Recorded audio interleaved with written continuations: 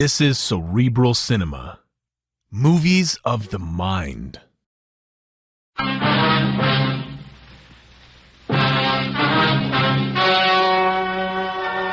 Ladies and gentlemen, the story you are about to hear is true. Only the names have been changed to protect the innocent. Fatima Cigarettes, best of all long cigarettes, brings you Dragnet.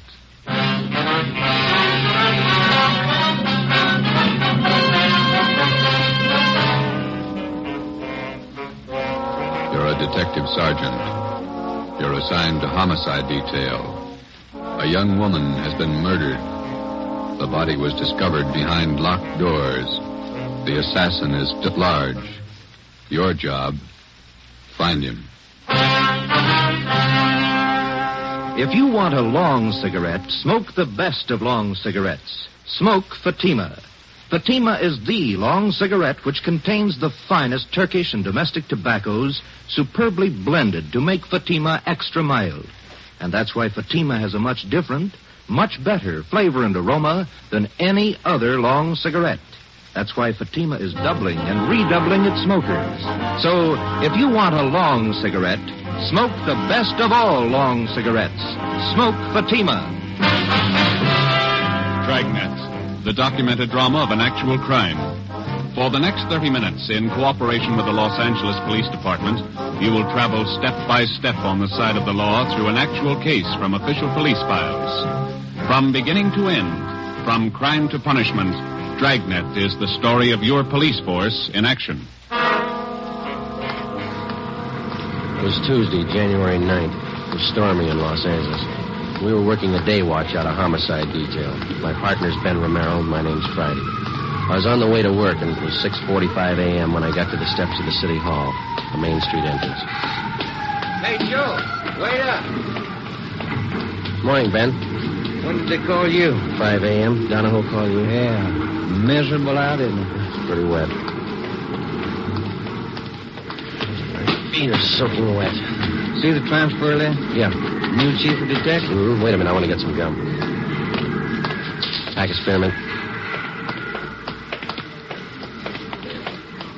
Yeah, I heard about the new chief. Thad Brown. Good man. Piece of gum? Thanks. Well, I wish they'd make up their minds about our shift. Work days, they call you back nights. Work nights, they call you back days. Why don't you put in for a desk job? You never have to call you back. You're here all the time. You're just hard to please. Here we are.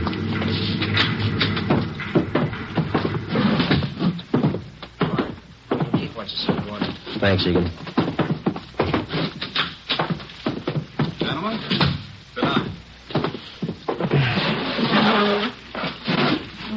It's a great way to start off as your new chief. Call you back on a rotten morning like this. I'm glad you got the job, Thad. Yeah, congratulations, Chief. It's hard to follow men like Ed Backstrand. Going to need your help. You got it.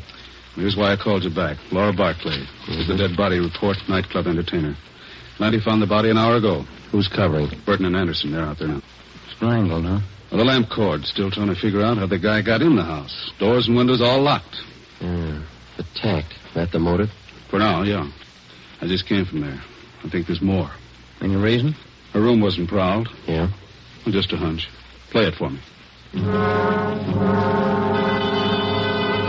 Ben and I left Thad Brown's office, picked up Lieutenant Lee Jones at the crime lab, and drove to the West Adams district, number 16 Imperial Place, where the body of Laura Barclay had been found. It was an ornate frame structure done in Victorian style, at least 30 to 40 years old. Number 16 was on the ground floor. We went in. A narrow hallway led to the bedroom in the rear of the house. 2 gas jet fixtures, which had been converted to electricity, were the only illumination. This place has seen better days. Anybody else coming out, Lee? I see flash bulbs down there. They must be here already. Lieutenant, Friday, down this way. Hi, Burton. Hi.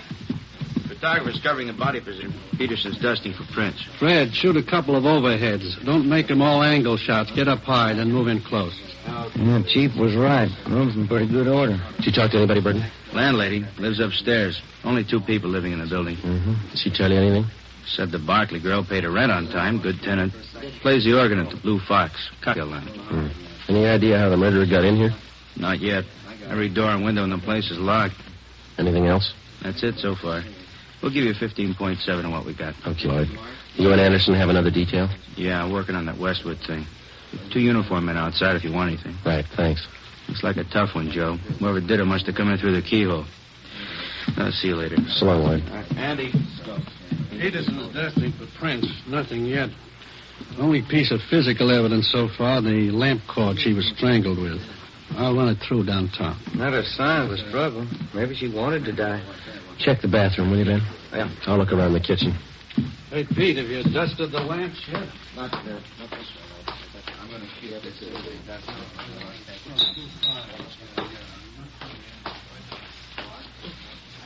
Ben, come here a minute, will you?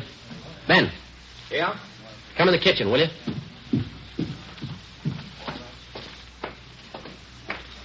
You got a pencil? Oh, yeah. Yeah, here you are. Okay. Take a look at this garbage chute here. Let me see. About 8 feet to the ground. Yeah, big enough for a man to get through. Oh, yeah.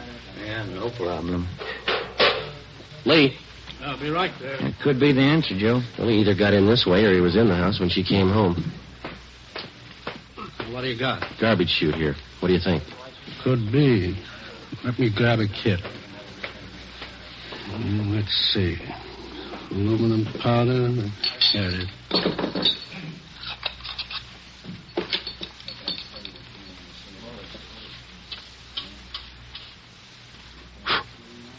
No.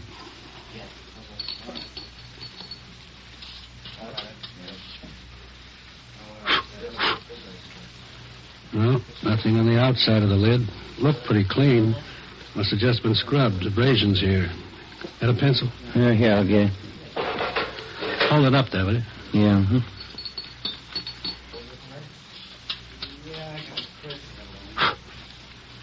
Yeah. There we go.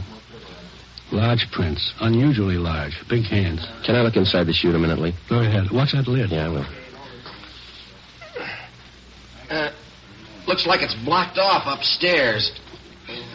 This thing hasn't been used for garbage for some time. Most of them were condemned a few years back. I'll get Fred to shoot these.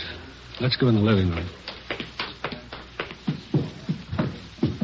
That desk been dusted, Lee? Yeah, it's clean. Go ahead.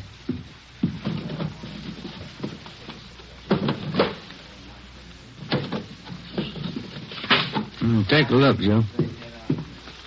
Yeah. Photographs. Hundreds of them. All men. Yeah, all different. Lee Jones and the crime lab crew finished up and went back to Central Division. 2 uniformed officers remained on duty at the scene of the crimes. Thad Brown had men sent out to canvass the neighborhood. Ben and I went upstairs and talked with the landlady, a Mrs. Emma Smith. Yes? Police officers. You Miss Smith? Yes. You're not the same officers I talked with before. No, ma'am. I wonder if we could ask you a few questions. I told the other officers everything I knew. We have to double-check, Miss Smith. Who was the girl who lived in the apartment below, number 16? Laura Barkley. Is that the name she used? The mail she received, was it addressed that way? Yes, it was. Oh, she was a very good tenant, Laura. No trouble with her at all. When did she move here? Oh, about 4 or 5 years ago. I have the rent receipts. I always save receipts. Did she always live by herself? Oh, yes. That apartment rents to one person only. Did she have many visitors, friends dropping in? None that I ever saw. Pretty much to herself, Laura. The men came yesterday and took away What's that, ma'am? the organ, electric one. Laura rented it from a big downtown firm. Used to practice all the time. My, it was beautiful. Yeah. In the gloaming. She used to play that for me. Mrs. Smith, when did the men come and take the organ away? Yesterday, in the afternoon, about 4:30. Was Miss Barkley at home when they came? No, she wasn't. She left me a note to let them in, so I let them in. I never allow anyone in the apartment without a note. You know the name of the company where she rented the organ? The Braziers, it was called, down on South Spring. Well, didn't you think it was unusual that Miss Barkley didn't have any friends? Now, officer, I didn't say Laura didn't have any friends. What I said was that she didn't have any friends who came to see her here. She moved here from a hotel for women. That's the reference she gave me. I see. I wonder if you could give us the address of that hotel, please. I'll write it down for you. Thank you. Miss Smith, did you hear any unusual sounds in Miss Barclay's flat last night? Anything out of the ordinary? If I had, I would have called the police and we'd have saved a girl's life. Well, thank you very much, Miss Smith. Here's a card. If there's anything you think of after we've gone, don't hesitate to call us. Thank you, I will. I hope you get the dirty men who killed Laura. We didn't say it was a man, Miss Smith. Well, isn't it always a man? Before we left Mrs. Emma Smith, we asked her about the garbage chute. She said it had not been in use for the last 4 years. We showed her the stack of photos. She could identify none of them. We drove back to Central Division. We checked Brazier's music store. The 2 men who moved the organ were checked out and cleared. We went to the Wynn Hotel for young ladies. They could tell us nothing. Laura Barclay's references were all good. We went back to the office and met with Chief of Detectives Thad Brown. You think he got in through the garbage chute? That's the way it looks, Chief. Went all over the apartment. If there's another way, we haven't found it. All right, you know how he got in. Who is he? We got out an APB on his M.O., latent fingerprints, and making a run on those prints we found. You got an idea about these pictures here? Most of them theatrical stills, show people. Frank Latour and his canine circus. To Laura, all my love, Frank. Tell you what you do. Here's a guy I checked with this morning. Bernard Caribbean, theatrical booking agent, huh? Yeah, Barney's office is down in the Orpheum building, 8th and Hill. He booked her into the Blue Fox. See what he can tell you. Right. You grabbed the pictures, Ben, huh? Oh, yeah. Well, you got more than you started with. Yeah, those fingerprints. We get a make on him, we'll be close to the guy. So was the Barclay girl. But he got away.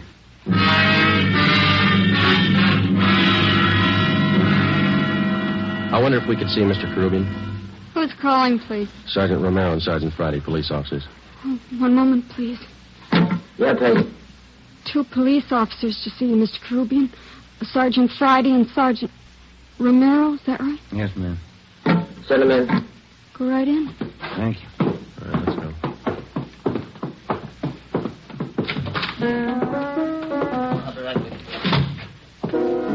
When them rosy roses bust through the snow, I'll be coming home on parole again. When them General Sherman tanks are covered with ice, I'll be home for good, and won't that be nice? No, this guy's stuff is cornbread.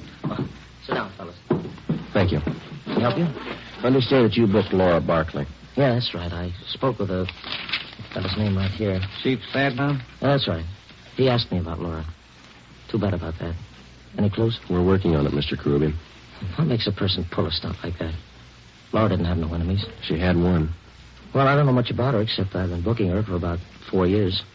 Good organist. Pretty fair voice, too. Got some pictures here. Why don't you take a look at them? Yeah, sure. Quite a stack. Yeah, old Frankie Latour and the dogs. Great act.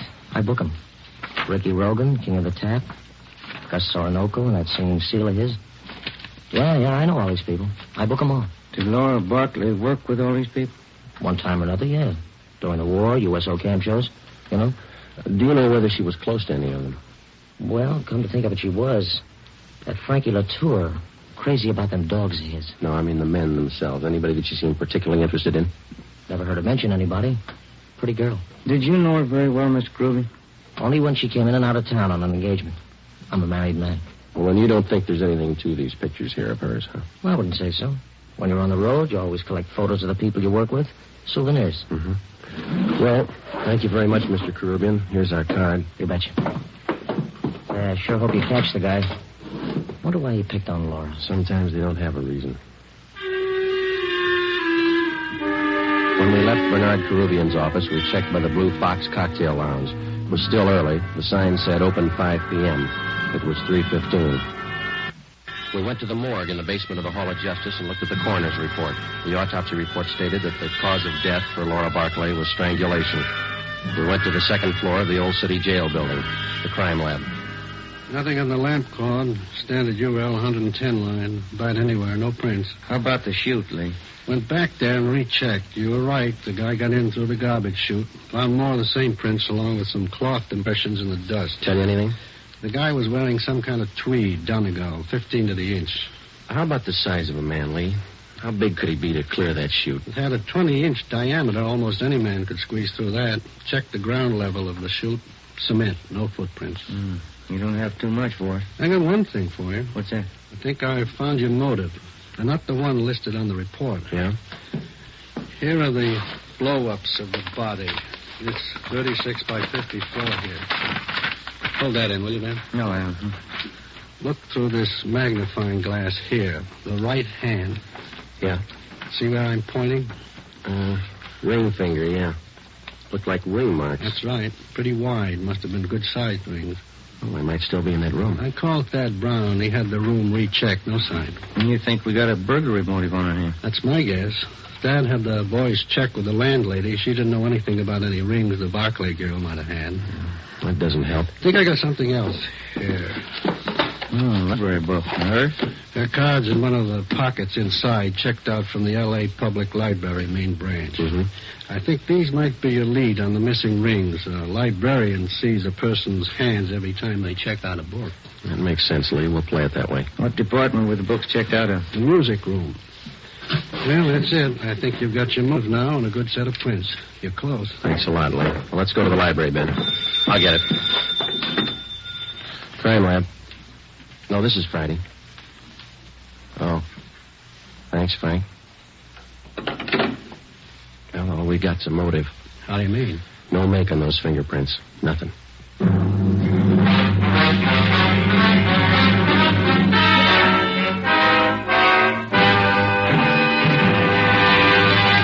You are listening to Dragnet for the solution to an actual case from official police files.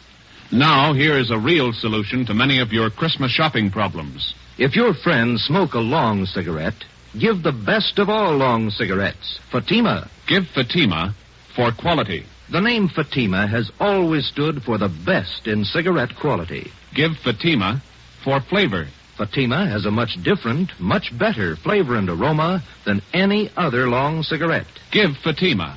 They're extra mild. Yes, Fatima is the long cigarette which contains the finest Turkish and domestic tobaccos superbly blended to make Fatima extra mild.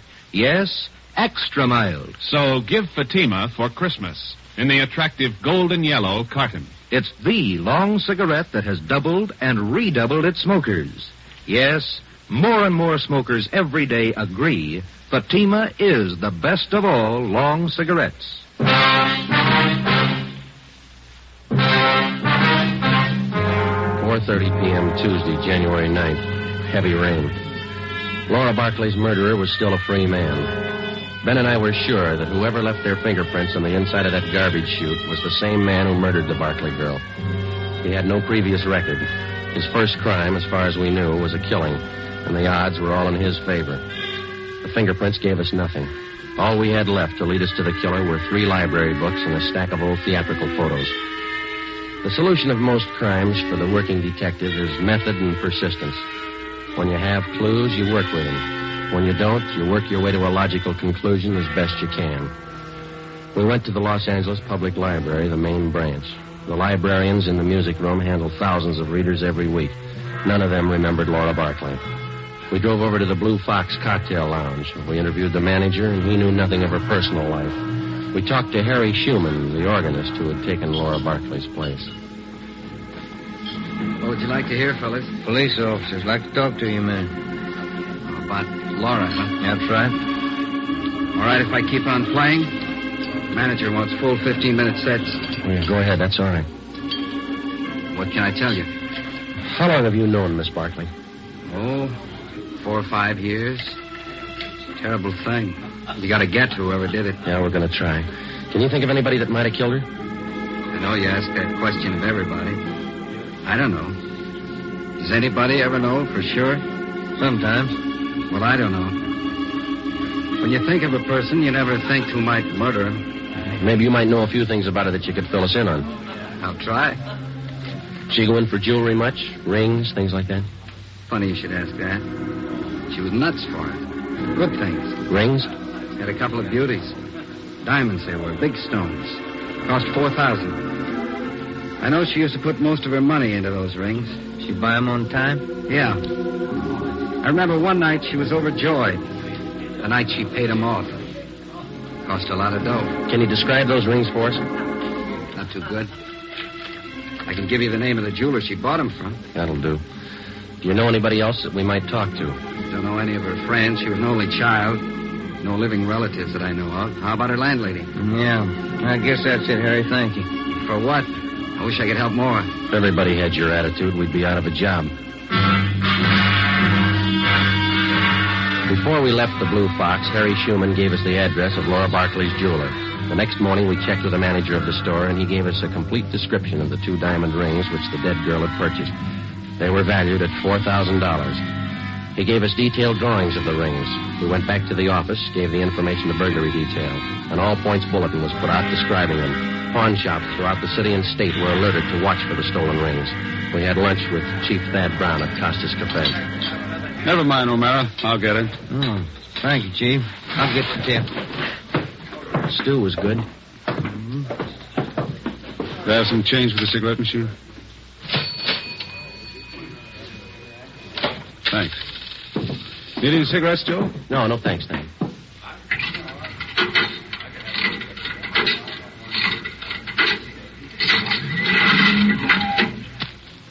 Let's go.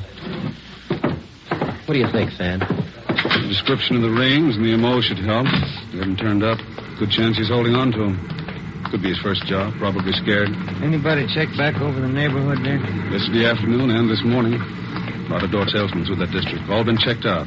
It's a dead end. Now where? Only those prints are checked out. Well, they didn't.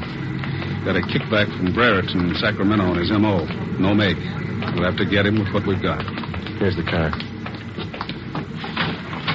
Sure you picked up all the loose ends? Oh, we've been back over the course 3 times. Go over it again. Keep going over it until something breaks. For the next 10 days, we retraced our steps from the room where the crime was committed throughout the neighborhood to the place where she worked, back to the same dead end. Ben and I checked and double-checked each other to make certain that neither of us had overlooked even the smallest detail of the investigation. We got no place. It was 8 a.m., January 19th. Homicide, Friday. This is Robles and burglary, Joe. Yeah, Dick. Got something for you. Job pulled last night. Couple of watches, strand of pearls. How do we figure in it? His M.O. Yeah? Guy got in through the garbage chute. Besides fingerprints and photographs, one other mark by which the unknown criminal is identified is by his method of operation, his M.O. Once a thief finds a successful means of operation, he seldom changes it. In our search for Laura Barkley's murderer, we had checked our files and found no criminals at large whose practice it was to gain entrance through a garbage chute. It was reasonably safe to assume that this was the same man. It was 2 p.m., January 23rd. I was on my way back from the Record Bureau. Just had a call, Joe. Elmer Radcliffe. Informant? Yeah. Says 2 days ago he heard about some guy who was making the rounds trying to peddle a couple of diamond rings. Same ones? He's not sure. Doesn't know what the guy looked like. Any idea where the guy is now? Hasn't been around since. Told Elmer to keep his eyes open. Oh, that's good. Come in here, you two. What do you got, Thad? This report just came down from burglary. Pawn shop down on North Main took in a watch and strand of pearls last night. Yeah? Same stuff that Rubles called you about. Yeah, I remember. Where's it tying? Same guy tried to peddle a couple of diamond rings. 10 a.m., January 25th. Thad Brown arranged to have all pawn shop detail calls concerning the suspect put through to us on extension 2521, homicide. 5 days passed. No further word. Homicide, Friday. This is George Rose. I run the Harbor Pawn Shop, 2nd and Main. Yeah, what's the matter? Man in here, trying to turn those diamond rings. The ones on the stolen property list. I can't talk now. Stall him, we'll be right down.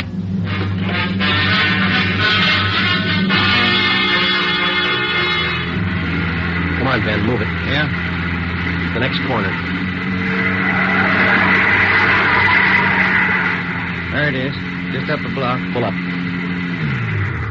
All right, let's go. Yeah. Here we are. Say, fella, look out, Joe. He's got a gun. You all right, Joe? Yeah, out the back way. Let's get him. There he goes, up alley. Can you hit him? You didn't stop him. Watch it. Come on, Joe. He's turning on the spring. He ran into that cafeteria up the street. Come on, let's run. Where'd he go? You see him? Yeah, there he goes. He's headed for the kitchen. Come on. Stop that man! Stop him! Out the back door into the alley. There he goes. Duck, Ben. All right, Joe, stop. He's not stopping. Stay clear. He's down. All right, come on.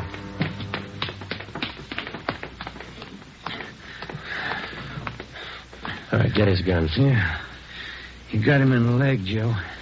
Hit his head when he fell. All right, snap him on. Look on the little finger of his right hand. 2 diamond rings. Yeah. Doesn't make sense, does it? What's that?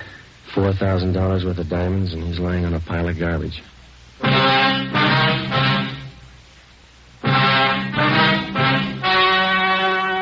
The story you have just heard was true. Only the names were changed to protect the innocent. On April 2nd, 1947, trial was held in Superior Court, Department 81, City and County of Los Angeles, State of California. In a moment, the results of that trial. Now, here are authentic reports from all over the country that tell the story of Fatima's sensational increase in popularity. New Orleans Division. Fatima sales up 300%. Detroit Division. Fatima sales up 348%. Los Angeles Division. Fatima sales up 545%. More and more smokers agree Fatima is the best of long cigarettes. So enjoy Fatima yourself and give extra mild Fatimas for Christmas in the attractive golden yellow carton. Everyone who smokes Fatima says that this great new long cigarette is the best of all long cigarettes.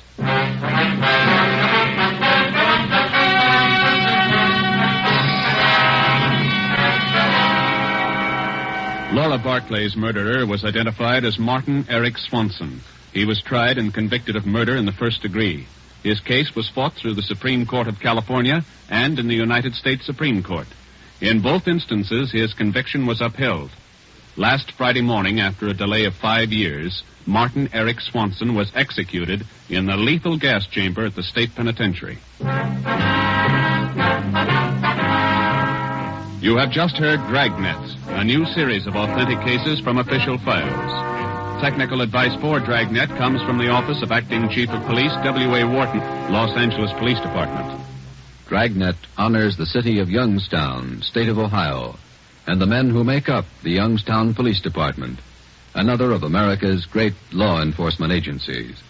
One of these men, Chief of Police Edward J. Allen, honored as Policeman of the Year, who dedicates his life so that yours might be more secure. Fatima Cigarettes, best of all long cigarettes, has brought you Dragnet from Los Angeles.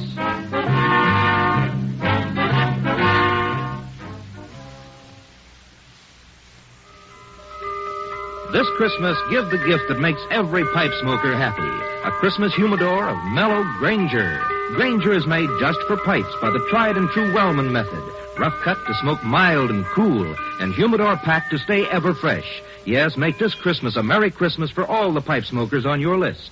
Give them each a Christmas humidor of mellow Granger.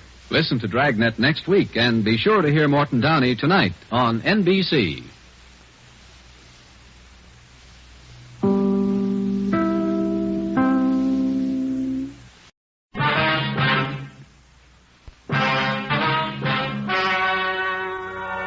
Ladies and gentlemen, the story you are about to hear is true. Only the names have been changed to protect the innocent. Fatima Cigarettes, best of all long cigarettes, brings you Dragnet.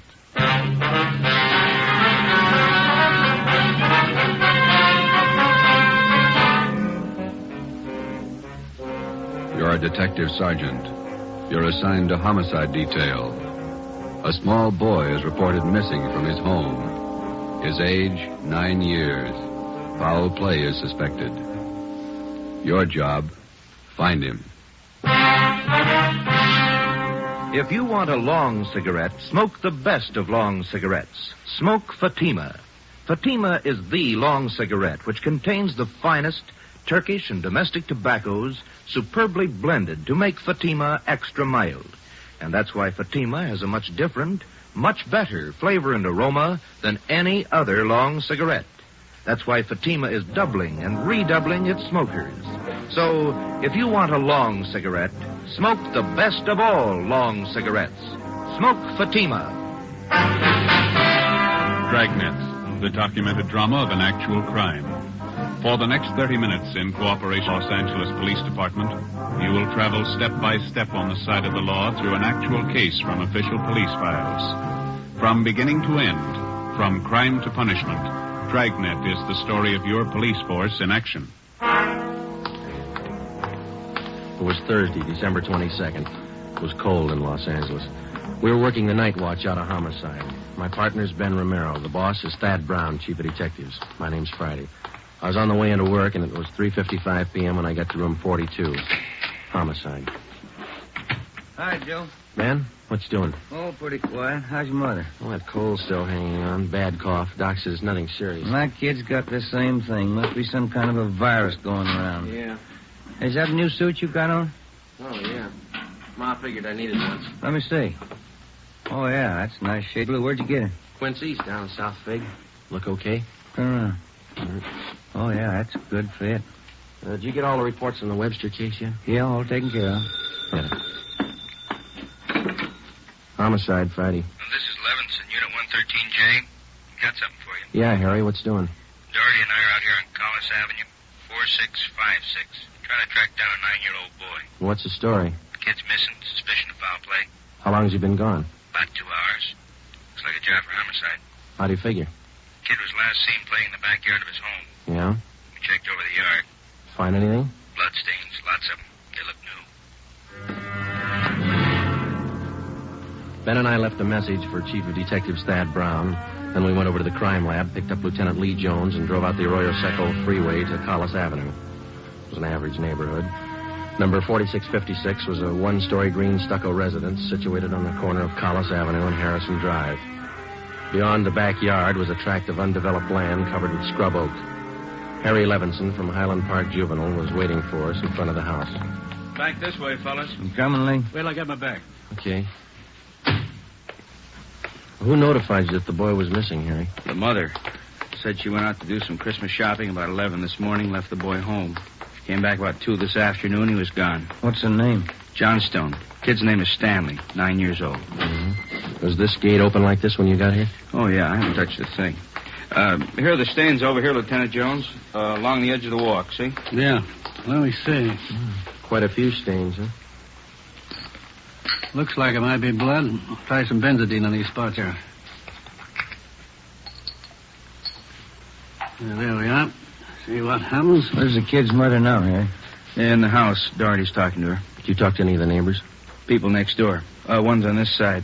They couldn't tell us anything. There it is, fellas. Yelly? These spots are covered with benzodine. The blood stains, all right. Can't say definitely whether it's human or animal blood. Mm-hmm. You have to go back to the lab to run it through. Yeah, biological precipitin test. Hand me one of those glass vials from my bag, will you? Yeah. Okay, here you are. Thanks. Scrape some of these flakes off for a test. There we are. How soon can you tap the blood for us, Lee? Precipitin test won't run more than 20 minutes. It'll take 3 or 4 hours to run a blood grouping, though. That's it. Anything else you want to check? Levinson, anything else? Oh, right here, my handkerchief. Empty shell. That marker over there by the rose bush, that's where I found it. From a 22, huh? Yeah. Might tie in, might not. Mark it and dump it in this envelope, will you? Oh, yeah. Shell. There you go. Did you get out a missing broadcast on the boy, Harry? Doherty did about a half hour ago. Here's a description here. Mm-hmm. Thank you. Mother know about the bloodstain? No, we didn't tell her. She's worried enough already. And she has no idea what might have happened to her boy. No more than we do. She checked all her friends, relatives. We're covering the neighborhood. No trace so far. Not much to go on. Bloodstains, empty cartridge. Could mean 100 things. Any ideas, Friday? Yeah, just one, and I don't like it.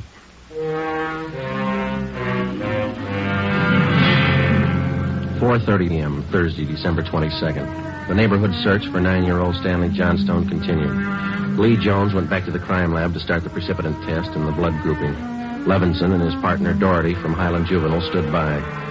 We called Chief of Detectives Thad Brown, and he ordered up a special detail to aid in the search for the missing boy. Ben and I questioned the boy's mother, Mrs. Ruth Johnstone, a woman in her early 40s. She seemed fairly calm under the circumstances. Miss Johnstone, is your boy Stan in the habit of wandering off without telling you where he's going? No, he's not in the habit of wandering off, but he has done it before. When was the last time, Miss Johnstone?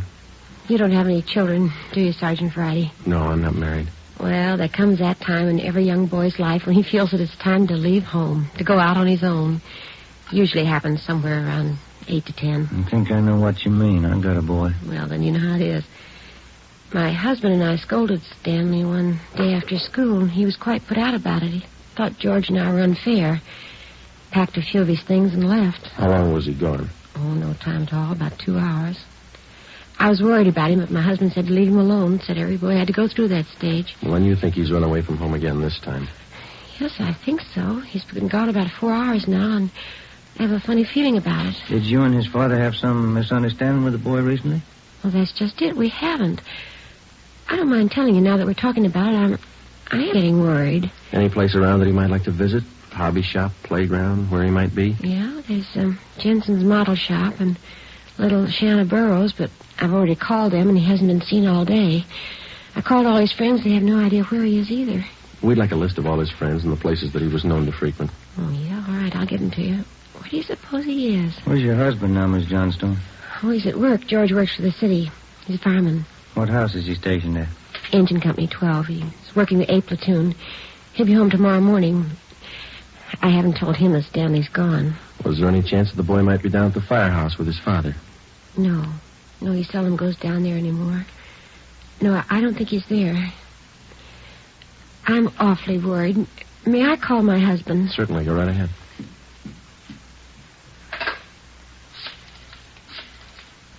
I know George will be worried. Stanley's been gone too long. Hello? May I speak with George Johnstone? This is Mrs. Johnstone. Thank you. I hate to call George at his work. Yes, ma'am. Does your husband own a gun? Yes, he does. What caliber, do you know? Well, it's a .45 automatic. He got it. George? This is Ruth. George, is Stanley down there with you by any chance? Oh. No, I can't find him anywhere. He hasn't been here when I came home from my shopping. There are 2 policemen here. No, I said there are 2 policemen here. Oh, no, dear. I'll call you if we don't find him soon. All right, dear. Yes, you too. Goodbye. Well, I didn't think he'd be with George. That .45, is that the only gun in the household? Well, yes. Why are you asking about guns? Has anything happened that you're not telling me about? No, ma'am. Just routine checking. We'll have to take a look at that .45, though, if you don't mind. Maybe I should tell you. We do have another gun in the house, but it's all wrapped up. George bought it for Stanley's Christmas present. May we see it, please?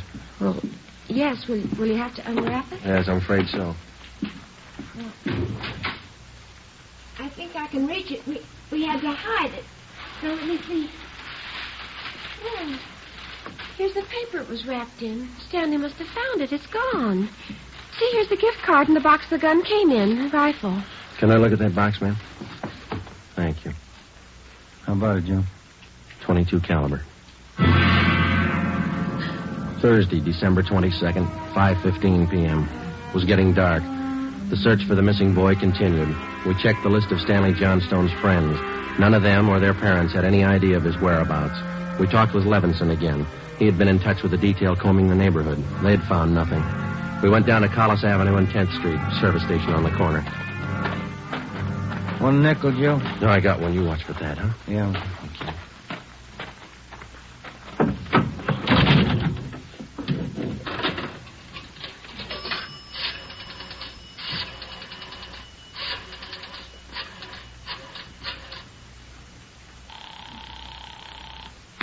City Hall.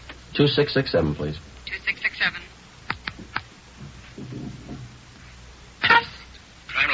Hi, Lee. Joe Friday. Yeah, Joe. Any sign of the Johnson kid? No, not yet. How are you coming? Finished the precipitin test. It's human blood. Yeah? Working with a blood group now. Do you know what type the Johnson boy has? Well, we didn't want to upset his mother and thought we'd wait till the last thing. We're still in the neighborhood. Check with the family physician. That way you won't disturb him. Yeah, we figured on that. Oh, just a minute, Lee. Yeah, Ben. Boss just pulled up. Okay. Thad Brown's out here now. I'll check you later, Lee, huh? Right, Joe. All right, goodbye. Gentlemen, how's it going? Just checked with Lee Jones. Yeah, I know. It's human blood. What do you think? We talked with the boy's mother, Mrs. Johnston. Found a gun missing. Yeah. Caliber's the same as the empty casing that Levinson found. 22. You said the gun was missing. Yeah, the Johnstones were going to give it to the boy as a Christmas present. They had it hidden, but it's gone now. Any idea who took it? Well, they left the Christmas wrapping behind. I think it was the kid. 22 rifle, huh? 9-year-old boy. When are they going to learn? First, it's carbide cannons on the 4th of July. The city issued ordinance after ordinance, but a few thousand kids around the country had to lose their eyes, fingers, hands before the parents gives us their full cooperation to outlaw them. I know what you mean. Sure you do. And every other cop in the country became the heavies trying to clamp down on them. It's always the same story. This time it's guns for Christmas. I know what you're thinking, but we're not sure yet. Listen, Friday, there's a city ordinance against giving a gun to a kid. You know that? Yes, I know that. There's a missing boy and a missing gun. There's blood on the ground and an empty shell. That's enough for me. We're going to stay with it. Something's got to break. Yeah. I hope it's not the hearts of that kid's parents. Oh, hi, Chief. I've been looking for you, Friday. What do you got, Harry? On the gun. New 22 rifle. Strong smell of cordite. I'd say it's been recently fired. Where'd you find it, Levinson? Back up there in that scrub oak. Up behind the Johnston house. Mrs. Johnstone identified it. Buckley took it down to the crime lab. Thanks, Harry. Is Miss Johnston okay? Pretty sick now. Killaby came up with something else. What's that? There's another one missing.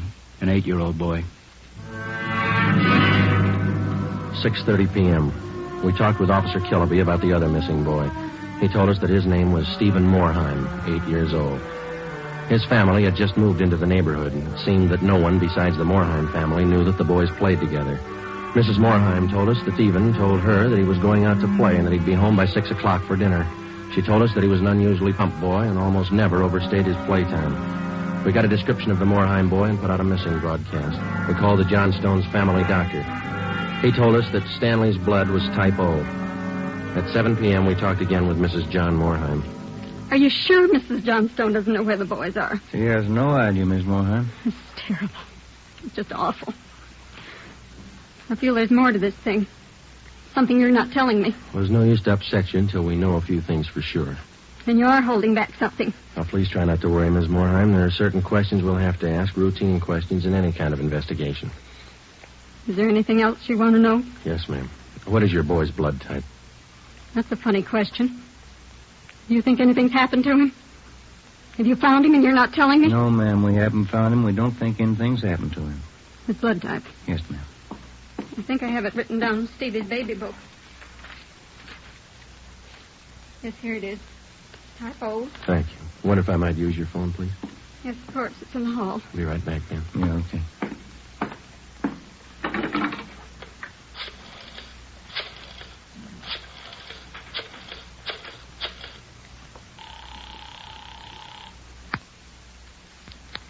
City Hall. 2667, please. 2667.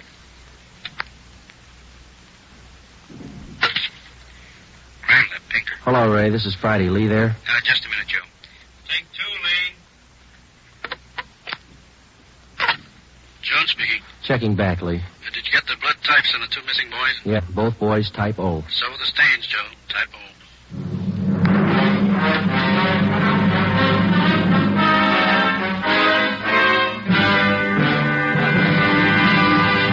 You are listening to Dragnet for the solution to an actual case from official police files. Now, here's a real solution to many of your Christmas shopping problems. If your friends smoke a long cigarette, give the best of long cigarettes, Fatima. Give Fatima for quality. The name Fatima has always stood for the best in cigarette quality. Give Fatima for flavor. Fatima has a much different, much better flavor and aroma than any other long cigarette. Give Fatima. They're extra mild. Yes, Fatima is the long cigarette which contains the finest Turkish and domestic tobaccos superbly blended to make Fatima extra mild. Yes, extra mild. So give Fatima for Christmas. in the attractive golden yellow carton. It's the long cigarette that has doubled and redoubled its smokers. Yes, more and more smokers every day agree Fatima is the best of all long cigarettes.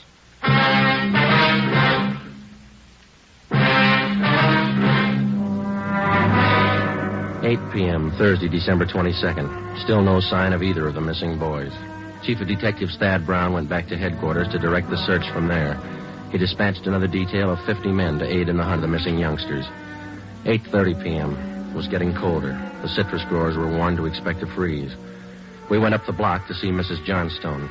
Her husband had quit work early and returned home. We talked with him. He could tell us nothing more than we already knew.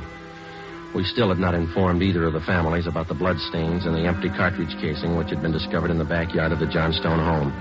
It was more than possible that they had a right to know about our findings, but Ben and I felt that there was no cause to add to the distress of the two families at this time. If the two missing boys were found alive and well, then the bloodstains in the cartridge case would be of no concern to the relieved parents. At 8:40 p.m., Ben and I left the Johnstone house and went to the home of Mr. and Mrs. John Moorheim. Miss Moorheim, you said your husband worked at a market? Yes. He telephoned about 15 minutes ago and said he was closing up right away. He'll be any minute. I do wish Stevie would call or come home. It's so cold out tonight. All he had on was a thin cotton jacket. Please try not to worry. We're doing everything we can. He's going to be all right. Stevie's father's such a sensitive man. He and the boy are so close. I know he's terribly upset. No, you're sure there's no place you might have forgotten? Someplace where the boy might be? No place. No. If anything happened to the boy, it'll just kill Joe. No. You sit still. I'll get it, Miss Moorheim. Joe? Hi, Harry. The Johnstone kid. He's been found.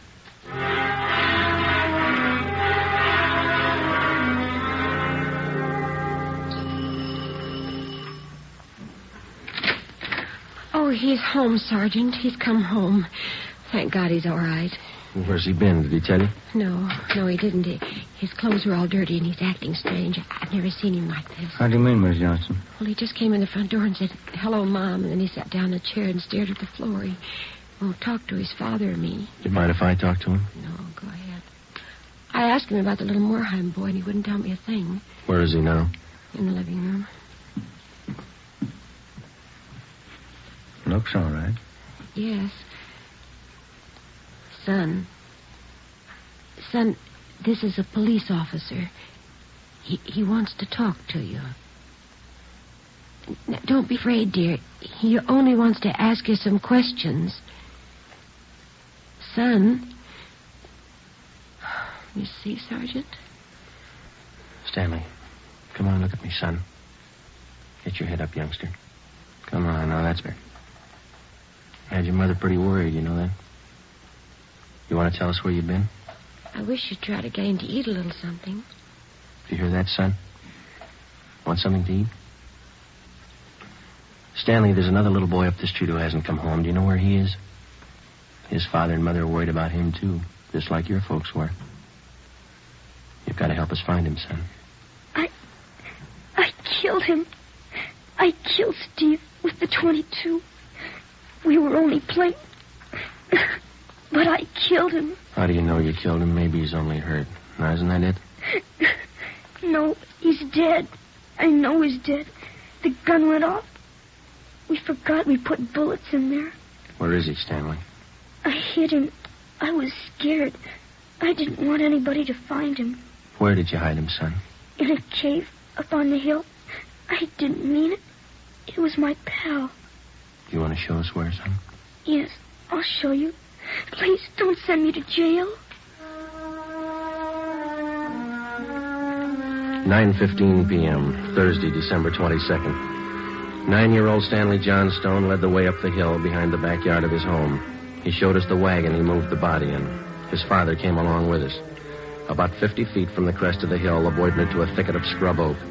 There we found a small cave holding the body of Stephen Moorheim. There was a single bullet wound in his chest just below his heart. He was dead. We covered the body. Stanley, how did it happen? I knew my folks were going to give me the gun for Christmas. I knew where it was, and I got it. There was a box of bullets with it. Were you pointing the gun at Stephen? No, sir. No, sir, I wasn't. It was Steve's turn to play with it. I was chasing him. He tripped over the stump there in our backyard and fell. The gun hit him in the stomach, and it went off. Why do you think you killed him if you're telling us the truth? I'm telling the truth, honest. That's the truth. All right, I believe you, son, but why do you think you killed him? It was my gun. Steve would still be alive if I didn't go and get it. I should have waited till Christmas. It's all my fault. Where have you been all this time? In the cave with Steve. What were you doing in there, son? I was praying. I was praying for God to make him alive again. After a thorough investigation, Ben and I were convinced that the shooting of Stephen Moorheim was accidental. Lieutenant Lee Jones' findings substantiated the Johnstone boy's story even to the smallest detail. We put in a call to the coroner's office and acquitted him with the facts. He designated a local mortuary to handle the body pending autopsy and granted us permission to remove the body to the Moorheim home. Mrs. Moorheim collapsed. The family doctor was called. Ben and I sat in the living room to wait for John Moorheim, the dead boy's father. Edith! Edith! Mr. Moorheim? Yes. You the police? Yes, sir. Where's Edith? Where's my wife? Has my boy come home? Have you found him? Yes, sir. Oh, where is he? Steve! Stevie! Where's Steve? He's hurt, isn't he? Yes, sir. Oh, where is he? I want to see him. He's hurt bad, Mr. Moorheim. Oh, where is he? I want to see him. He's in his room. How bad? Pretty bad. He's dead. All right if I go in? If you want to. Will you go with me? Sure. Don't make it any harder on yourself, Mr. Moorheim. I want to see my boy. Stevie. Mr. Moorheim. Stevie.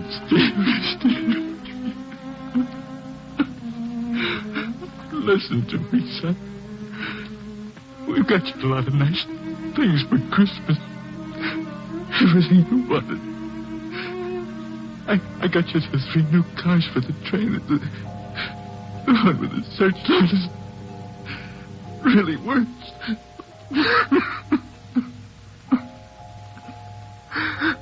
Son, you got that new switch you wanted to, and a lot more try.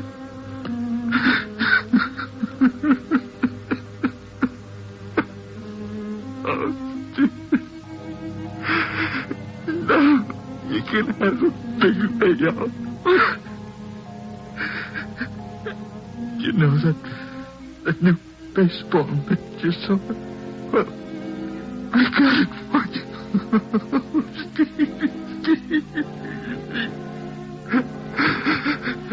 That cowboy outfit you wanted, I got it too. Mr. Moorheim. Come on, Joe.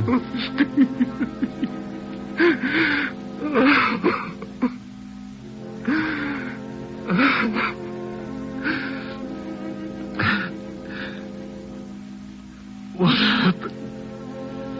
It was an accident. He was playing with the Johnstone boy up the street. Playing with a gun. It went off. What was the other boy's name? Stanley Johnston. It was an accident. Mr. Moorheim, where are you going? I want to see that boy. We had no idea what the dead boy's father had in mind. We didn't feel that we should try to restrain him. We went along with him up the street to the Johnstone home.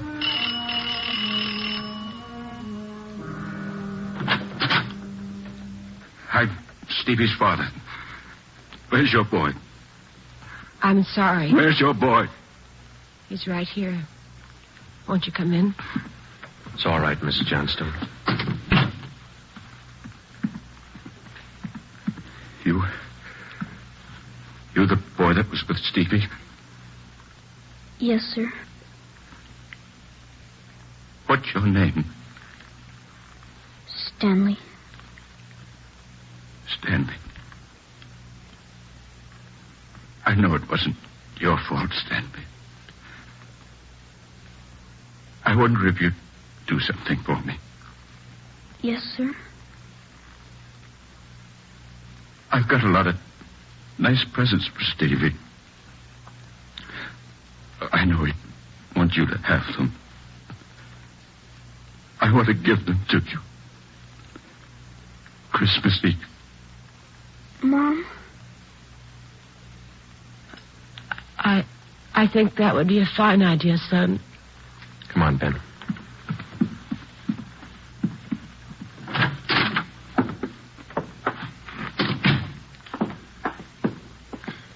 Well, what does it all prove, Joe? You don't give a kid a gun for Christmas.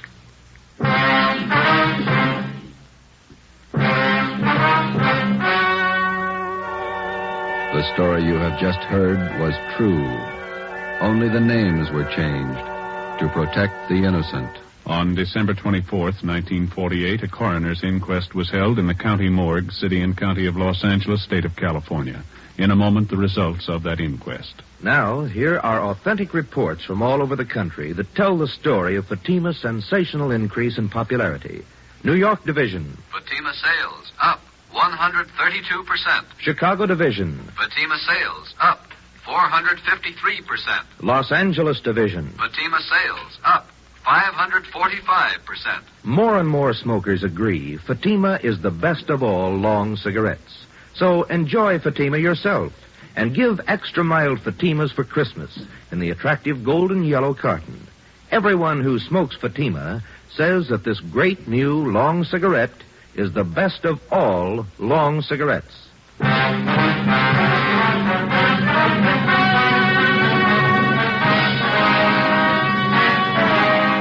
At the coroner's inquest, it was officially recorded that Stephen Morheim's death was the result of an accident. Stanley Johnstone, age 9, was absolved of any legal responsibility for his friend's death. You have just heard Dragnet, a new series of authentic cases from official files. Technical advice for Dragnet comes from the Office of Acting Chief of Police W.A. Wharton, Los Angeles Police Department. Dragnet honors Hennepin County, Minneapolis, state of Minnesota, and the men of the Hennepin County Sheriff's Office, another of America's great law enforcement agencies. One of these men, Sheriff Ed Ryan, veteran police officer and department administrator, who dedicates his life to making yours more secure. Fatima Cigarettes, the best of all long cigarettes, has brought you Dragnet, portion transcribed from Los Angeles. Be sure to hear songs by Morton Downey tonight on NBC.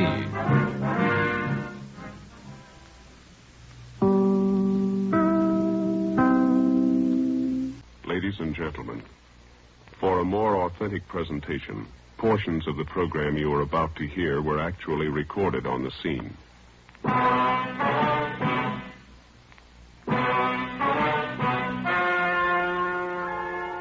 The story you are about to hear is true. Only the names have been changed to protect the innocent. Fatima Cigarettes, best of all long cigarettes, brings you Dragnet.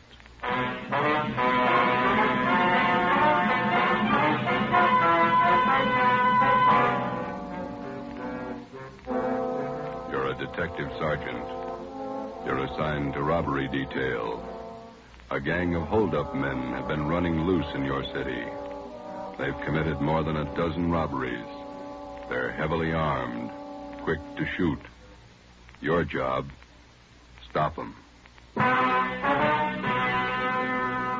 If you want a long cigarette, smoke the best of all long cigarettes. Smoke Fatima. Fatima is the long cigarette which contains the finest Turkish and domestic tobaccos superbly blended to make Fatima extra mild. And that's why Fatima has a much different, much better flavor and aroma than any other long cigarette. That's why Fatima is doubling and redoubling its smokers. So, if you want a long cigarette, smoke the best of all long cigarettes. Smoke Fatima. Dragnet, the documented drama of an actual crime. For the next 30 minutes, in cooperation with the Los Angeles Police Department, you will travel step by step on the side of the law through an actual case from official police files. From beginning to end, from crime to punishment, Dragnet is the story of your police force in action. It was Saturday, July 21st. It was hot in Los Angeles. We were working the night watch out of robbery detail. My partner's Ben Romero. The boss is Thad Brown, chief of detectives. My name's Friday. I was on the way back from the record bureau, and it was 6:55 p.m. when I got to room 27A. Robbery detail. All right, Joe, you ready? Let's go. Where'll I dump this top coat? There. It's too hot out tonight for that. Yeah. The rest of the guys take off already? Yeah, we better hustle. How many men are working this thing tonight? Must be at least 50, covering every drugstore in the South Central area. Which one did we draw? Naomi in South Alameda, Rex Pharmacy. Yeah.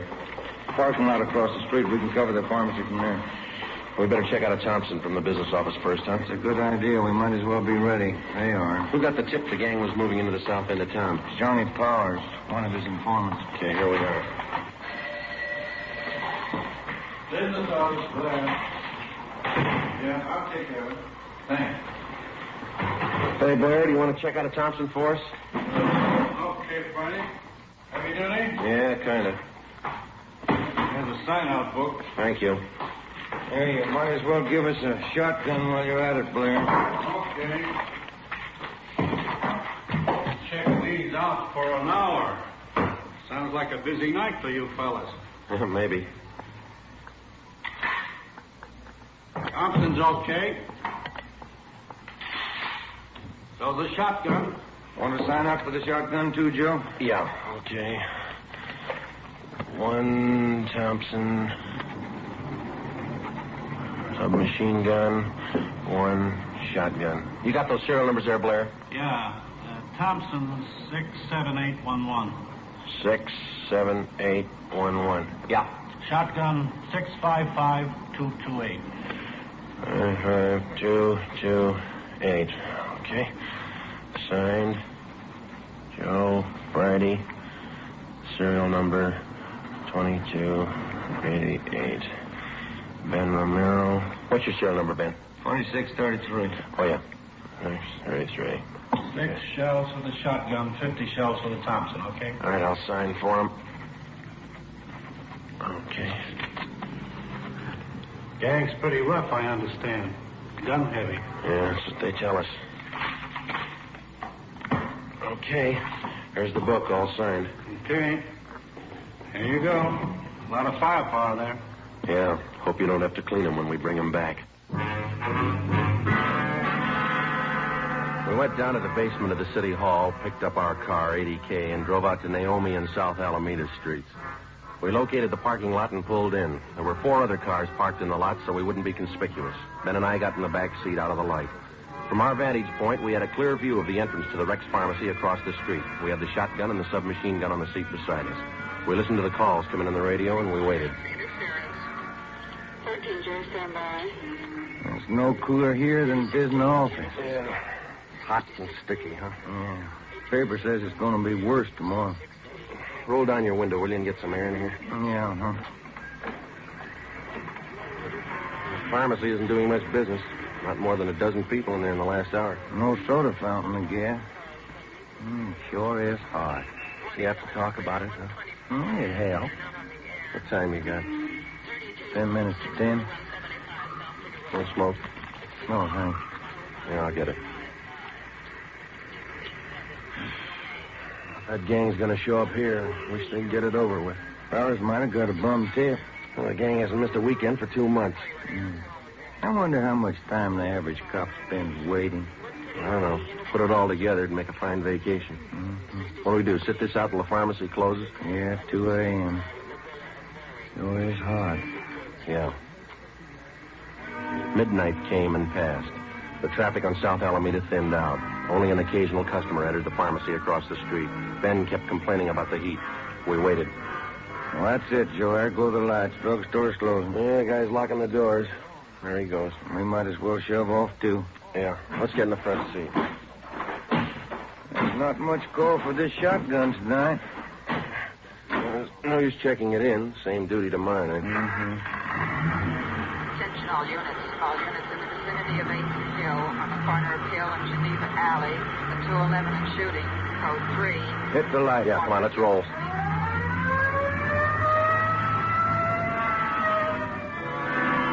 Sunday, July 22nd, 2:15 a.m. Ben and I pulled up at the Merchant Security Trust Company on the corner of South Hill and Geneva Alley.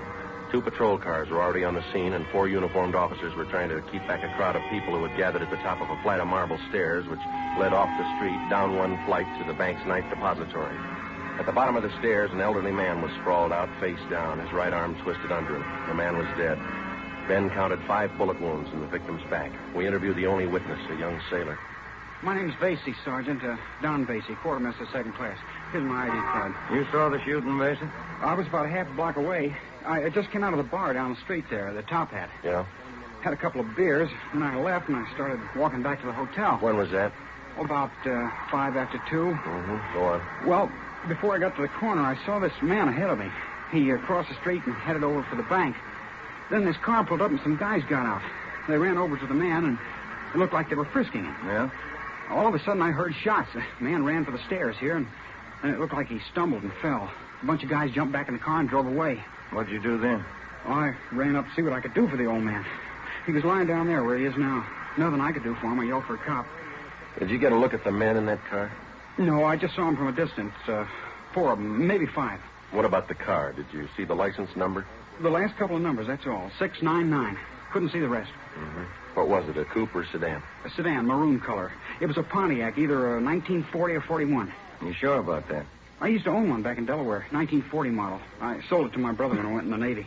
I'm sure all right. And you're sure about the number of men in the car? Oh, yes, sir. 4 or 5, no more. I see, thanks. Well, will you drive back to the office with us and give us a full statement? Sure, Sergeant. Anything you say. You can wait in the car, Vasey. We won't be long. Sure. Well, what do you think? I don't know. Drugstore gang? Said there were 4 guys. Could be. No description. Maroon car. 3 numbers off the license plate. Pretty thin. Yeah. Looks like a hard summer.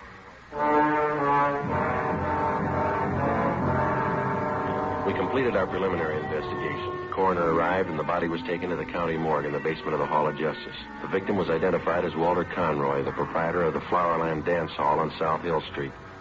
Together with officers Fremont and Hurst from homicide, Ben and I spent most of Sunday tracking down employees of the dance hall and interviewing them.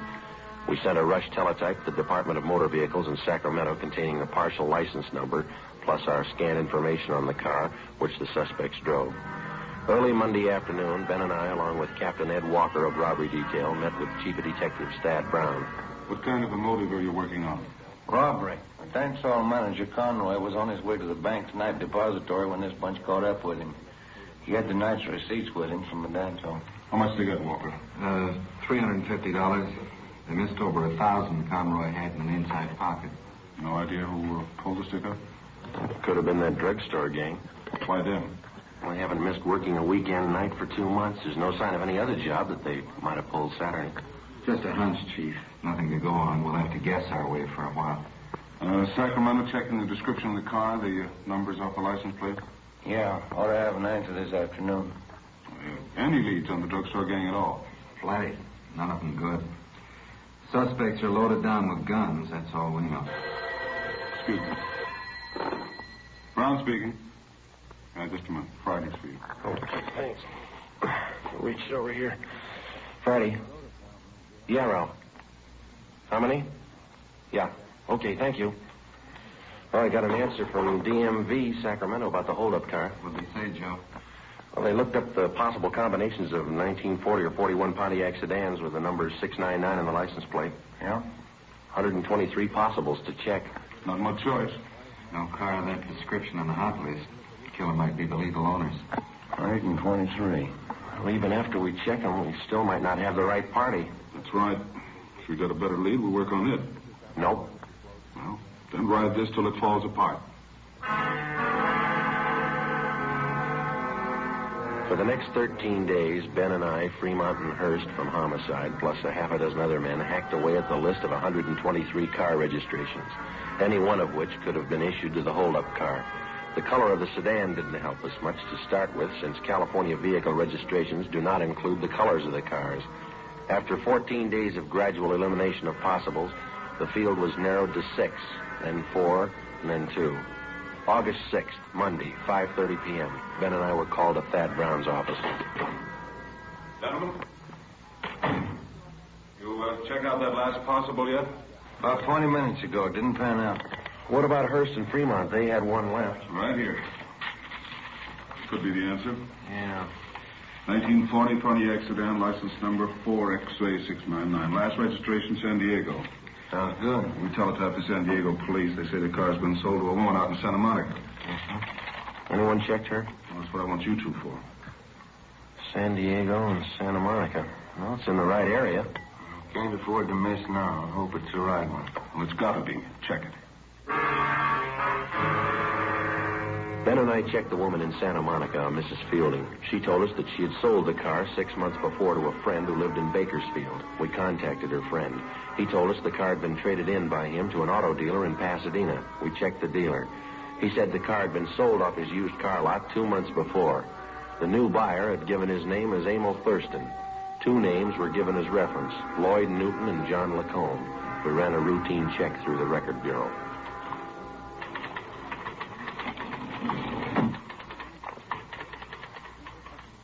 Ran them through, fellas. Here's the packages. Get a make for him? On all 3. What'd you find on Thurston? Let's see.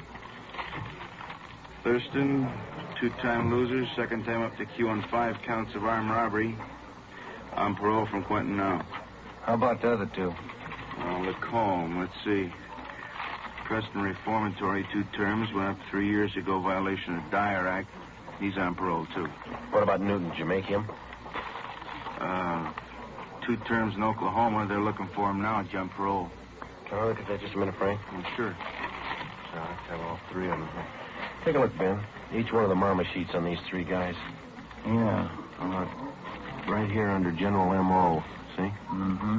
Thurston, heavily armed at time of arrest. Yeah. This one, Lacombe, huh? Heavily armed. This one on Newton? Same thing. Gun happy. Yeah. Come on. At the time he purchased the car, suspect Emil Thurston listed his home address as 1517 North Hoover Avenue. Previous robbery victims positively identified Thurston and his companions. At 1517 North Hoover, the landlady also identified Thurston and his companions as tenants. She told us they drove a red sedan and they parked the car at a Temple Street garage. An immediate stakeout was placed on the apartment house, and we started the canvass of Temple Street garages from Hoover Avenue down to Rampart Boulevard. At 4 p.m., Ben spotted the car in Donnelly's garage on Temple Street near Michigan Drive. The garage attendant told us that the owner of the car had given his name as Emil Thurston. We showed him the mug shots. Yeah, used to park his car in here a while back. Then he came in yesterday morning with these 2 guys and said he wanted a paint job. Doesn't look like he needs a paint job to me. They offered me $20 extra if I do it in a hurry. He wants the car painted green. When's he going to call for the car? About 10 o'clock tonight. These jobs take time. He's not going to like it if the car's not finished. He won't like it if it is. Come on, Ben.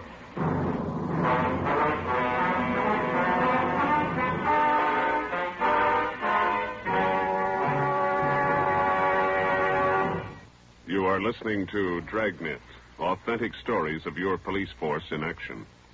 Now, here is an authentic report from Fatima Cigarettes.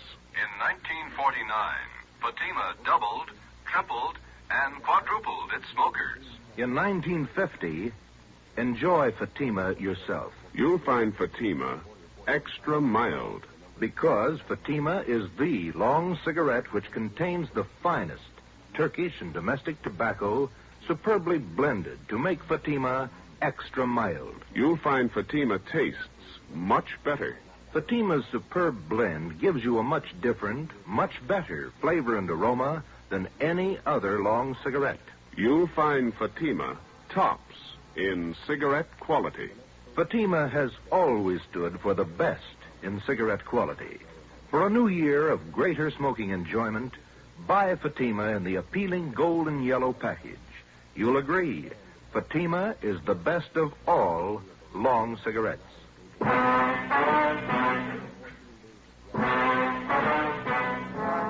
7 p.m., Tuesday, August 7th. Chief of Detectives Thad Brown and Captain Ed Walker swung the entire robbery detail into action. The stakeout at the apartment house on North Hoover continued. An additional detail of men was stationed in a vacant store on Temple Street directly opposite Donnelly's garage.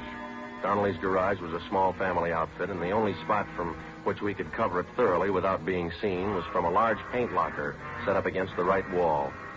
The garage man cleared enough room so that Ben and I could fit into the locker in a half-stooped position. 2 small latches were rigged up so that we could pull the doors closed from the inside. 4 ventilation holes at the top and bottom of the doors provided us with peepholes. At 8 o'clock that night, Ben and I took our places inside the locker. The trap was set. We waited. Can you see all right, Joe? Yeah. It's hot in here. Stale air. Tight fit. I'm getting a clamp in my shoulder. What time did that garage man say he closed? 11 o'clock. There's lousy paint smell. Stuffy. They had car pulling in. Can you see the driver? Wait a minute. It's nothing. Somebody getting gas. Hope they show up. Wouldn't want this to go on another night. Well, don't count on it. What's going to sleep? Why don't you stand still? What time you got? Let me see. Get the light on in here. 10 minutes to 9. Thanks. The popular conception of the working detective rarely includes a glimpse of his everyday run-of-the-mill duties. Filling out forms, conducting interviews, or waiting long, monotonous hours parked in a car or standing half-crouched in a garage paint locker.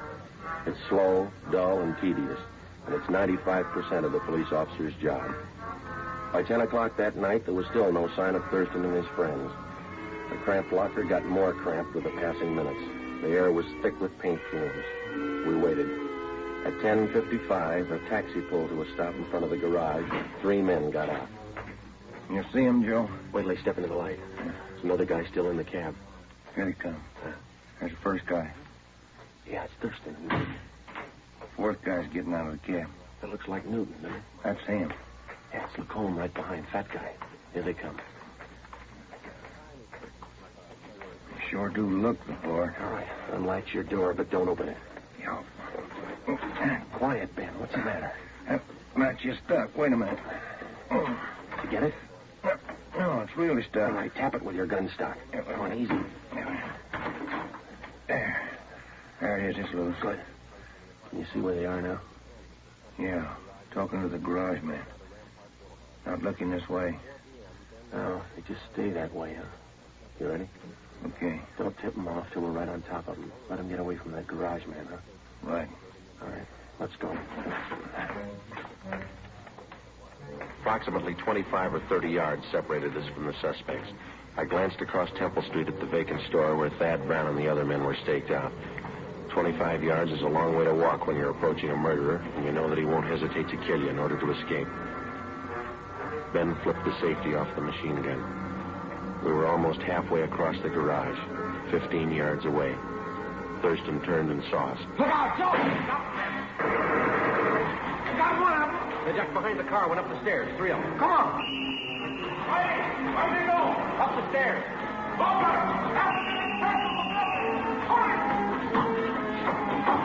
Up this way, Joe. Yeah, watch it, Ben. Get on. They're somewhere back in that corner up there.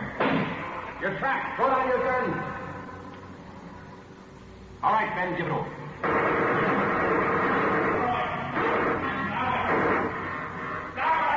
Throw down your guns. Throw them down.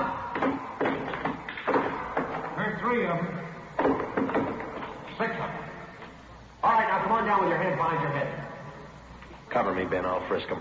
Right. You up on the end. Get your hands in the back of your head. All right, stand still. All right, next one. Go on. Clean me. All right, look home. Watch him, John. All right, you. Rest of you, stand back. Keep your hands up. You all right, Joe? Yeah. 2 more guns on him. All right, you two, hold it. Here comes Chief. Yeah, I'll get these guns together here. Lacombe. He's not much of a fighter. Not without a gun.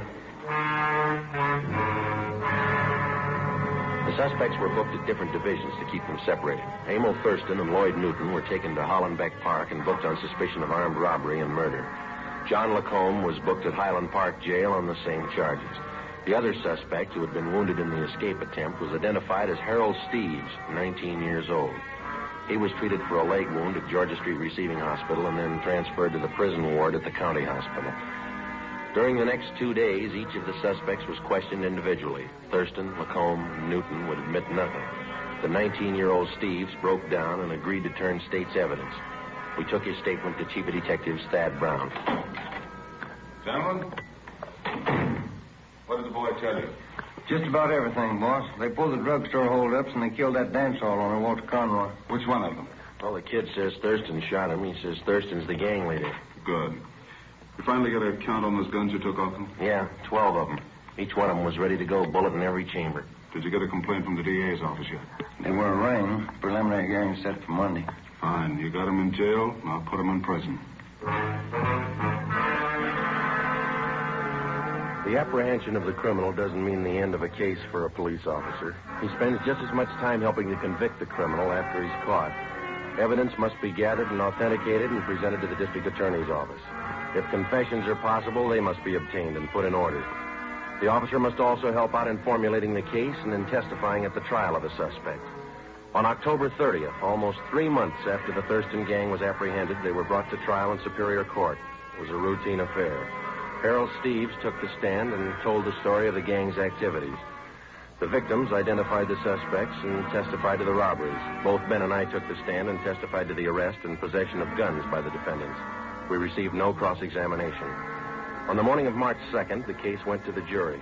Ben and I had lunch with Lieutenant Rombo from robbery in the City Hall cafeteria, and it was 5 minutes past 1 when we got back to the office. Oh, it sure was good soup today. Yeah, it was a nice lunch. You want to check the mail? I didn't yet. Oh, I'll get it. Robbery Friday.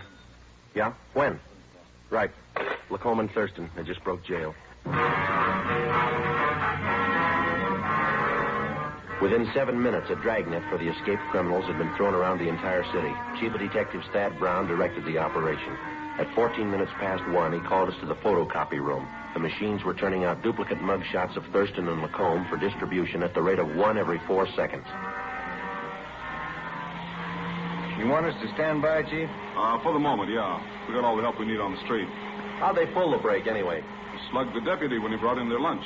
Used a steel leg from one of the benches in the prisoner's tank. Yeah? And they beat the deputy right into the ground, but he held on to Newton. He didn't get away. Well, how'd Thurston and Lacombe ever get out of the building? He's a real freak. They slugged the elevator man and got down to the basement. The right then, an ambulance crew was wheeling a body into the morgue. The attendant left the ignition keys in the ambulance. Shouldn't be too rough to track them if they're in an ambulance. Tougher than you think. How those copies coming, Frank? Fast as we can make them, Chief. Have another batch for you in a minute. You had any reports at all yet, boss? Couple. They're moving fast. Frank, you want to get that? I can't see in this dark room. Yeah, I'll get it. Yeah? Chief Brown in there? Yeah, come on in. Now, Walker, what do you got? Kill that dryer, will you? Oh, yeah. Now, what do you got? Gas station out on Sunset. Lacombe and Thurston just held it up. We picked up our car in the City Hall garage and drove out to the service station on the corner of Sunset Boulevard and Lorraine Drive. Detectives Ruiz and Stromwall from robbery were already on the scene. The 2 escapees had abandoned the ambulance there, robbed the station of $56 in currency, and stolen a 1938 gray Packard coupe, license number 7 Robert 6336. We left the station and started to cruise the area. It was 1:55 p.m. Attention all units, attention all units. Get it up, Joe. Yeah. 380 North Sunset at 211 in progress. 6380 North Sunset, a 211 in progress, code 3. This is the 6100 block. Yeah, come on. At 6380. Yes, look. Maybe. Push it. Hey, that car pulling out up ahead there. A gray coupe. Wait a minute. 7 Robert, that's them. Lights changing. They can't make it. They're going through. They're skidding. They hit the lamppost. Broke it off. All right, pull up. Come on. Right. All right, let's go. Lucky if they live through this one. Yeah. All right, come on. Help me with this door. Yeah, all right. Pull.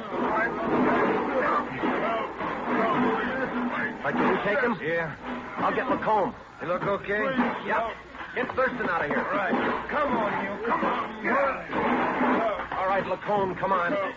Give me a gun. I'll kill you. Oh, sure you will. Come on. I'll kill you. All right, don't try to walk. How's Thurston, Ben? Seems okay. Couple of scratches. All right, sit down over there. Lacombe slugged the guard. It's funny. They don't look very tough. They can't play their part. They haven't got their guns. The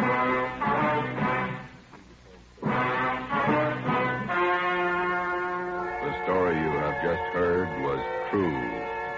Only the names were changed to protect the innocent. On March 3rd, 1947, trial was held in Superior Court, Department 91, City and County of Los Angeles, State of California. In a moment, the results of that trial. It's amazing how many long cigarette smokers are changing to Fatima. Here are the actual figures. New York Division. Fatima sales up 132%. Chicago Division. Fatima sales up 453%. Los Angeles Division. Fatima sales up 545%. Yes, in 1949, more and more smokers discovered that Fatima is the best of all long cigarettes. They found Fatima extra mild. They found Fatima has a much different, much better flavor. They found the name Fatima means the best in cigarette quality. In 1950, enjoy Fatima yourself. Best of all long cigarettes.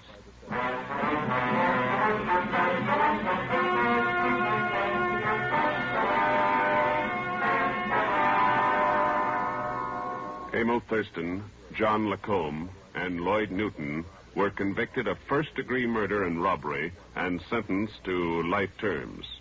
For turning state's evidence, 19-year-old Harold Steves received special consideration.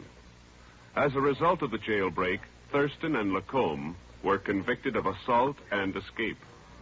They are now serving life terms in the state penitentiary. You have just heard Dragnet, a new series of authentic cases from official files. Technical advice for Dragnet comes from the Office of Acting Chief of Police W.A. Wharton, Los Angeles Police Department. Dragnet honors the city of Pasadena, state of California, and the men who make up the Pasadena Police Force, another of America's great law enforcement agencies. One of these men, Chief of Police Clarence H. Morris, traffic specialist and veteran police administrator, dedicates his life to making yours more secure.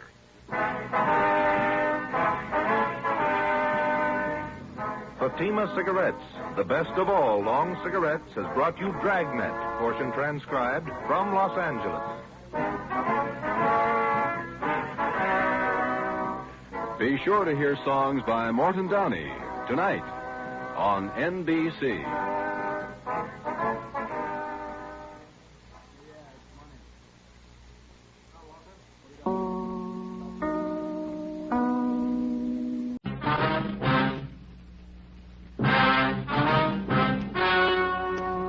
Ladies and gentlemen, the story you're about to hear is true. Only the names have been changed to protect the innocent. Fatima Cigarettes, best of all long cigarettes, brings you Dragnet.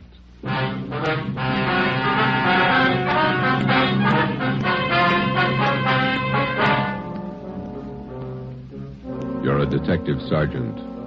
You're assigned to robbery detail. 2 armed bandits have robbed a large jewelry store in your city. One of the suspects escapes. One is apprehended. He's identified as a friend of yours. Your job, send him to prison. If you want a long cigarette, smoke the best of all long cigarettes. Smoke Fatima. Fatima is the long cigarette which contains the finest Turkish and domestic tobaccos superbly blended to make Fatima extra mild. And that's why Fatima has a much different, much better flavor and aroma than any other long cigarette. That's why Fatima is doubling and redoubling its smokers. So, if you want a long cigarette, smoke the best of all long cigarettes. Smoke Fatima. Dragnet, the documented drama of an actual crime. For the next 30 minutes, in cooperation with the Los Angeles Police Department, you will travel step by step on the side of the law through an actual case from official police files. From beginning to end, from crime to punishment, Dragnet is the story of your police force in action. It was Tuesday, February 8th. It was cold in Los Angeles. We were working a night watch out of robbery detail. My partner's Ben Romero. The boss is Thad Brown, chief of detectives. My name's Friday. I was on the way over from the city hall, and it was 8:35 p.m. when I got to the second floor of the Georgia Street Receiving Hospital. Treatment room. Joe, hi. Hi, Doc. Ben, how's it going? Okay. It hurt for a while. Doc gave me an injection. 6 of a grain of morphine, Novocaine injection. The bullet's still in your shoulder? Doc's about ready to take it out. As soon as I get the wound cleaned, here's the soap and water nurse. Alcohol sponge, please. How's it look, Doctor? There's the x-ray. Shallow penetrating wound in the deltoid area. Sludge, larger than the soft tissue right here. Oh, yeah. No bone on it. Lucky the bullet was spent. That's good. Feel okay? Sure. Nurse, methylate applicators, please. Thanks. Let's see now. What'd you do to Tyler, Joe? Interrogation room. Reynolds and Thompson are with him. Let me have the probe, nurse. Yeah. Feel anything, Romero? No. That's it. You hear that? Hear what? Located the slug with a probe. Oh. Nurse, forceps. Thanks. Here we go. Oh, steady. You call your wife? No, she don't worry. Here it is, boys. On the market for evidence? Yeah, give it to me, will you? I will. Nurse, sterile saline solution. Irrigate the wound. No sign of Tyler's partner, huh, Joe? Guy got me? No, not yet, no. Sterile dressings, please. How long did you know this Tyler? Before he went wrong, I mean. I met him in the Army, helped him line up a job when he got out. It's too bad. Sure is funny. Meeting a friend of yours pulled an armed robbery. Must have surprised you, huh? Yeah, kind of. You want me to drive you home when the doc's finished here? Let's go back to the office and talk to Tyler first. Okay. Is that all right, Doc? No. You're staying right here, Romero, till tomorrow morning. If you haven't got a temperature by then, I might release you. Oh, it's only a flesh wound, Doc. I feel all right. I'm not taking any chances with gunshot wounds. If infection set in and you were laid up, I'd have the pension committee to answer to. You're staying here. Sounds like an order. It is. You can pick them up on the P&F floor tomorrow morning. Okay. You gonna need anything, Ben? Yeah. I phoned to tell my wife I won't be home for dinner. His name was Max Tyler. White, male American, age 32. Dark hair, brown eyes, medium build, married, father of twin boys. He was a friend of mine. Served together in the Army overseas, and when the war finished, I came back to my job on the force, and Max went back to his old job. It didn't fit him anymore. He stopped working and started drinking. His wife didn't help much. Max started with small trouble, but it grew fast. On the afternoon of February the 8th, Tuesday, Ben and I surprised 2 men holding up a Main Street jewelry shop. Shots were exchanged, and Ben received a flesh wound in the shoulder. One of the hold-up men escaped. The other one was apprehended. His name was Max Tyler. Hi, Larry. Hi, Joe. Glad you got here. Tyler says you won't talk to anybody but you. Okay, boy. Thanks for standing by. Sure. I'll be outside if you need anything.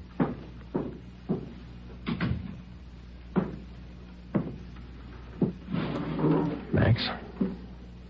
Joe? You're in deep this time. You shot a cop. I didn't. This guy was with me. I didn't fire once. You were in on the job. Yeah. Then don't expect presents. I don't expect anything, Joe.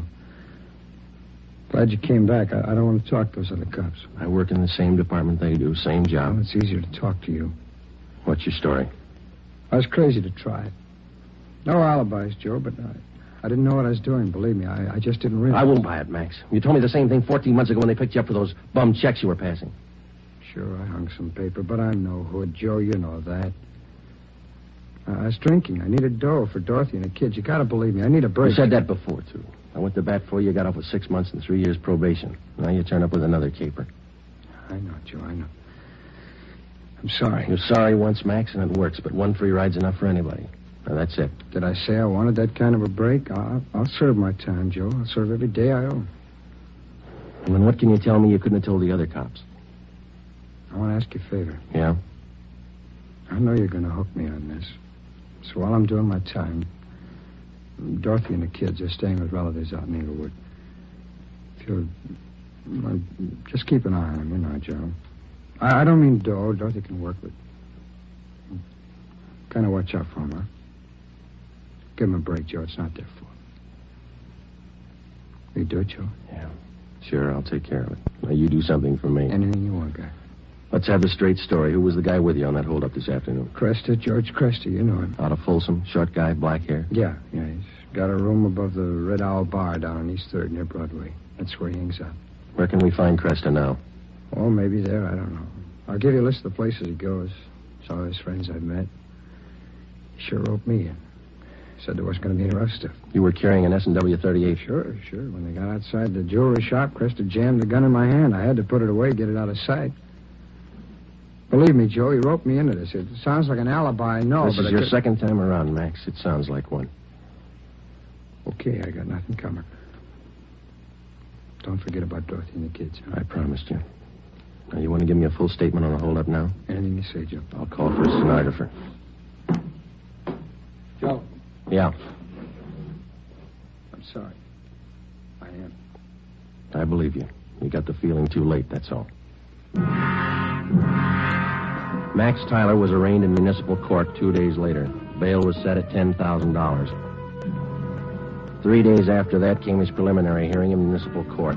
At his arraignment in Superior Court, 5 weeks after he'd been apprehended, Tyler entered a plea of not guilty. A date was set for his trial in Superior Court. Meantime, the hunt for George Cresta, Max's accomplice, went on. There wasn't a sign of him. Our informants had no lead on him, and the all-points bulletin containing all the information we had on Cresta brought in nothing. On Monday, March 22nd, the trial of Max Tyler was held in Superior Court. Ben and I were subpoenaed to appear. The victim of the holdup, the jewelry store manager, was the first to testify. He was questioned by both the prosecutor and the counsel for the defense. He left the stand at 11:25 a.m. If it please, Your Honor. Counsel for the defense. Before the next witness testifies, I'd like permission to approach the bench. Permission granted. Counsel for the prosecution may also approach. Wonder what that's all about, Joe. Something's up. Hey, look. Judge is shaking his head. Public defender's going back to the counsel's table. Counsel for the defense. Your Honor, it is my client's desire to change his plea to guilty. Defendant rise and face the court. Max Tyler, is that your true name? Yes, Your Honor. On the 12th day of March of this year, in Superior Court, Department 83, City and County of Los Angeles, State of California, you've heretofore been arraigned on the charge of robbery of the first degree. At that time, you pled not guilty to the charge in question. Is it now your desire to change that plea? Yes, sir, it is. You've reached this decision of your own free will? Yes, I have. There's been no force employed, no promise of gratuity or reward to induce you to reach this decision? No, sir. Counsel for the prosecution. Yes, Your Honor. Max Tyler, on the 12th day of March of this year in Superior Court, City and County of Los Angeles, State of California, you are arraigned on the charge of robbery in the first degree. That time you entered a plea as set forth in this information. How do you now plead? Guilty or not guilty? Guilty. Is it stipulated that at the time of the commission of the robbery, the defendant was armed with a deadly weapon, to wit, a revolver? So stipulated. Court will fix the degree of robbery as robbery of the first degree. Your Honor, in the interest of justice, the people move to dismiss count 2, assault with a deadly weapon. At this time, Your Honor, the defendant waives time for sentencing and asks that he be sentenced immediately. Just a moment. Max Tyler, it's the judgment of this court that on the 8th day of February of this year, you did enter the premises at 23108 East Main Street in the city, and there did attempt the felonious taking of personal property in the possession of another, from his person and immediate presence and against his will. Further, said attempt was made while you were armed with a dangerous and deadly weapon. Tyler, this court finds you guilty of robbery in the first degree. Count 2 is dismissed. Does it, Joe? Decision of this court that you be returned to the county jail. The sheriff will transfer you to the state penitentiary where you will serve the sentence as prescribed by law. Court recessed for 15 minutes. Hey, Joe, Miss Tyler over there, she's taking it pretty hard. Yeah, come on, we better go see her. Hello, Dorothy. I love him, Joe. What am I going to do without him? Children. I'll give it to you straight, Dorothy. You didn't do much to keep Max out of this. You drank right along with him. You don't Joe. deserve those kids. That's my opinion. Please, I know it. Don't make it harder. Don't. I'll do anything I can for the kids, Dorothy. That's all. What am I going to do without him? I can't be all alone without Max. It's not right. It's not right. Neither's armed robbery. Goodbye, Dorothy. Before the end of March, Max Tyler was delivered to San Quentin State Penitentiary, where he started serving his term. His wife, Dorothy Tyler, got a job as a telephone operator. She and her children continued living with her relatives down in Inglewood. I helped them out whenever I could. 6 months went by. Every 2 weeks, faithfully, Tyler wrote me a letter from prison. I answered most of them. While Ben and I worked on other jobs, the search for George Cresta went on. We failed to uncover a single lead. 10 months passed. Tuesday, January 16th, 1949, 4 p.m. I checked in for work as usual. Hi, Joe. Cold out, huh? Yeah. Did you pick up the mail? Mm-hmm. There's a letter in your box from San Quentin. Tyler, huh? How's he doing anyway? Good. Clean record. Got himself a pretty fair job in the prison library. Yeah. I talked to the warden up there. Says Tyler ought to be eligible for parole in about a year if he keeps his nose clean. You going to bat for Tyler again? I don't know. See what happens. How can you see anything in that guy? He's giving you nothing but trouble. Oh, a lot of people are giving him the same. Maybe that explains it. Not for me, it doesn't. I wouldn't trust him with dirty laundry. I get it. Robbery Friday. Joe, it's Dorothy Tyler. I got to talk to you. Yeah, Dorothy, what's the matter? I found Cresta. I saw him. What? George Cresta. I know where he is. I saw him downtown. I followed him to his place. You sure it was him? I'm positive. He's staying at 134 Jesse Street. It's a rooming house just off Alameda. 134 Jesse. Got it. Thanks, Dorothy. Come on, Ben. 8 minutes later, Ben and I were interviewing the landlord at 134 Jesse Street, a cheap rooming house down on the south end of the city. The landlord's name was Peterson. We showed him Cresta's mug shot, and he told us he was in room 11. We went up a dark, narrow stairway to the second floor.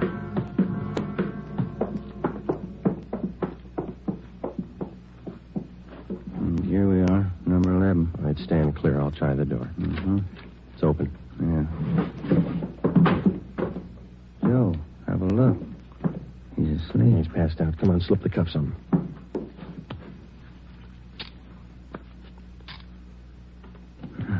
That was easy. Yeah. All right, I got his gun. He's been drinking, all right. He'll have a big hangover. He'll have a long time to get over it. George Cresta was booked at county jail on suspicion of robbery. 2 months and 3 weeks later in Superior Court, he was tried and convicted of assault with a deadly weapon and first-degree robbery and sentenced to the state penitentiary. The day after Cresta was sentenced, I was called to the office of Chief of Detectives Thad Brown. Right, this Max Tyler is coming up for parole in a couple of months. He's a friend of yours, isn't he? That's right, in a way. You've been writing letters to the warden. You've talked to the parole board about him. Understand you're helping on his kids. A few presents. They haven't had much of a break. They're just youngsters. You're working hard to get Tyler's parole. Do you think he's worth it? Well, I was off both him and his wife, and then she gave us that tip about Cresta, and Tyler's got such a good record up at Q, I figured they earned another chance. You're sticking your chin out, Joe, helping a con to get a parole. I think you'll realize that. Well, I believe he's a good risk now, Chief. He's pretty weak in some things. He needs direction, that's all. His wife's getting better. She might help more than she did. I hope both of them are worth it. If anything happens, I know I'm going to get it from all sides. You really think some men deserve another chance, don't you? Yes, sir, I do. I wouldn't want you working for me if you didn't. 2 more weeks went by. Tuesday, April the 19th. Ben came down with a bad cold and had to lay off work. At the same time, a new gang started a hold-up campaign among the liquor stores out in the Wilshire district. A new rash of armed robberies broke out in the central area. There was an attempted bank robbery. It was a bad week. Ben got back to work on Saturday. Rough time, huh, Joe? Busy, yeah. Did you beat that cold all right? Sure, I feel much better. Doctor gave me some new medicine. Works good. That's fine. Maybe I'll knock off early tonight if nothing's doing. That's a good idea. Shouldn't be too much tonight. Teletype for you. Just came in. Oh, thanks, Larry. Sure. What's the matter, Joe? What is it? Max Tyler. He broke out of prison this morning.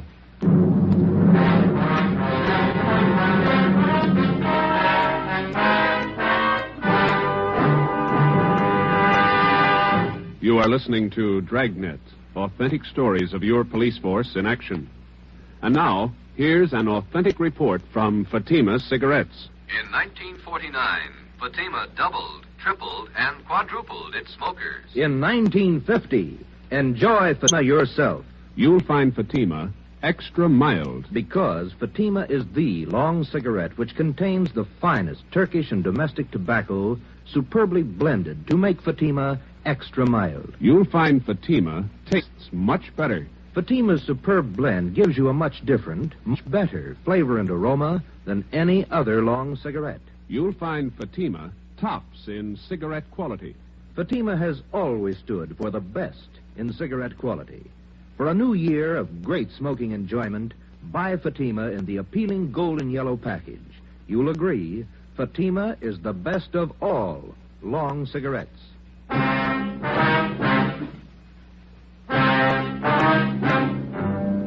In the course of his career, the police officer is afforded two diverse views of the criminal. At first, the rookie cop is taught to distrust the criminal at every turn, without exception. He's schooled in the 1,001 ways in which the criminal operates, his psychology, his mode of operation. Then, when he's thoroughly acquainted with the methods of the criminal and how best to detect them, the police officer starts to learn the most difficult lesson of all: how to distinguish between the confirmed criminal and the lawbreaker, in whom there is hope of rehabilitation. After 9.5 years of police work, my first experiment in this field was with Max Tyler. I'd given him 2 chances to prove himself, and he'd lost on both of them. So did I. 2 months before his parole hearing, which might have given him his freedom, Max Tyler had suddenly decided to escape. How he figured it, I didn't know, but it was my job to find him. At 5 o'clock that afternoon, Ben and I met in the chief of detective's office. 2 officers, Holland and Grayson, from the State Adult Authority Escape Detail, were there. How did Tyler manage his escape, Grayson? Same old story. They figured they could trust him up there. He had a good job on the prison farm. They trusted him. When did they find out he was gone? On the early morning count. Have you checked his relatives out in Inglewood yet? Yeah, we have. We've got the home staked out. We're covering all the places we figure he might go. How about Mrs. Tyler? You get in touch with her Friday? The relatives told us that she's on a weekend vacation with the 2 kids, staying with friends down at Laguna Beach. We got a call in to them. Should be hearing from them soon. I understand Tyler's a friend of yours, Friday. He was ready for parole. Yeah, I was trying to help it along. I thought the guy deserved a break. He didn't need you, Joe. He made his own. Well, he was feeling bad. You weren't the only one fooled Friday. You had the prison officials buffaloed, too. Yeah, I know. I helped convince them. You got any leads on Tyler at all, Grayson? I mean, from the time he broke prison? Pretty strange. They traced him as far as Stockton, then they lost the trail completely. The Stockton police in on the search? Yeah, sure funny. The guy has no money, no car we know of, no change of clothes. You figure he's getting help from somebody? Could be. Excuse me a minute. Brown speaking. Oh, just a moment. You, Friday. Oh, thank you. Friday? Yeah. When? Where? Just a minute. Will you hold on, please? It's the Tyler's friends down at Laguna Beach. Mrs. Tyler there? No, she called him last night about 7 o'clock. Told him she'd changed her plans. She wasn't coming. She told them where she was going? She wanted to know which highway would take her to Stockton. We told the Tyler's friends in Laguna Beach to contact us immediately if they heard from either Mr. or Mrs. Tyler. We got out an APB on Dorothy Tyler, and then we drove out to interview her relatives in Inglewood. They told us that Mrs. Tyler had the 2 children with her. She had left their house at 6 p.m. the night before by taxi. As far as they knew, she didn't own a car. We talked with some of her friends in the neighborhood. The only thing they could tell us was that she had not borrowed a car from any of them. We drove down to the telephone exchange where she was employed as an operator, and we spoke with a manager, a Mr. Ralph Cartwright. I'm sorry, gentlemen. This is Mrs. Tyler's night off. Is there something I can help you with? When is Miss Tyler due back at work, Mr. Cartwright? She's working the 10 to 7 starting tomorrow, due in at 10 a.m. We understand that she's on a weekend vacation, huh? Yes, you see, today was payday, so she asked me if she could have her check ahead of time. Said she had to have the money for the weekend. Did you give her the check? Oh, my, no. I couldn't give a check ahead of time. But I did do her a favor, just to help her over the weekend. What was that? I loaned her my car. We got a complete description of the car together with a license number and called the office. The information was broadcast to all units throughout the city and teletyped to all points in the state. Chief of Detectives Thad Brown ordered an immediate stakeout on the telephone exchange where Mrs. Tyler was employed. The stakeout at the home of Inglewood continued. Another day passed. We checked with the bank where Mrs. Tyler maintained her account. It was 10:25 a.m. when we got back to robbery detail. Gentlemen, what'd you find out?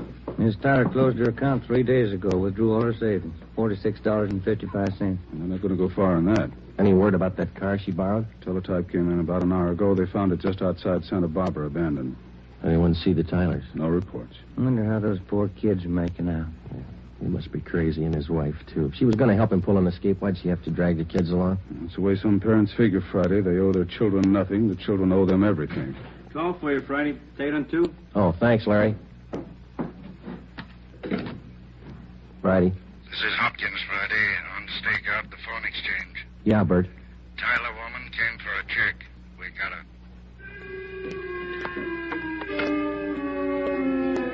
Dorothy Tyler was brought into the city hall. With her was one of her children. He was delivered to the juvenile authorities for the time being.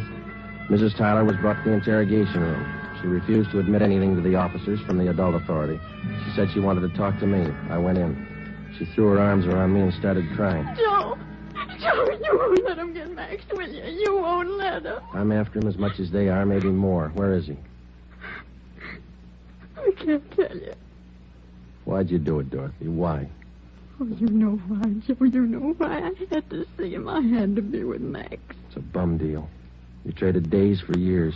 They can't get him. If I don't tell them where he is, they won't find him. They'll find him. He's got to eat, so do you and the kids. He has to go to work, and working with a gun is all he knows. He'll leave a trail. We'll find him. Children. What have they done with the children? Where's Jimmy? They're taking care of him. That's more than you did. Where's your other boy, Vance? Max. Max has him. Oh, that's fine. You and Max ought to be real proud of yourselves. I had to see him. You know that. I had to see Max. Has he got a gun? Has he? Has he used it? No. He just thought he might need it. He hasn't hurt anyone. I swear it. You helped him escape, is that right? You helped him. He needed help. I met him at San Rafael. We drove all night. He didn't hurt anyone, Joe. He hasn't hurt anyone. Where is he now? Where is he? All right, Dorothy, we'll find him. Joe, if I tell you, will you go alone? I can show you the way. Will you go alone? Yeah. All right. I'll take you to him, Joe. I trust you. Yeah, I trusted him once, too. 5 p.m., Monday, April 25th. Dorothy Tyler, Ben, and I got in the car and headed north for the coast town of Santa Maria. Acting under orders of Chief of Detectives Thad Brown, Larry Thompson from Robbery Detail followed in another car. Holland and Grayson from the State Adult Authority were with him. It was 10 minutes past 8 when we drove through the town of Santa Maria. Just outside the city, Dorothy Tyler directed us to turn off onto a dirt road. We drove about 2 miles. She told us to pull up. Across that field. Shack by those trees. Lonely out here. I'll go with you, Joe. Maybe Max won't understand. Oh, you stay here. Joe, that car stopped here. It's cops, Dorothy. It had to be. They won't shoot unless Max does. You said you'd go alone. I'll go alone. Friday? Hello, Grayson. Where is he? She tell you? That shack over there across the field by that clump of trees. He's got one of the kids with him, that right? Yeah, he won't be any trouble. He's armed. The cons up at Quentin say he won't be taken alive. They say he'll shoot it out. They talk a lot. You better let us take him. You're not getting paid for this one. I'll take him alone. I made a promise. That guy in the shack's in the habit of breaking promises. I keep mine. Keep an eye on Miss Tyler, will you, Ben? Thompson's watching her. I'm coming with you. I told her I'd go alone. There's 2 doors, front and back. Which one you going in? Front. I'll be around back. Careful, Joe. Yeah. I'll be right back, Grayson. I started to cross the field. Shack was about 100 yards from the road. The field was uncultivated, and I wasn't sure of my footing. I stumbled over a tree stump. Halfway across the field, the lights in the shack went out. Who's that? Who is it? It's me, Max. Joe Friday.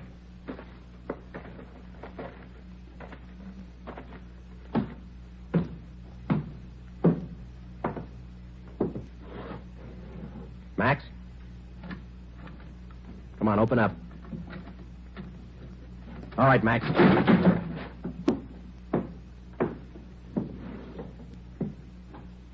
Why the gun, Joe? I never thought you'd take me with a gun. I never thought I'd have to kick down a door to get you. You've changed a lot, Max. How'd you find me, Dorothy tell you?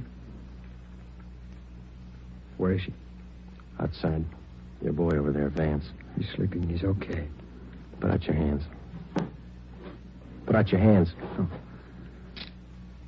I'm sorry, Joe. Yeah. You've been good to us. I won't try to explain. Neither will I, Max. Come on.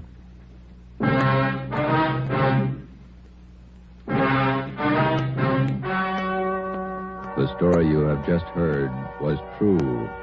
Only the names were changed to protect the innocent. On June 2nd, trials held in Superior Court, City and County of Marin, State of California. In a moment, the results of that trial. It's amazing how many long cigarette smokers are changing to Fatima. Here are the actual figures. New York Division. Fatima sales up 132%. Los Angeles Division. Fatima sales up 545%. St. Louis Division. Fatima sales up 548%. Yes, in 1949, more and more smokers discovered that Fatima is the best of all long cigarettes. They found Fatima extra mild. They found Fatima has a much different, much better flavor. They found the name Fatima means the best in cigarette quality. In 1950, enjoy Fatima yourself. Best of all long cigarettes.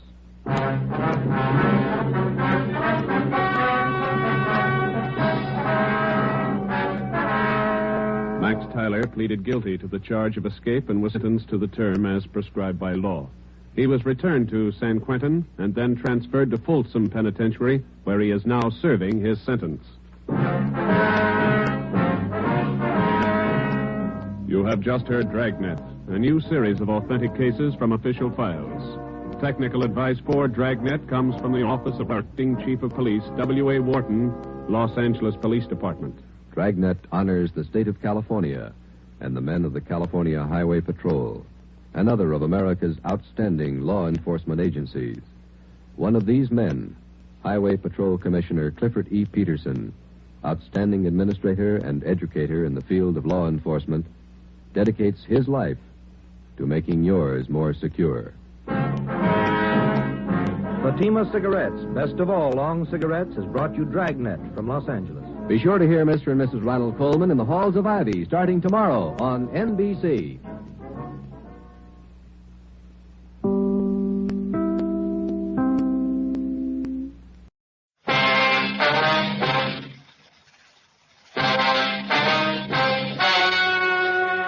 Ladies and gentlemen, the story you are about to hear is true. Only the names have been changed to protect the innocent. Fatima Cigarettes, best of all long cigarettes, brings you Dragnet.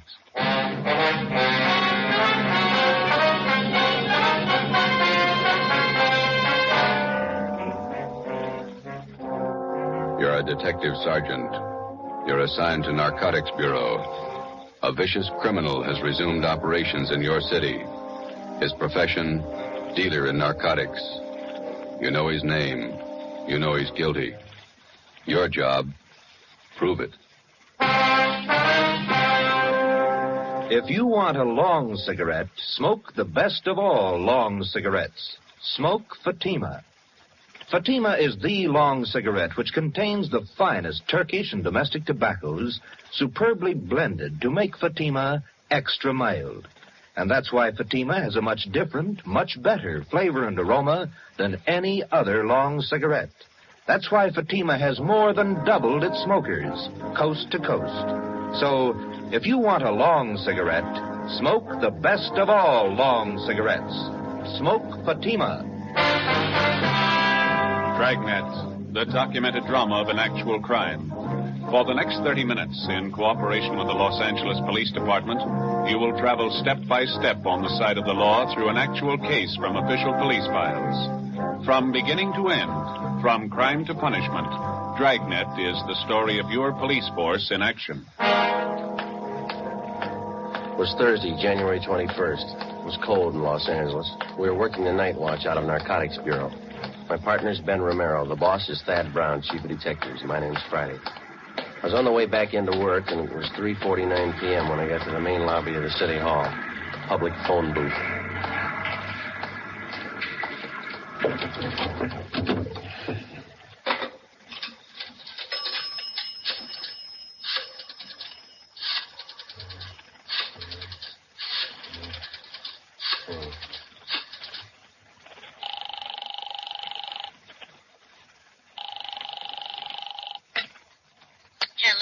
Oh, Ma, this is Joe.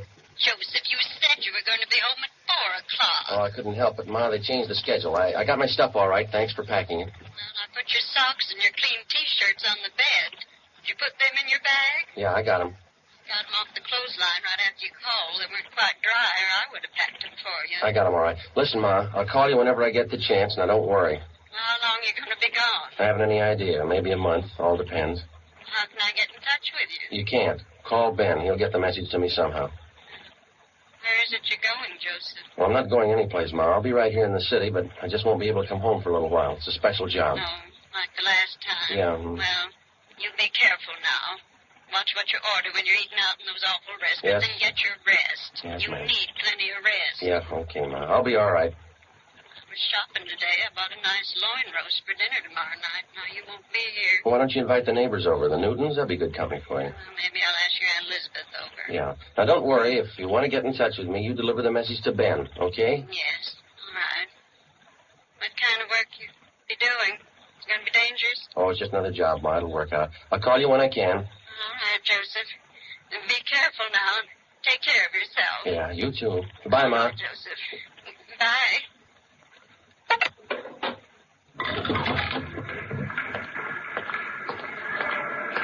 I left the phone booth and started down the corridor. I went up a short flight of stairs and turned left.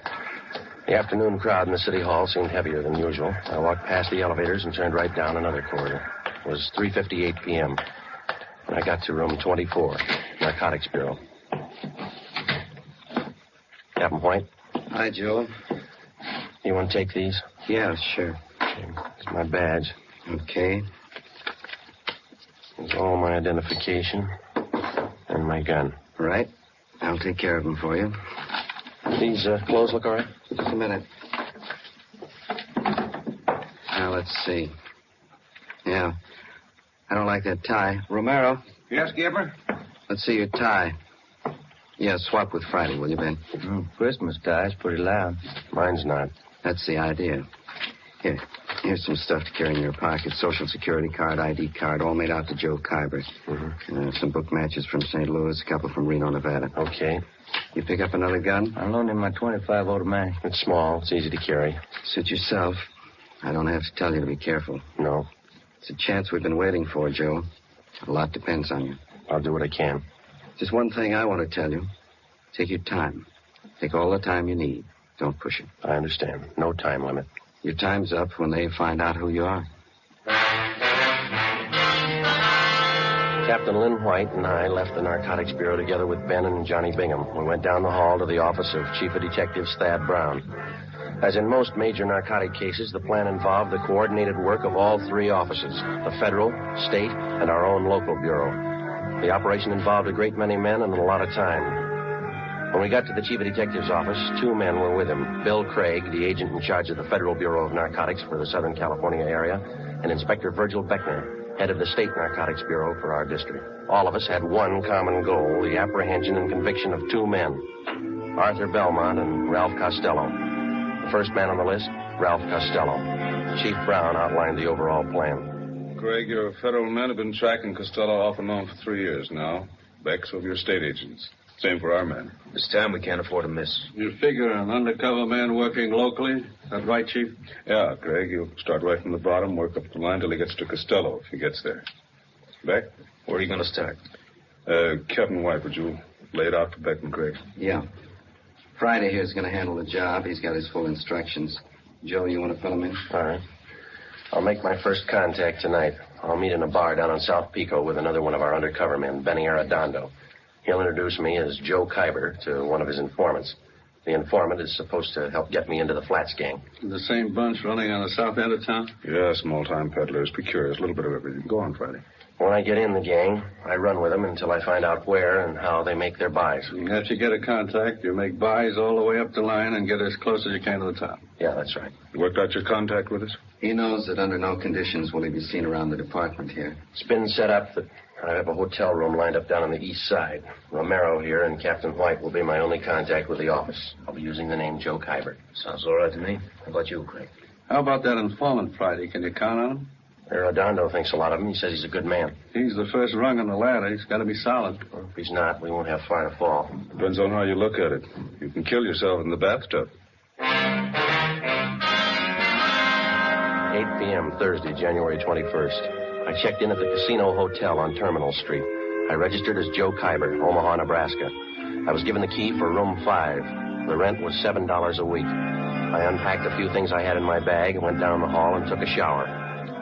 I went down to the lunchroom on the corner. I had an egg sandwich and a cup of coffee. It was 11:18 p.m. when I walked into Blue Wright's Bar and Grill. I ordered a beer and sat down. I watched the missing persons program on the television set above the bar. Lose somebody, Kyber? Hello, Benny. Been here long? I just got here. Where's your boy? Sitting over there with that fella in the blue suit. Name's Gene. Who is the guy in the blue suit? One of the Flats gang. Gene's lining up your introduction now. Guy's name is Ludwig. I call him Lud. He knows me as Steve. Right. What do we do? Sit tight till Gene gives us the word. The tie of yours looks like it's on fire. Look all right? I wouldn't wear it. Lud would. Get in the hotel okay? Yeah, all set. Room 5. Gene wants us. Let's go. Okay.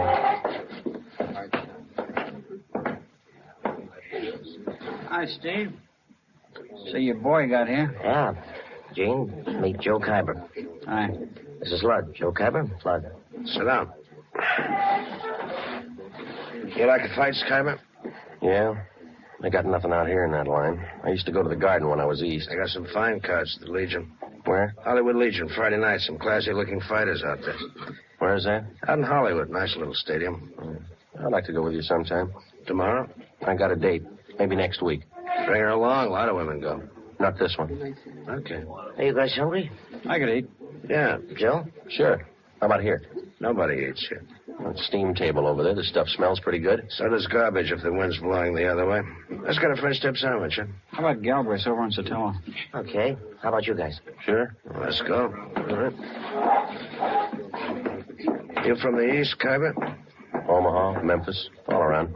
Yeah. You don't talk very much. You do. You talk tough. Are you tough? Sometimes. This place we're going to go eat, sometimes the meat's tough, too. Yeah?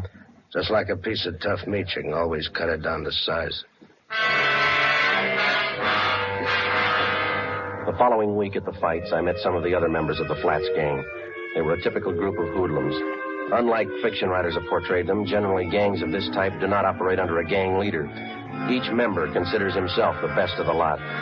For all practical purposes, they didn't need a leader. But as in any group, some men are more dominant than others. Lud was one of these. Because of his tough manner, I observed that the gang members placed confidence in Lud. It was then that I decided that I had to be tougher than he was if the gang was going to accept me. 5 weeks went by. March 7th. There was still no mention by any of them that they were either using or dealing in narcotics. Come on in, Kyber. Sit down. Lud? Kyber, meet Jerry Phil. Bye. I picked up the tickets for the basketball game tonight. Good seats? Yeah, they look okay. Got an extra, Donkey? Maybe I'd tag along. Yeah, we got 4. You look kind of sad, Kyber. He always looks that way. First he was tough, now he's sad. Oh, you and that mouth. You know it all, don't you? No offense, you look a little low. I don't know about you, Kyber, but I'm a little under par. I'm going to have myself a pop. You interested? No, I don't use it. Why don't you try it? You might get a kick out of it. I have. It's all right going up, but it's nothing coming down. That's where you make a mistake. Stay up. Don't come down. Fella. You heard what he said, Jerry. You don't like it. How does he know? He never stayed up long enough. Take your pop and shut up. You talk about Kaiba trying to be tough, you think you're the big wheel around here. That's enough.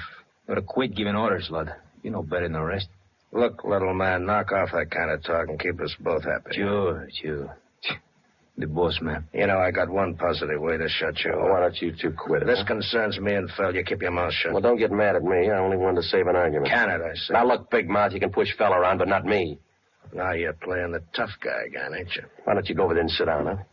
You set me down, punk. All right, now listen to me, both of you. I'm tired of being talked down to like a junior member of the firm. You either treat me equal or leave me alone. You understand? You had it coming, Lud. Yeah. All right, put that bottle down, Lud.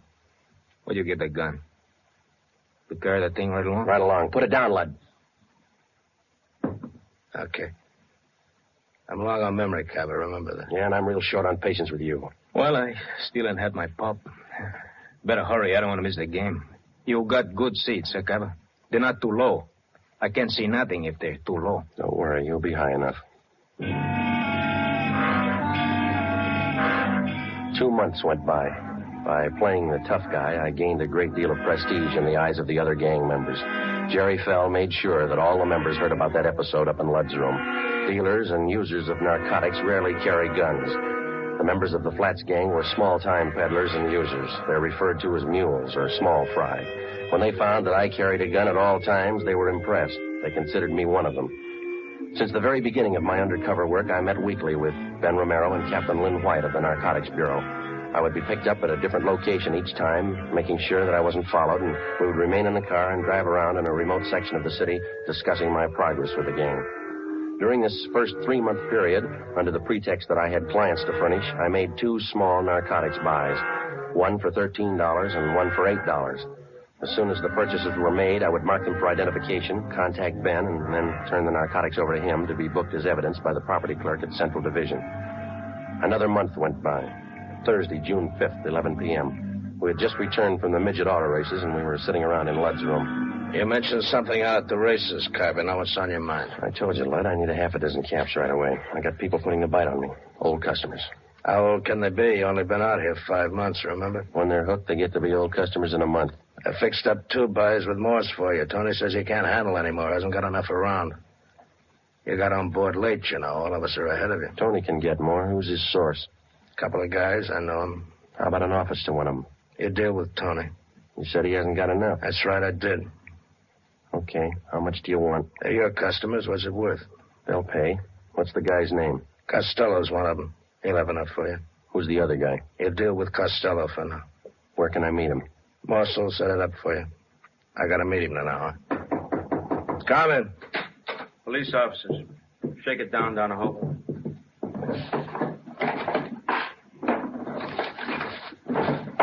What's the trouble? Checking for a robbery suspect. Find anything, George? Room's clean. We don't know anything about a heist. You'll have to come downtown and answer a few questions. What's the matter with you, fella? You look like we spoiled your party. Yeah, you spoiled it.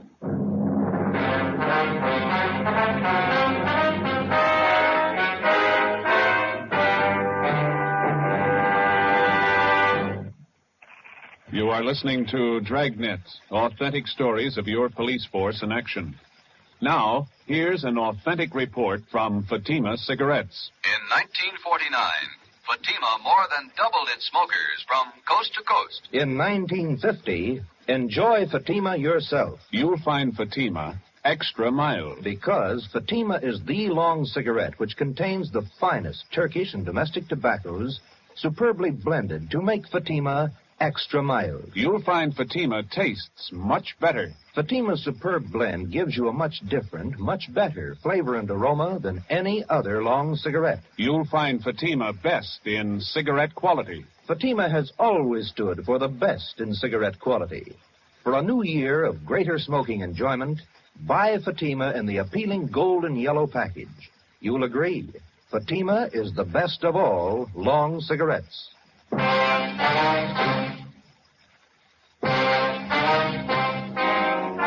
The chance of my being picked up while working on an undercover assignment was one which all of us had considered. Since only a handful of men out of some 5,000 working police officers in the department knew anything about our narcotics investigation, we knew that such an occurrence was not impossible. It's one of the chances we had to take. In this instance, we lost, and the critical meeting with one of the men we were after was forestalled. How long our detention at police headquarters would delay my meeting with Ralph Costello was anybody's guess. Could mean weeks or maybe months. I was booked on suspicion of 211 PC robbery. So was Ludd. The next afternoon, I was taken from cell block 10D2 to the interrogation room. Come on in and sit down, Kuyper. How are you, Friday? It was a tight squeeze. The booking number's been canceled, Joe. Print's been stopped. Those two men from robbery who pulled me in, Wynn and Donahoe, I thought I was in trouble for a minute. They had no idea you were in that room. Once they got up there, they had to follow through. Well, they played it right. They remembered their etiquette. If either one of them had said hello before you did, you might have been in big trouble. Well, I'm in big trouble anyway. I had a meet all set with Costello. Almost set, anyway. Just a case of bad timing in that pickup, huh? Well, if they'd have got there 2 hours later, it might have been different. Well, how do you stand now? How close are you to Costello? I need some more money. I got to pay off Ludd. And he'll take you to Costello if you pay the right price? Yeah. Ludd's working through Morse. You know about him. Remember, Friday, if there's any questions when you get back to that gang, you were booked for CCW. You're out on bail. Yeah. I got you another gun, Joe. 32 automatic. Okay? Yeah, thanks. I couldn't go back with the same one. What about the federal and state men? How are they doing? Pretty good. Federal men picked up Costello in Fresno. He was connected with the sale of 6 cans of H. Mm-hmm. That much heroin up there. No wonder Ludd can afford to hold me up. He knows there's a shortage down here. Case isn't too strong against him. When it looked definite that we had him, they were going to call you off. He's out on bail. Costello's back down here now. Yeah. Seems like we get our hands on the guy, but we can't hold him. Narcotics in their possession or under their control. That's what the book says. That's the way we got to get him. We'll get him that way. It's up to you now, Friday. Stay with it and keep your chin covered. If you need anything, Joe, call. Your mother's been over at the house for dinner a few times. She's okay. Thanks. Tell her I'm all right, will you? Sure. She worries a lot about you, Joe. If anything happened to you, it'd just about kill her. That makes 2 of us. I'll see you. Before I left the city hall, Captain White drew out some more money from the Secret Service Fund. This fund is for the sole purpose of undercover work. This latest amount was for the narcotics buy that I hoped to make with Ralph Costello. An hour before I left, Ludd was released on a writ that he had arranged for. Saturday, June 7th, 9 a.m., I checked back into my room at the Casino Hotel. During the 3 weeks that followed, I kept asking Ludd to arrange a meeting for me with Tony Morse, the next man on the ladder, on the way up to Costello. Ludd kept stalling me. Another week went by. Captain Lynn White, Ben, and I held our regular weekly meetings. On July 6th, Ludd told me that a meeting with Morse had finally been arranged for 8 p.m. that night. I called Ben and told him I'd meet him and the captain immediately after I talked with Morse.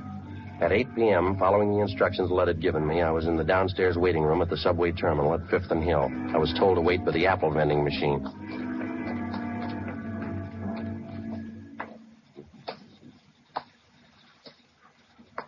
Excuse me, mister. Oh, yeah, sure.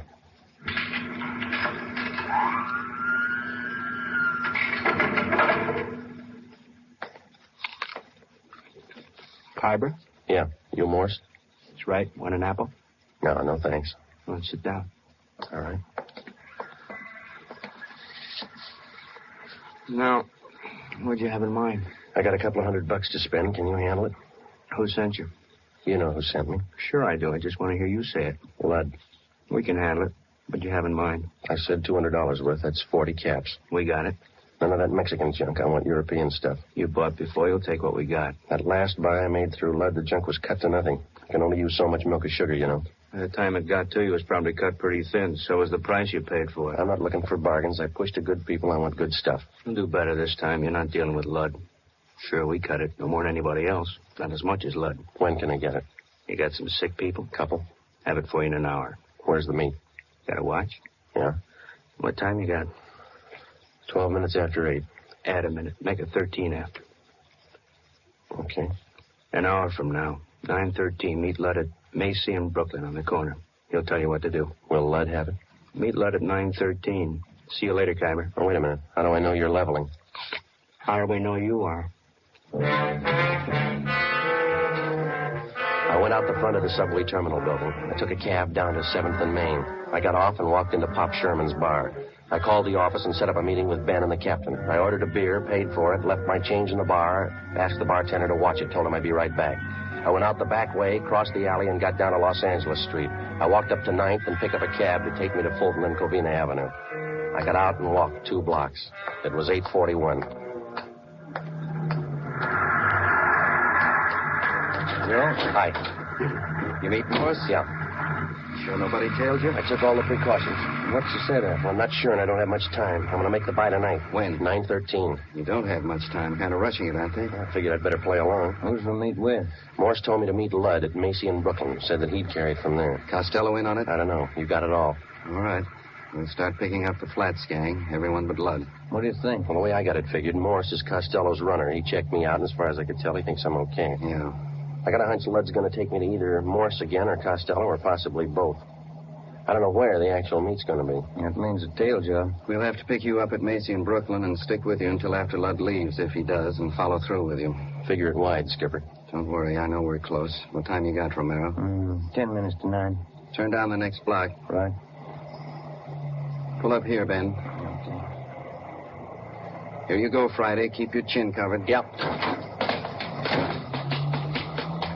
Hey, Hello, Phil. friends of yours in the car? Why? I know them. They ain't friends of mine. I didn't say I knew him. I don't know the guy driving, but the other guy, I seen him lots. Just about 4 weeks ago, we all seen him, huh? That fuzz, white, narcotics man. Oh, yeah. Well, they've been riding me since they picked me up with a gun. Won't do, cop. Narcotics man ain't got nothing on you. That was robbery, remember? They got a make on me from Nebraska. They've been on me ever since I got here. That figures. You're one of them. All right, look, Jerry. I'll argue with you later. I'm in a hurry. I got to meet Ludd. I tag along. I want to see Ludd, too. You going to spill to Ludd about what you think? Maybe. I figure I owe it to him. I known him a lot longer than you. I know he ain't no cop. You're sure that I am? I know you are. Let's see what Ludd thinks. Yeah. All right, come on. On your feet. I looked at my watch. It was 2 minutes to 9. In 15 minutes, I had to meet Ludd. I had to get Jerry Fell. I couldn't take the chance of him getting to Ludd before I did. I couldn't leave him. I couldn't take him with me. I pulled him to his feet and half dragged and half carried him 2 blocks before I spotted a patrolman. Hey, officer! Officer, over here! Yeah, what's the trouble? I'm Friday, Central Narcotics. Yeah. Take this man and get him downtown. Contact Chief Brown. He'll identify me. Serial number 2288. Friday, Narcotics. The suspect's name here is Jerry Fell. You got it? Yeah, you got some kind of identification? No, I haven't. Not a thing. It's a special duty. I'm sorry, I don't know you. Have to hold you till I call in. All right, but hurry, huh? Call box right here.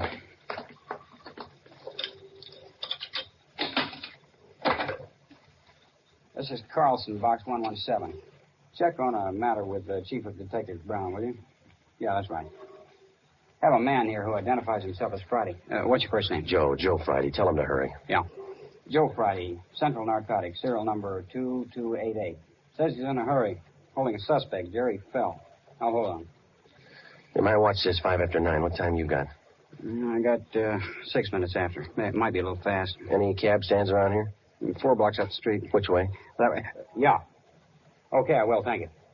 Okay, Sergeant. Sorry to hold you up. Need any help? No, you just hang on to this guy. Don't let him go. I started to run. Macy in Brooklyn. 6 blocks away, and I had 8 minutes to make it. A narcotics buy is one date you're not late for. Either you're there at the specified time or there's no deal. The veteran narcotics peddler knows that that's the only safe way for him to operate. A minute, one way or the other, could mean an arrest. I ran. You're out of breath, Kuyper. Anything wrong? No, the cab broke down. I didn't want to be late. There, you got 40 seconds. That's cutting it pretty thin, but it'll do. Come on. All right. Right here. By this lamppost? That's it, right in front of it. Don't move to the left or right. Stay put. They'll handle the rest. So long.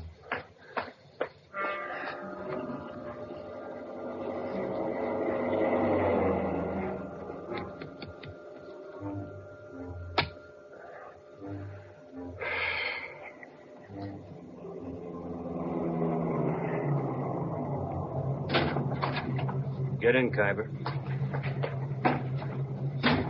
Got the money? Right here.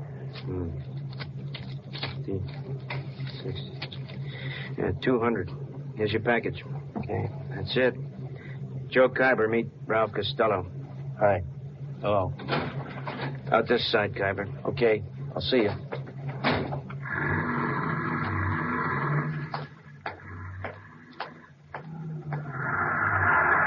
Did you make the buy Friday? Yeah, take him.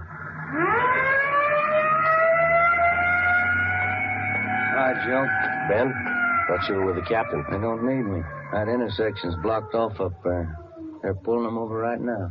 See? Yeah. They got him. Costello in the car? Yeah. And that's half of the team. Now what? We go after the big man, Arthur Belmont.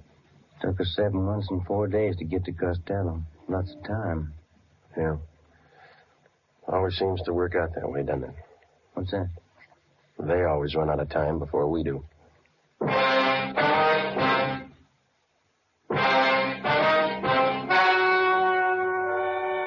The story you have just heard was true. Only the names were changed to protect the innocent. On July 6th at 10:45 p.m., Ralph Costello was taken to the Narcotics Bureau, the interrogation room. In a moment, the results of that interrogation. It's amazing how many long cigarette smokers are changing to Fatima.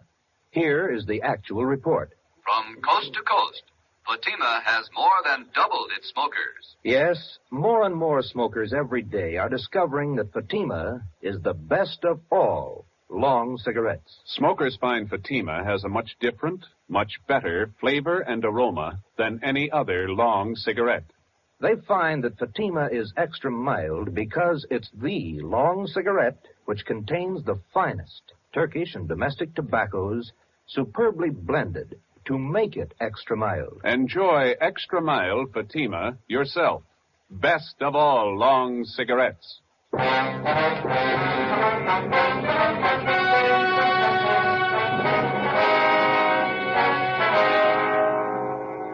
With the promise of the United States District Attorney that his prison terms for the possession and sale of narcotics would run concurrently rather than consecutively, Ralph Costello agreed to furnish us vital information concerning the #1 narcotics dealer on the Pacific Coast, Arthur Belmont. Next week, the big man, Arthur Belmont.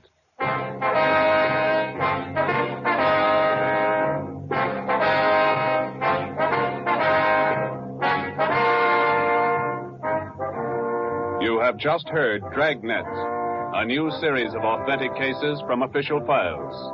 Technical advice for Dragnet comes from the Office of Chief of Police W.A. Wharton, Los Angeles Police Department.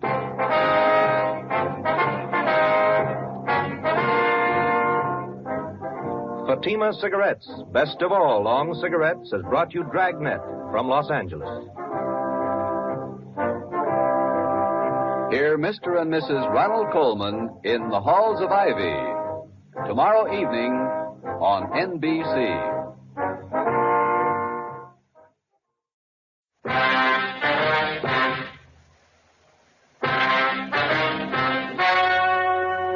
The story you are about to hear is true. Only the names have been changed to protect the innocent. Fatima Cigarettes, best of all long cigarettes, brings you Dragnet.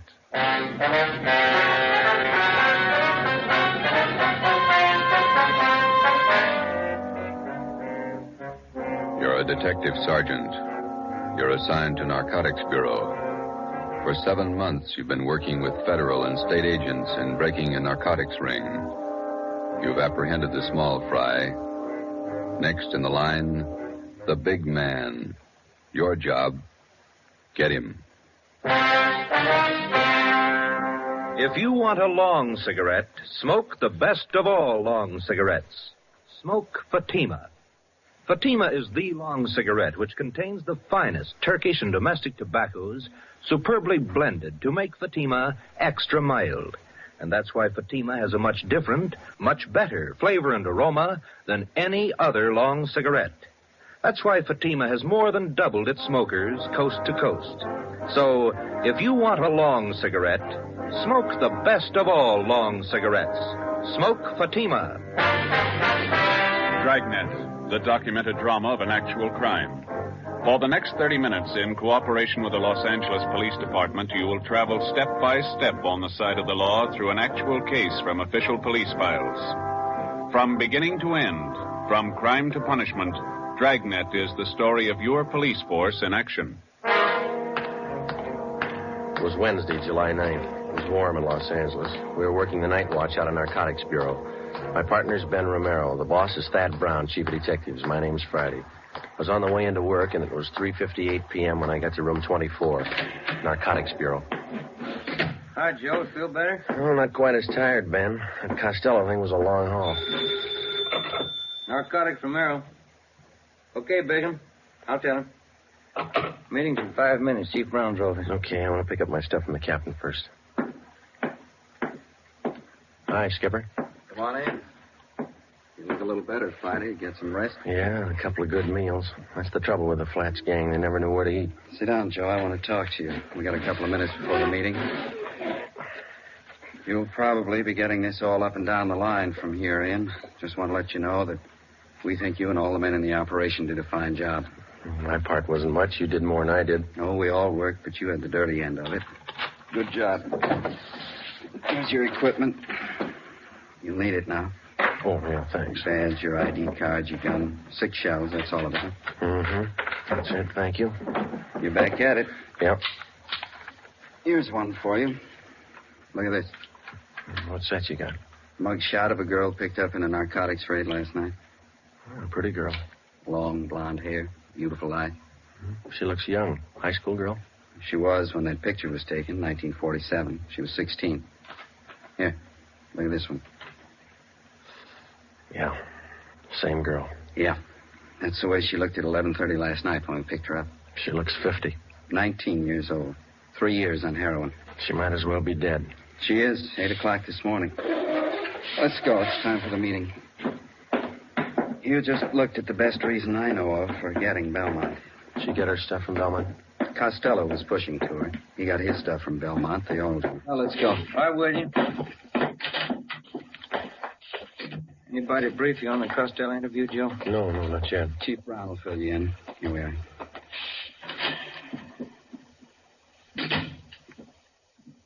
Chief? Gentlemen, come on in. You men all know each other. Sure. Yeah. Hi, Craig. Captain White, I think you and your men know policewoman Caswell. Yes, sir. How are you, Florence? Hello. Miss Caswell, Inspector Virgil Beckner, State Narcotics. How do you do? Oh, yeah. Bill Craig, Agent in Charge, Federal Narcotics. Hello. How do you do? Before we get into the Belmont procedure, let's see how we stand on the Costello case. White, do you want to fill everybody in on information we got from Ralph Costello? Yes, sir. After his arrest Monday night, we interrogated Costello for about 4 hours. We confronted him with the package he sold to Friday here. How'd the stuff test? Crime lab ran it through, about 1/3 of an ounce of heroin, fair quality Mexican stuff. The man we picked up with Costello, Tony Morris, was questioned as well. He corroborated Costello's story. What'd you get from him? Well, he told us he had a great deal of information on the big man in the operation, Belmont. That he wouldn't tell us a thing unless we made a deal with him. What kind of a deal? He wanted everything. But we finally agreed that the only thing we might possibly work out was his prison term. Mm-hmm. We called in the U.S. District Attorney. We talked another 4 hours. How'd it work out? District Attorney told Costello the only thing he'd do for him was to have his prison terms run concurrently rather than consecutively. Not much to pay for what we got. Costello gave us enough to enable us to start moving on Belmont right away. We've had his M.O. confirmed. We've got a list of most of his pushers. Now we can get to him. Any definite plan, Chief? White and I have been talking it over here with Craig and Beck.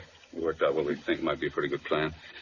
Craig, do you want to lay out how your men are going to handle it from the federal end? We'll work from out of town to the center here. We'll check his contacts across the state lines. We've already traced his connections to the east, New York syndicate. We'll keep working that in. Beck, how about your state narcotics men? We'll work inside the state line here. We've already checked out part of his operations. We've located sources in San Francisco, Bakersfield, Fresno, as far south as San Diego, Lower California.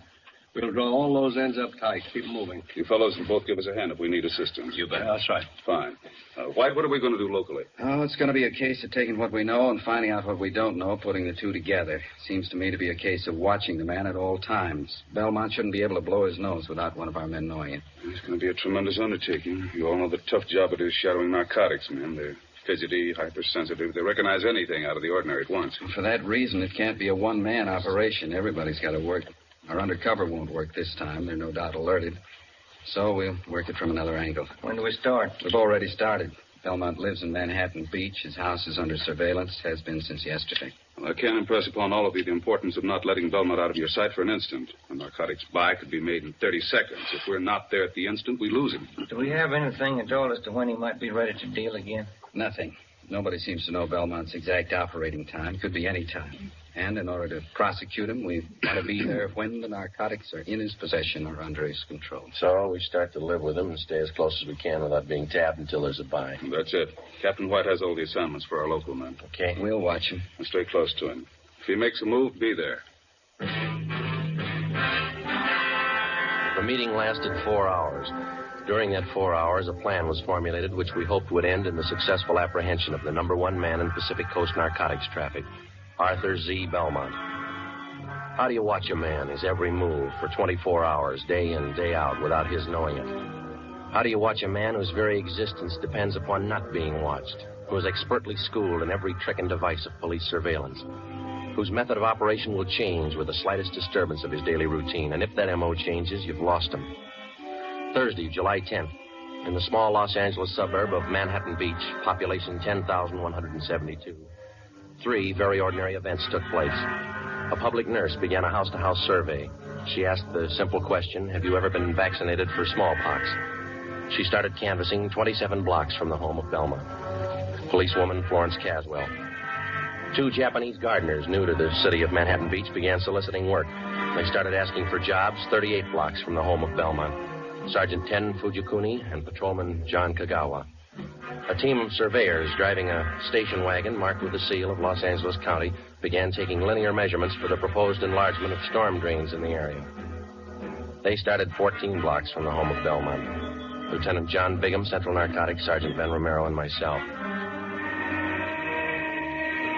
Okay, Ben, bring in the rod. Let's knock off for lunch. What do you want to eat, John? In the wagon. Better take the transfer with us. Kids might pick it up. Okay. I got it.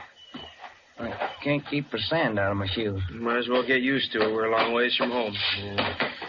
9 years on the job is the first time I ever brought my lunch in a paper sack. Who knows, Joe? This might change your whole way of living. You bet. You want to sit in the front? No, I'm getting back. Fellas, have a look at the local paper? No, why? Manhattan Beach Sentinel, down the bottom of page 1 in the box. Read it. Yeah, let me see. Yeah. Mm-hmm. Yeah, it's good. What is it, Joe? Read it out loud. Oh, it says preliminary work on storm drains started. Surveyors. Well, it goes on to say that surveyors have started taking measurements for the new drains. Captain White's idea had the story planted, even got a release from the Planning Commission. It won't hurt us a bit. Well, you said lunchtime. I've got enough here for the whole department. 4 hard-boiled eggs. See what kind of sandwiches I drew. Deviled egg. Look here. She even put them on egg bread. I hate eggs. Looks like the captain driving up the street. Mm-hmm. Yeah, that's him. Driving a city car. Chief engineer. How's it going, Bigham? Fine. Slow. Had your lunch? What do you got? Deviled egg sandwiches. Got plenty. Can't stand them. How about ham and cheese? Yeah, thanks. There you go. How's everybody else doing? Very slow. Takes time. Got to keep taking our time. If we tip it before we got close enough, Belmont's on his way. Mm-hmm. How long are we going to have to keep our distance? Not much longer. We can't take the chance of starting everybody out right on top of Belmont. It might look funny to him. Anybody else would be okay. The average person, your operations might look normal, but we can't afford to try to get it by Belmont that way. With a hop cutter, you never know. It's not so much that we don't know. We just can't take any kind of a chance. That's what I mean. He might have started right on Belmont's front lawn, and he's never got wise. But we wouldn't want to risk it. Belmont been out of his house today? Young ago, quite a bit. Left his house at 9:13 a.m., went down to the ShopRite market, bought a half-pound of bacon, 2 dozen eggs, loaf of bread, whole wheat. Sergeant Hodges waited on him. He's clerking in the grocery department. Oh, yeah. Then he drove over to his neighborhood gas station, got a full tank of ethyl and 2 quarts of oil, 30 weight, drove home, got back at 9:42. Are you still there? Yeah. About time you guys were back at it, huh? Right. Okay, Ben. You want to grab some of the gear? Yeah. Hey, Joe, give me a leftover bread crust, will you? I'll give him to Seagull. Yeah, sure. Here you go. Well, foot by foot, we're getting closer to Belmont. Hope nobody tips it. Nobody should, unless you don't trust those gulls. We surveyed the city of Manhattan Beach for 5 weeks. Policewoman Caswell, posing as a nurse, continued canvassing. Everybody concerned with the job of standing watch over Arthur Z. Belmont carried out their routine day by day. Daily reports came in from everyone in the operation. These reports would be sifted at Central Narcotics and progress reports compiled for the use of those in the field on the Belmont case. All police cars, as well as city cars, such as we were employing, were equipped with three-way radio communication. All personnel were in constant contact with one another. Wednesday, August 12th, it was the decision of Captain Lynn White that the idea of our posing as city surveyors had been exhausted. Further use of this could possibly arouse suspicion. Belmont lived at 1227 Ocean Avenue. 2 days before we were called off the surveying job, the city leased the private residence at 1216 Ocean Avenue. A van load of furniture was moved in. Drapes and curtains were hung. Regular deliveries of daily newspapers and milk were made to the house. To all outward appearances, the house was occupied by an average family. Actually, it provided another blind from which we could continue to observe Belmont. Shortwave radio equipment was installed in an upstairs room. Ben and I were assigned the night watch. Another car just stopped in front of Belmont's house. How many does that make? 3 cars. Just a minute. Yeah. A couple of guys getting out. Went up the front door. Where? Let me see, huh? Take a look. Watch curtain. Uh-huh. Yeah. Belmont answered the door. He's letting him in. Something's doing. What do you think? I don't know. You called Captain White, didn't you? Oh, an hour ago. Just after the first car pulled up. He'll park in the alley and come the back way. I better check with everybody again. This portable seemed to warm up slower than our car radio. About the same. Here we go. Unit 140K to Unit 145K. 145K, go ahead. Just checking. Your location the same? That's right. Ocean and Clipper. We got 3 cars to cover now. Stand by. Roger. Unit 140K to 143K. 143K, we got it. Standing by. Location still good? Same. Be talking to you. Stand by. 140K to 149K. 149K, go ahead. Stay put. We got 3 cars now. Yeah, we heard. Still the same spot. Standing by. Roger. Captain just pulled into the alley, Joe. Good. Belmont's porch light just went out. Mm-hmm. Let's see. 3 guys came in the first car, 2 in the second, 2 in the third. Is that right? Yeah, 7 all told. 8 counting Belmont. Maybe he's running for office. Joe, Ben, any changes since you called me? Another car. Mm-hmm. Anybody you know? It's too dark to see their faces. Uh-huh. Dodge Coupe, gray, black packet sedan, green Chevy. No, that might be for me. I told the office they could reach me, yeah. White. Yeah, Bigham. You must be wrong. You sure he's not lying? All right, thanks. Yeah. You sure Belmont hasn't left his house since you came on duty? Couldn't possibly. Not without somebody in the detail spotting him. He got out somehow. He made a buy.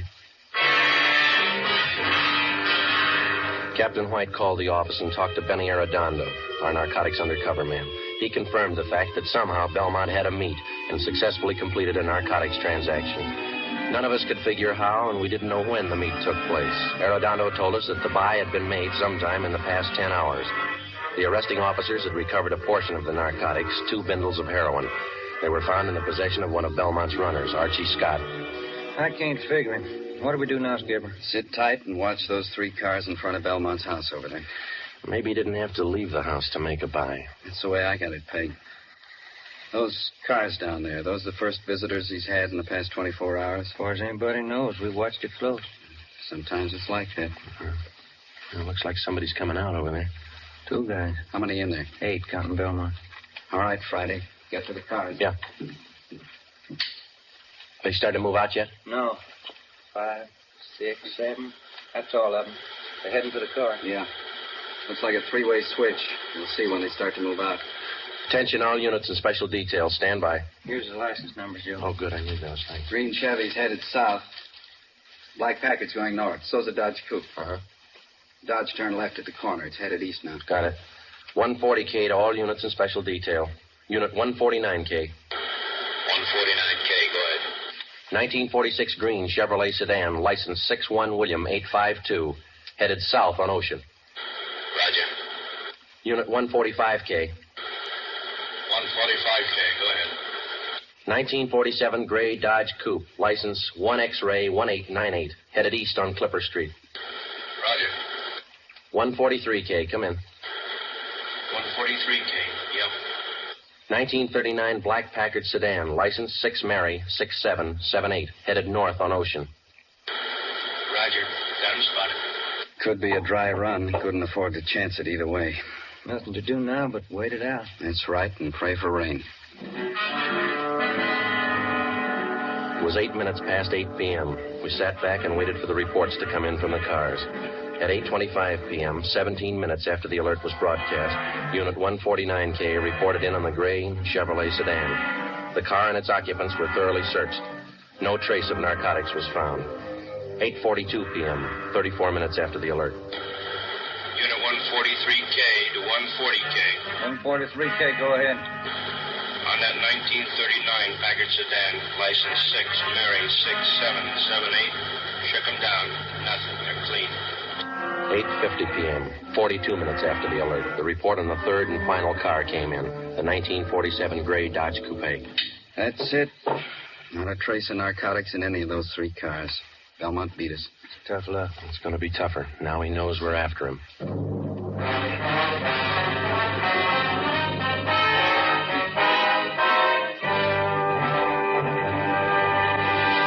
You are listening to Dragnet, authentic stories of your police force in action. Now, here's an authentic report from Fatima Cigarettes. In 1949, Fatima more than doubled its smokers from coast to coast. In 1950, enjoy Fatima yourself. You'll find Fatima extra mild. Because Fatima is the long cigarette which contains the finest Turkish and domestic tobaccos superbly blended to make Fatima extra mild. You'll find Fatima tastes much better. Fatima's superb blend gives you a much different, much better flavor and aroma than any other long cigarette. You'll find Fatima best in cigarette quality. Fatima has always stood for the best in cigarette quality. For a new year of greater smoking enjoyment, buy Fatima in the appealing golden yellow package. You will agree, Fatima is the best of all long cigarettes. The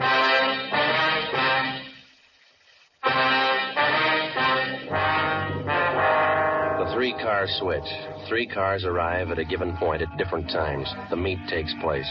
The drivers of the various cars leave the given point at the same time. Each drives away from the point in a different direction, making it 3 times as difficult to follow them. The practice was not new to the Narcotics Bureau or the dealers in narcotics. It usually includes the dry run, in which the actual mechanics of the narcotics are carried out, but neither the merchandise nor the money is on hand. This practice forces the narcotics officer into pure guesswork. If the officer doesn't follow up, the buy could be successful. If he chooses to follow up, he takes the chance of exposing himself and tipping his hand on a rehearsal. In the case of this particular car switch, we lost. But taken in the car roundup were 7 of Belmont's trusted runners. 6 of these men refused to talk, but the 7th, Clifford Bassell, gave us a lead to one of Arthur Belmont's most trusted friends. His name was Floyd Ketchel. He and his wife lived at 357 Evergreen Drive, Linwood. It's a nice house. Yeah. Yes? Police officers, we'd like to ask you a few questions. What about? Well, as you probably know, there's been a series of burglaries here in your neighborhood.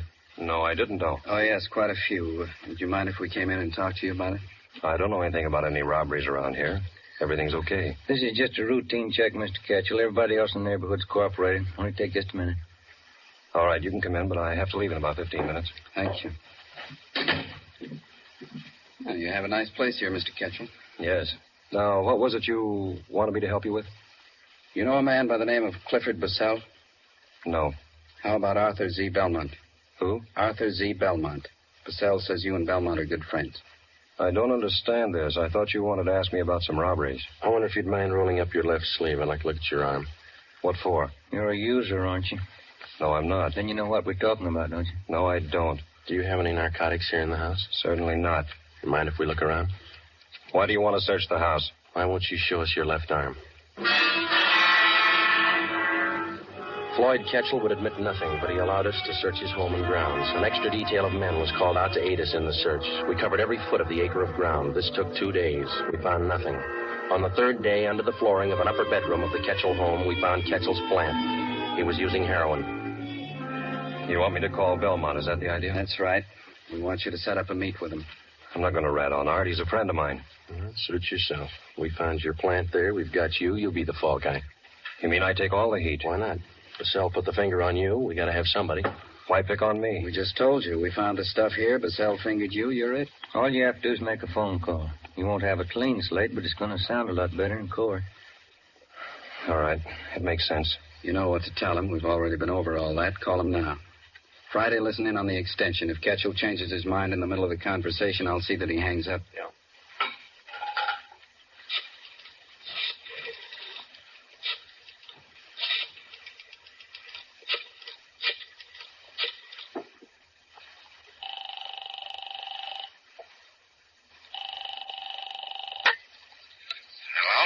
Hi, Art.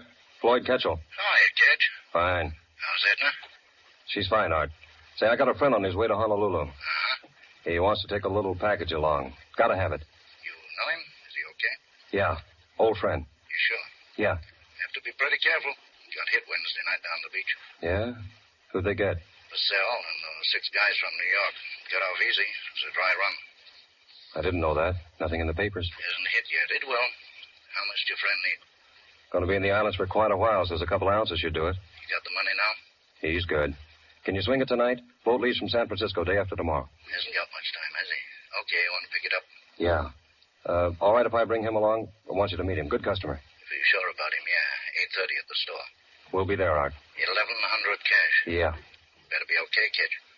He is. Better be. I had one dry run this week. I can have another.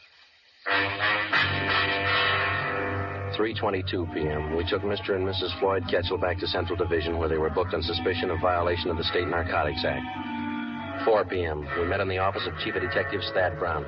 You need $1,100, is that right? Yeah, that's right. How much was in the Secret Service fund? $223. Allotment for this month's all gone. Well, where'd you get the rest of it? You haven't got it all yet. Primera's the banker. How you got it figured, Ben? Well, let's see. I got it all written down here. First off, we got $223 cash. And these fellows all gave us their personal checks. Jack Donahoe and Robert gave us $200. Johnny Begum put up $100, and Captain White's in for $150. Joe put in $35, and 22's all I could swing. That's $720. You need $380, right? Yeah, that's the way I got to figure. Okay, I think I can make up the rest. How about Wynn's Cadillac? He loan it to you? He's out getting it washed. It's 41, isn't it? Yeah, sedan. A little old, but it looks good when it's washed. Flashy. Oh, that's what you need. You going to make the byway? Yeah. Ketchel will be with me.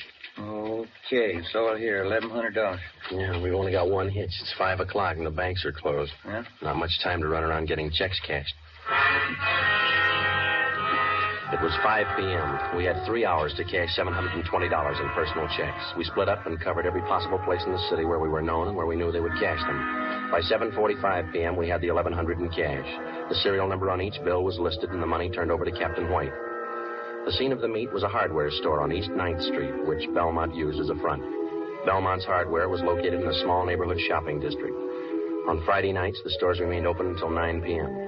Promptly at 8:30, Captain White and Floyd Ketchel pulled up in front of the store and went in. Ben and I waited in our car a half a block down the street. It was 8:35. There they are. They're coming out. Must have made the buy. Starting the car. Here they come. Watch for the skipper's signal, huh? Yeah. There it is. Let's go. Okay, pull over here. Come on.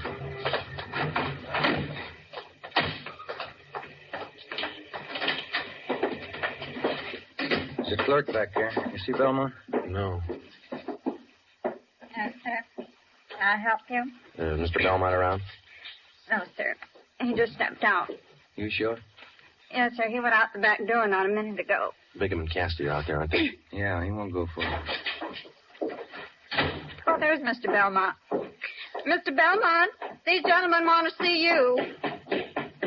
Running up the stairs to the mezzanine. Come on. Right, Belmont. Wait a minute. What's that barrel? Watch it. Look out! Pushing that barrel down the stairs. Go on, right. Let's go. Come on. There he is. He's trying to reach that skyline. Belmont, get on. You'll never make it. Slipping, Joe.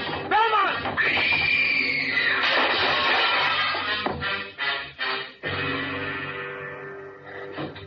Come on.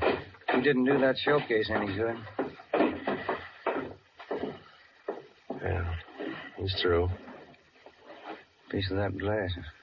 Right through him. Yeah, it's a rough way to go, isn't it? Yeah. At least narcotics didn't kill him. Didn't it?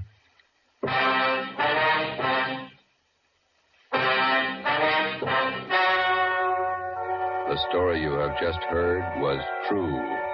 Only the names were changed to protect the innocent. On December 10th, 1948, trial was held in Superior Court, Department 87, City and County of Los Angeles, State of California. In a moment, the results of that trial. It's amazing how many long cigarette smokers are changing to Fatima.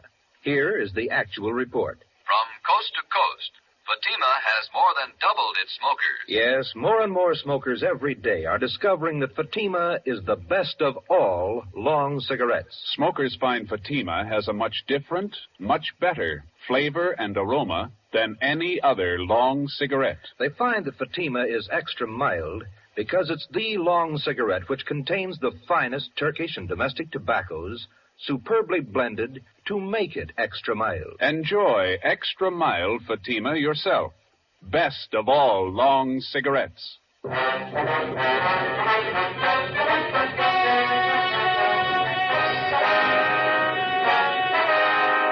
12 members of Arthur Z. Belmont's narcotics gang were finally rounded up by federal, state, and local authorities.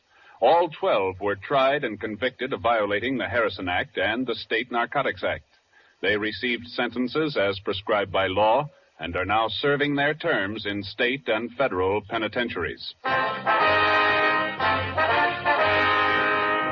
You have just heard Dragnet, a series of authentic cases from official files.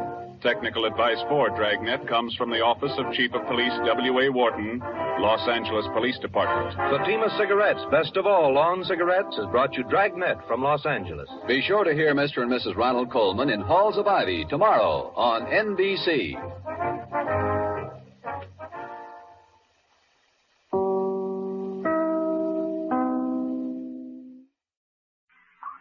Smoke Fatima. Dragnet, the documented drama of an actual crime.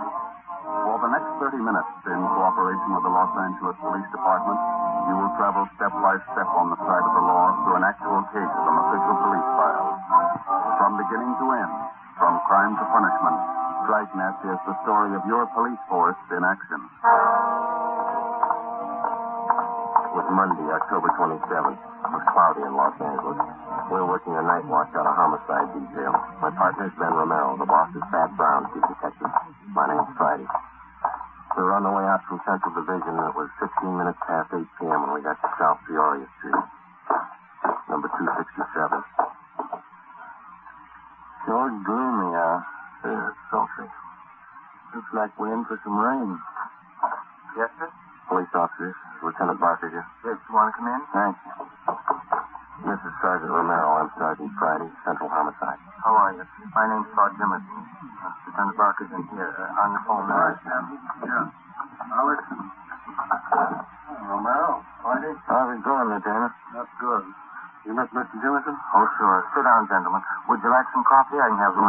No, thank you. We didn't want to bother the girl's parents any more than we had to. Jimmerson here is one of the neighbors. He's been nice enough to let us use his phone. The kid disappeared about 4 this afternoon, is that right? At 3:45. Got out a local broadcast on him. Here's a missing report. Thelma Griswold, age 11. Barbara Sperry, 7-year-old. He talked to both families. Yeah. At 3:30 this afternoon, Mrs. Griswold sent her daughter to the grocery store down on Sycamore Avenue. It's about 10 blocks from their home. The Sperry girl, a friend of hers, she went with her. Anybody at the store remember seeing her? According to the grocery clerk, they were there about 3:45. Mother gave the kids a note. She bought a loaf of white bread, a half pound of bacon, a dozen onions. Yeah. That's right, Sergeant. I hope nothing's happened to the kids. We've been neighbors to the Griswolds for years. Sperry, too. Did you notice if the little girls were going in the direction of their home? Yes, they were. The last time I saw them, they were about a block away, heading straight for home. Little Sperry girl had her dog with her. Champ, I think they call him. He's a collie. He's missing, too. That's right, Joe. Not a trace of the kids or the dog. Juvenile officers from 77th Street have been checking the neighborhood for the past 3 hours. And are the girls in the habit of wandering off like this? Can't say no. It's the first time. Mm-hmm. Well, thanks very much, Mr. Jimmerson. Well, not at all, Sergeant. So you won't have a cup of coffee? No, thanks. We don't like to bother you, but we may have to check back with you later tonight. Routine questions. If I can help out in any way to find those girls, let me know. Yeah, we'll let you know, Jimmy. Thanks again. Nice fellow. Most of the neighbors we talked to have been the same, anxious to help. Some of them are out with our juvenile officers now trying to pick up a lead on the kids. You check the movie theater and the playgrounds in the neighborhood. Everything, Joe. Those some of your men from juvenile, Lieutenant? Yeah, looks like it. Yeah, Schwartz and Preston. Huh? Yeah, Preston, what you got? Found the kid's dog, Tully. Where? Just above Sanchez Drive up in the hills. Hope it's no indication. How do you mean? Dog's dead. The collie dog was taken to a veterinarian on Jefferson Boulevard to be examined for cause of death. We put in a call to the office, and a special detail of men was assigned to aid in searching the area where the dog was discovered. We got out an all-points bulletin. The fathers of the missing girls and a dozen neighbors joined in the search. With the aid of flashlights, we started from the end of Sanchez Drive, and as best we could, we covered the ground for almost a full mile back into the Sunset Hills. 10:55 p.m. Started to thunder. The search went on. The hilly terrain and thick patches of scrub oak didn't make the job any easier. 11:15 p.m. Started to rain. What's your step, Joe? A rock or slipper? Yeah. I can't figure it. Not a sign. What do you think? Wait a minute. Flash your light over here. No, here. See something? I thought I did. Yeah. Scrap of brown paper. Who's this coming? Sergeant? Is that you? Jimmerson? Yeah. What's that you got? I found it. Right down there, just off the path. Paper stack. Look. Loaf of bread, 3 oranges, package of bacon. Where'd you find it? Right down there. Mr. Holmquist and me, we were heading back to the cars when I saw this bag lying to one side of the bush. We'll take it, Jimmerson. Thanks. Let's go, miss. That means that Barbara and Thelma were up here today. You haven't mentioned that to either one of the girls' fathers. No, I haven't. Good. You're having a hard enough time as it is. Friday, Dan, see him for a minute? Yeah. Excuse us, Mr. Jimmerson. Certainly. Yeah? Schwartz and I checked with the vet who examined the dog. What did he say? Says the dog was beaten to death. We made another attempt to continue the search of the Sunset Hills area for the 2 missing girls, but the heavy rain and the darkness made the job impossible. The rain had also destroyed the physical evidence at the spot where we had found the grocery bag. We went back to Jimmerson's house and called the office again. Another detail of men was assigned to be on hand to help in the search when it resumed at daylight. Chief Detective Thad Brown and Captain Harry Elliott of Homicide were notified of late developments. At 25 minutes past midnight, we started to retrace the steps of the 2 missing girls from the time they left their homes at 3:30 the afternoon before. We covered every foot of ground along the route which the girls reportedly took on their way to the grocery store. We got the grocery clerk out of bed and interviewed him again. We talked with 2 elderly ladies in the neighborhood who said that they had seen the missing children between 3 and 4 p.m. the previous afternoon. They could add nothing to what Jimmerson had already told us. 3:30 a.m. It was still raining hard. We drove back to South Peoria Street and sat in the car. The lights were still burning in the homes of the missing youngsters, the Griswolds and the Sperrys. Jimmerson asked us in for coffee again. This time we accepted. We went in and sat around the kitchen table. Glenn Chandler and Stendhal from Homicide, Lieutenant Barker, Ben, and myself. Jimmerson's wife made the coffee. There wasn't much talking.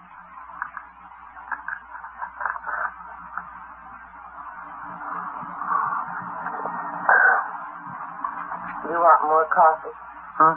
Oh, yeah. Oh, thank you, Miss Jim. Thank you. You want some more? No, thanks. It's fine. You want some more coffee? Sure, Lieutenant. Plenty. Go ahead. Fill the sugar bowl, will you, Amy? Empty. There isn't any more. You never do things right. I told you to get some at the store today. You told me? Yeah, that's all right, Jimmerson. Never use it anyway. Never do anything right. All right, Amy. Go to bed.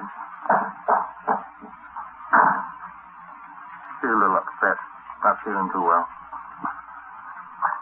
Well, I guess we better be going, Jimmerson. Thanks. No, that's all right, Sergeant. She didn't mean you. It's this whole thing, I guess. Got everybody on edge. There's still a chance they may be all right. How do we explain the bag of groceries we found back in the hills? And the dog. If anybody's hurt those kids, we'll take care of them right here in this neighborhood. You'll get what's coming to us. Somebody's your back door. Oh, yeah, dog. Sergeant Friday here? Yes, he's here. Come on. Sergeant. All right, Tom. All right. What do you got? Just Griswold, Joe.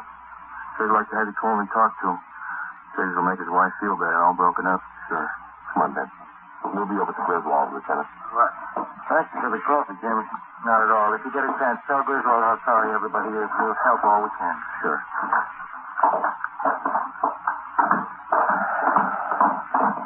Bad night. Yeah. Did you check by the Terry's house, Tom? Mm-hmm. Mother's trying to get a little sleep. Father's still sitting up. There he is, by the window. Yeah. This is the Griswold home. Go ahead, Tom. Yeah. They're going to ask questions. What are we going to tell them? I don't know. They could be all right. Kids do funny things sometimes. Maybe, but they don't murder their pet dog. Like a doctor, a lawyer, or an engineer, the police officer comes to realize that there's only so much that can be learned from his book. Time and experience make up the rest. The police manual contains no stock answers for the grieving wife who has just lost a husband in an auto accident. No firm but polite reply to the belligerent motorist handed a traffic tag. No words of reassurance to distraught parents of missing girls, ages 11 and 7. Whether trapping criminals or comforting parents, you find the right answer the hard way. There isn't any other way. We sat and talked with the Griswolds for a full hour. We didn't tell them about the dog or the bag of groceries. Until the fate of the two little girls was definitely decided, we figured giving them the information would serve no purpose except to add to their worry. 5 minutes past 5 a.m. Almost a full hour until daylight. It was still raining. George, maybe the officers would like some breakfast. That's what they need. No, thank you kindly, Miss Griswold. We had some sandwiches about an hour ago. Sure, I can't fix you something. No trouble. No, sir. Thanks, anyway. Terrible night. Rain. And now, Helen, just a little while longer. We'll find the girls. It'll be daylight soon. Miss Griswold, some of your neighbors tell us that there were two strangers here in the neighborhood this afternoon. Yes. But that was earlier. Mrs. Nelson next door and I were talking about it. One was the gardener looking for work. The other one was standing working. What time were they around, Matt? Folks here runs here about noon. The gardener about 2 o'clock. Mm-hmm. How is your daughter about strangers? Does she make friends easily? No, not at all. Thelma's very careful about that. She never go with a stranger, I'm sure. Why do you ask that question, Sergeant? You found out something? No, sir. No, we haven't. It's just a routine check, that's all. I understand it. The girl. I don't know. It's funny. Something must have happened. I know. Now, Helen, you've been doing fine. Don't let down now. Joe, Miss Brown's car just pulled up outside. Thanks. Ben? Yeah. Thank you very much, Mr. Griswold. Miss Griswold. Well, thank you, gentlemen. Here, let me show you the door. We'll meet at the end of Fancy's Drive, Mr. Griswold, about 6 a.m. It should be light enough by then. All right. Oh, Sergeant, there is a chance, isn't there? Girls are all right. There's a good chance. You try not to worry. Come on, Ben. Practice.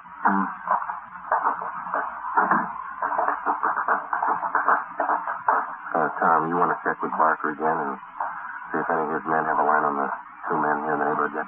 Right. If you want us, we'll be in Pat Brown's car. Right, Sergeant. What time is that, Joe? 20 to 6. It's getting light now. Yeah. Let's get out of this ring.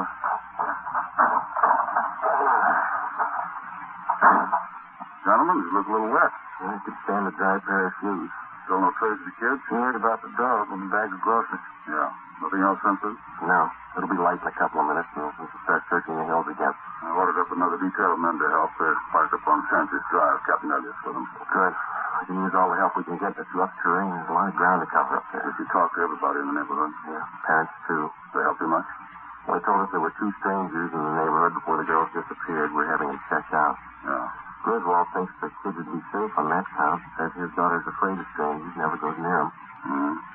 How much area did you cover in the hills last night? About a 4 mile, would you say, then? Starting from Stancy's Drive straight back into the brush. It wasn't too thorough. Not enough men, not enough life. You got plenty of both right now.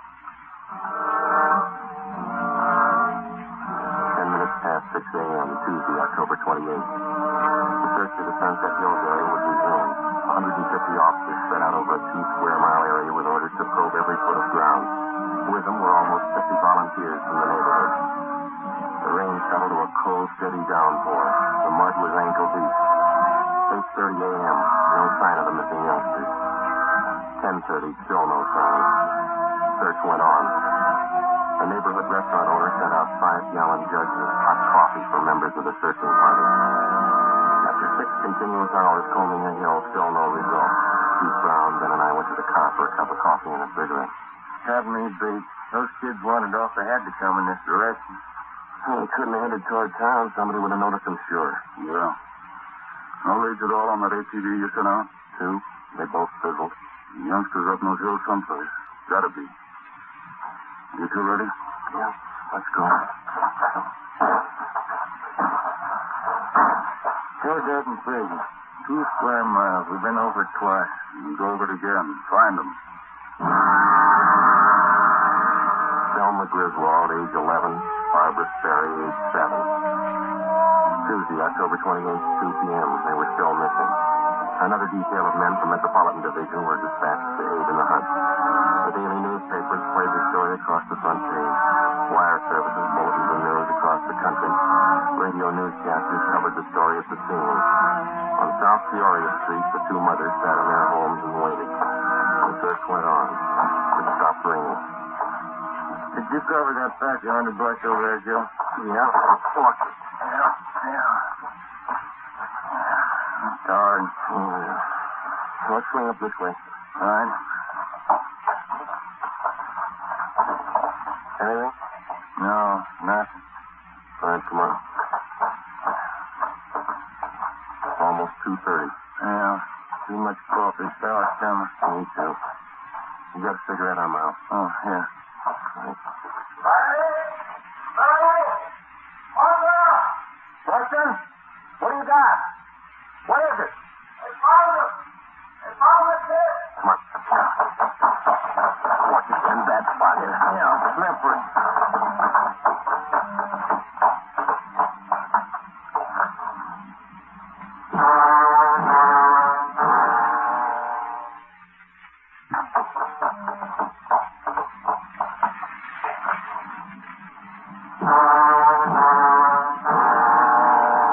Selma Griswold had brown hair and brown eyes. About 4 feet 6 inches tall.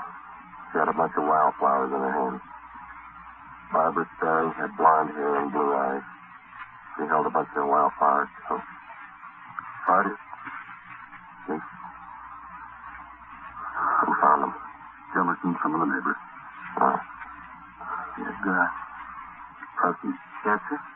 Get something to cover him up. Yes. Come on. Yeah. Been a cop 32 years and never seen anything like that. I hope I never do again. Must have been a maniac. Had to be. The lowest crime, depraved. Anybody call the crime lab? Yeah, the area's been cleared. Family's been notified? Not yet. I'll have to tell them. You want to come along? No, that wouldn't do any good. 2 lives. What can you say?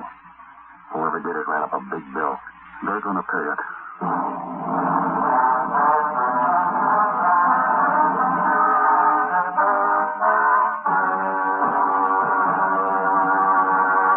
You are listening to Dragnet, authentic stories of your police force in action.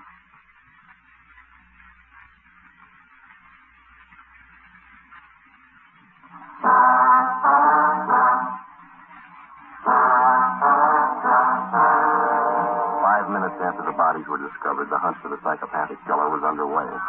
Lee Jones and his crew from the crime lab arrived and took pictures of everything that could possibly have a bearing on the crime. Physical evidence was hard to find. The heavy rain had destroyed any possible chance there might have been of finding footprints. When the crew from the crime lab was finished, the coroner arrived and took the bodies to the county morgue for autopsy. An immediate roundup of all known sexual psychopaths in the area was ordered. They were taken into homicide for questioning. So were the people from the South Peoria Street neighborhood whom we had talked with previously. The questioning went on all through the night. Together with a half a dozen officers from homicide, narrowed down the field. Wednesday, October 29th, 7 a.m. We checked in with Chief Detective Thad Brown. Gentlemen, what's the story? Got a few hours sleep last night. Here's a few more. Sorry, we have to keep moving on this. You see the papers this morning? Yeah, they're like everybody else, crying too late. Someday people are going to learn you don't fool with these degenerates. You take precautions, you get the consequences. There's no in between. The usual talk going around town. Supposed to be all our fault, letting the psychos run loose. No, we don't make the laws, we enforce them. So we got something to work with. Laws with teeth in them. These atrocities are going to go on. Nobody seems to care. We pick them up, they serve a few days, pay a fine, and they walk out of here. Nobody cares. Sure, pity them. Don't scare them. Nature played a trick on them. Feel sorry for them until they kill a kid. Not a firm law to cover them as they are. Just to wait till they murder somebody. We got a better law for mad dogs. We don't let them run loose till they bite somebody. Those two little girls ought to prove something. How's the parents making out? What you might expect. Shot, dead. Excuse me. Brown speaking. Who? Send him in. Chandler, here's what he's questioning that bunch we brought in yesterday. Oh, Chief. Ben, Joe. How many possibles, Glenn? None. 4 we had left established airtight alibis. We checked the registrations, gave them no releases. Where does that leave us? We start from scratch. I don't think so, Chief. You got a hunch? A little better than that, Joe. I'm sold. What do you mean? You said the parents told you the little girls were afraid of strangers, wouldn't go near them. That's right. You got the same reaction from some of the neighbors we talked to the day before yesterday. Yeah? Now we find out that all the known psychos in the area are clear, perfect alibis. And you figured the killer couldn't have been a stranger to the little girl. That's right. There were only 2 strangers in the whole neighborhood the day the girls disappeared, the gardener and the salesman. And both of them have been checked and cleared. Mm-hmm. As far as we know, the little girls wouldn't have gone that far up in the hills alone of their own accord, and they wouldn't have gone with a stranger. They had to be lured there and by someone they knew. Any ideas? Could have been one of the neighbors. No, we checked every possible out there, Glenn. We questioned them a half a dozen times. So have I. There's one that might fit. Who's that? Claude Jimmerson. Glenn Chandler had been a veteran homicide officer before Ben and I joined the department. He was tall, quiet, and reserved.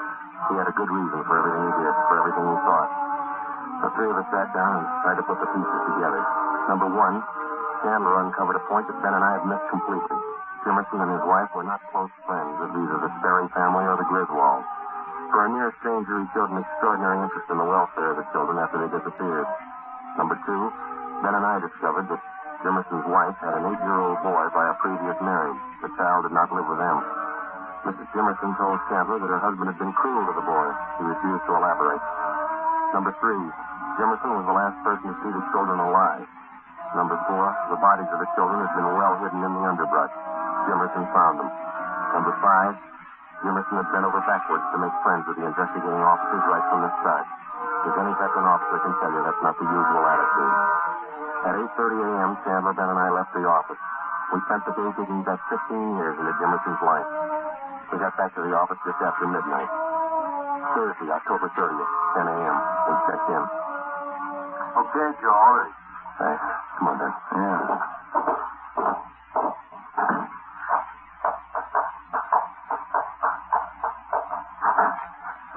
Morning, Mr. Jimmerson. Oh. How are you, Sergeant? Glad to see you. Sit down. Sorry to bother you again. Not at all. Glad to help. Anything new turn up? Did you kill those 2 little girls? That's a funny thing to ask. Of course not. You know that. We ask everybody the same thing. Hope you're not offended. Oh, you kind of surprised me. I didn't know. Did you kill those little girls? I don't understand. I told you no. Of course not. Just ask questions, routine. Did you kill them? Now, look, Sergeant, how many times do I have to tell you no? Sorry. You don't have any children, do you? No, we don't. No stepchildren? No. Why? Before you moved out to South Peoria Street, you and the wife lived out in West L.A., didn't you? Shelton Avenue. Oh, yes. How'd you know? You recall a Mary Gibbs out there? Gibbs? No. 6-year-old girl. You were charged with molesting her. That was back in 1944. They were crazy. They never proved it. Before Tilton Avenue, you lived in Santa Monica on 10th Street. Is that right? Yeah. It was an 8-year-old girl. Donna Harnett. That kid died, too. She asked me to fix a doll buggy. I never went near her. What about your stepson? Why isn't he living with you? Why did your wife send him to live with your sister? Amy's crazy. I never harmed the boy. We didn't get along, that's all. It got on my nerves. You've had 4 jobs in the past 5 years. What were they? I don't know what you're talking about. You were a janitor at a grammar school down the south end of town, then a gardener at a children's playground. Then you were a shoe salesman, children's shoes. Then you worked at another grammar school. What does all this mean, anyway? What are you getting at? Have you ever been in jail? Once. 6 months, there was some trouble. What kind of trouble? I didn't know what I was doing. I was drinking. I didn't mean to bother the kid. Well, that's all, Jimmerson. Routine question. You can go now. Oh, thanks. I hope you haven't got the wrong idea about me. I like children, that's all. Sure. Thanks for coming in. Not at all, Sergeant. Anything I can do to help. Well, goodbye. Say, Jimmerson, I almost forgot. There is one thing. Oh? Since you're the one who found the little girls, we'll have to have you identify the body. It won't take long. More gets across the street. That's the blood. Well, I'd like to help you, but I got an appointment. All you have to do is look at him. Won't take you long. Come on, let's go. I'd like to help, Sergeant, but I don't take these things while I get sick. We'll make it right. Not this way.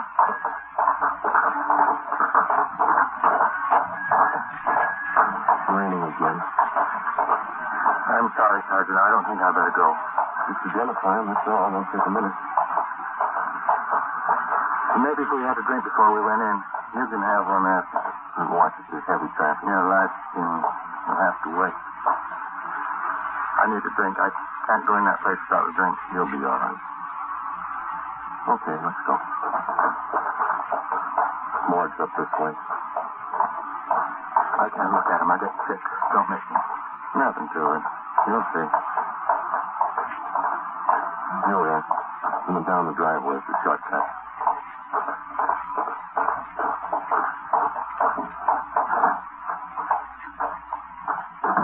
This way. Hi, Joe. Can I help you? Yeah, I see. Those little girls.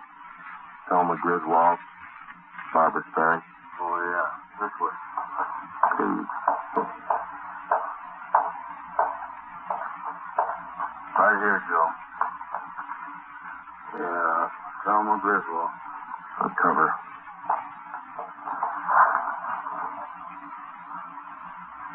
Jimmerson? Yeah. Jump.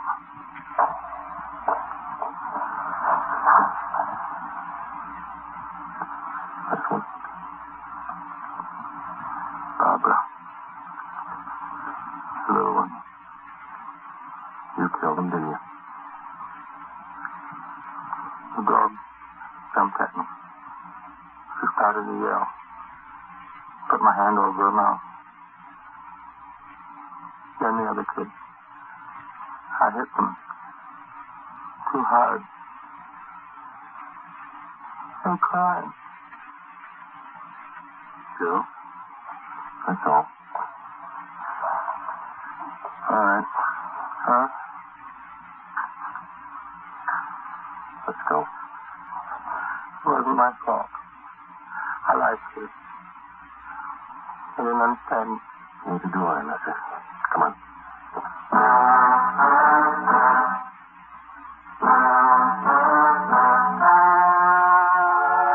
The story you have just heard was true. Only the names were changed to protect the innocent. On March 18th, trial was held in Superior Court, Department 87, City and County of Los Angeles, State of California. In a moment, the results of that trial. It's amazing how many long cigarette smokers are changing to Fatima. Here's the actual report. From coast to coast, Fatima has more than doubled its smokers. Yes, more and more more smokers every day are discovering that Fatima is the best of all long cigarettes. Smokers find Fatima has a much different, much better flavor and aroma than any other long cigarette. They find that Fatima is extra mild because it's the long cigarette which contains the finest Turkish and domestic tobaccos superbly blended to make it extra mild. Enjoy extra mild Fatima yourself. Best of all long cigarettes.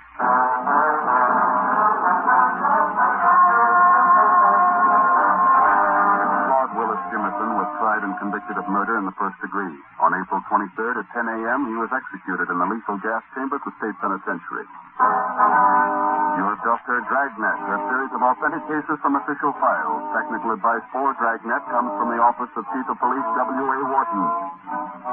You're tuned for the stars on NBC.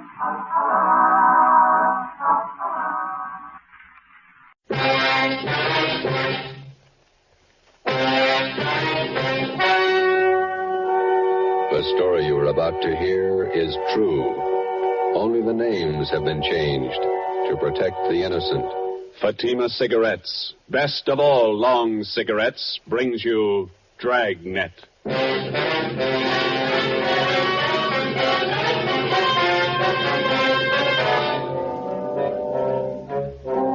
You're a detective sergeant.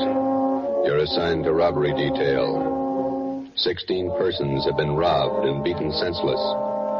The victims describe the assailant as a tall, beautiful woman. Your job, stop her. If you want a long cigarette, smoke the best of all long cigarettes. Smoke Fatima. Fatima is the long cigarette which contains the finest Turkish and domestic tobaccos superbly blended to make Fatima extra mild. And that's why Fatima has a much different, much better flavor and aroma than any other long cigarette.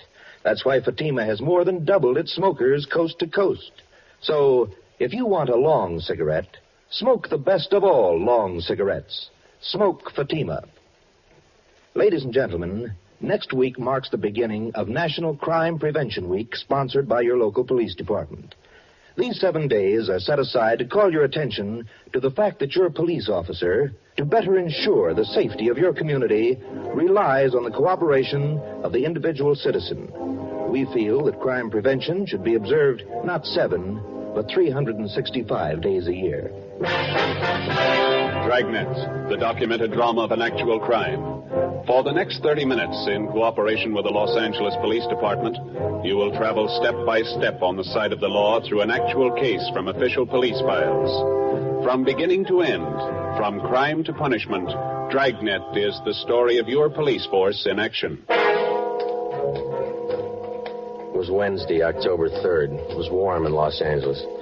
We were working the night watch out of robbery detail. My partner's Ben Romero. The boss is Thad Brown, chief of detectives. My name's Friday.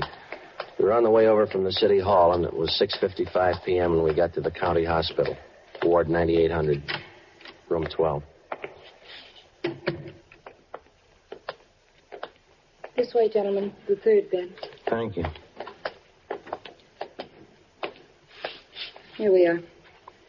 Please try not to excite him, Sergeant. He's had a pretty hard time. Yes, ma'am. Thank you. Make your visit as brief as possible. We will, thanks.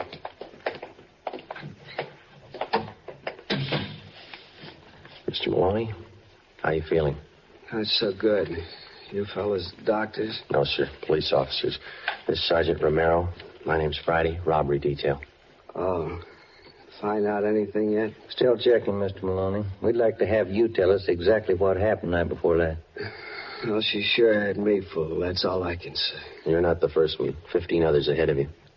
Would you tell us what happened? Well, I left the shop a little after midnight, and I started to drive home out Central Avenue.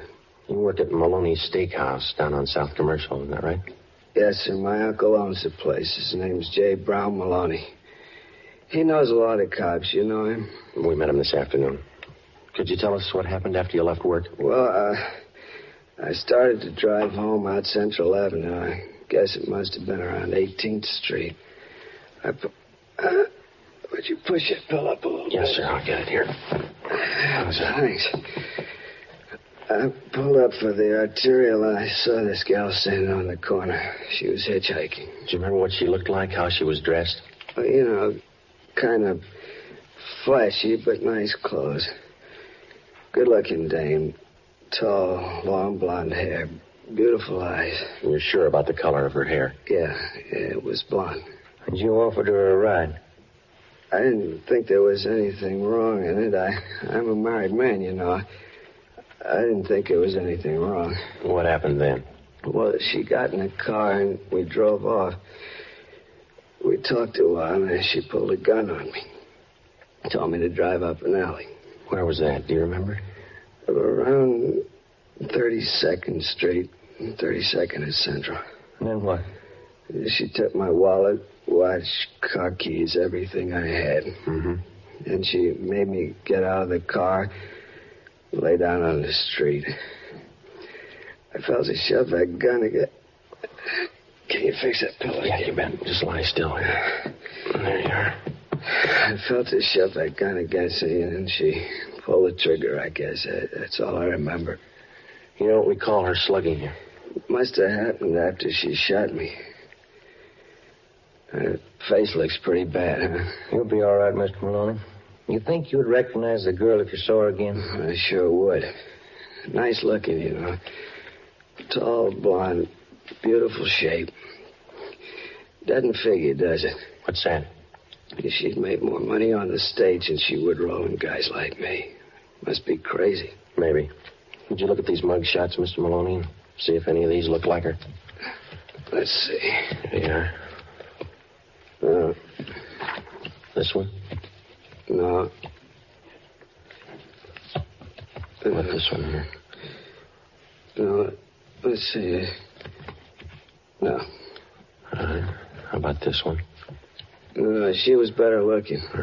Well, here's the last one. I don't know. This might be her. The hair was fixed right. Maybe a little more makeup. I'm not sure. All right, Mr. Maloney. Thank you. We'll be back to see you in a day or so when you're feeling better. Okay. Say, my name won't be in the papers, will it? No, sir, not unless you give it to him. I was just wondering if a wife might not understand giving a girl a ride, you know? Yes, sir, we know. Well, thank you, Mr. Maloney. We'll be checking back with you later on. Okay, officers. I hope you get a line on that dame. We're going to try. Goodbye. Sure messed up, isn't it? Yeah. That dame's got some other motive besides money. Psycho. Some kind of a sadist, maybe. Yeah. Find out what you wanted, Sergeant. Yes, we did. Thanks, nurse. What'd the doctor say about Maloney? Is he going to be all right? Well, he had a severe beating, but he'll get over that all right. It's the bullet wound in the back. He'll recover, won't he? The bullet shattered part of the spinal cord. There was nothing the doctor could do. Yeah? Paraplegia. He'll never walk again. We left the county hospital, went back to the office, and got out a local broadcast for the woman whose mugshot Maloney had partially identified. Her name was Beverly Allen. She had a record of 3 arrests and 1 conviction of 240 PC, assault and battery. After we checked in the office, we went across the street to the crime lab. Lee Jones had already examined the bullet taken from Maloney's spine and the cartridge casing found at the scene of the shooting. Both of them bore the same markings as those which had wounded the 2 previous victims. From the striations, the gun had been previously identified as a .45 Colt. Maloney's car was examined. We found nothing. We went back to the city hall and checked in at the stats office. It was 8:35 p.m.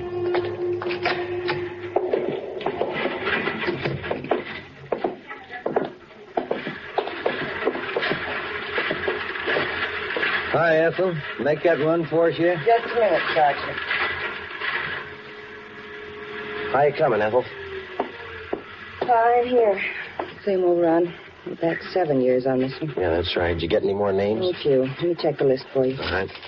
You wanted the names and DR numbers on Caucasian women. 5 feet to 5 feet 8, 115 to 130 pounds, 20 to 30 years, blonde or brunette, assault and battery, M.O.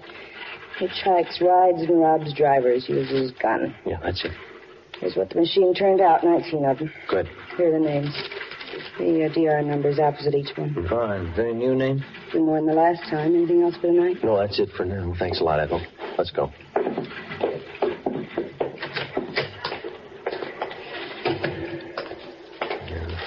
Bad start. How's that? 17 of these names we checked and cleared already. And the other two? Well, one's Catherine Collins. The other one's Beverly Allen. She might tie in. We got nothing else to go on.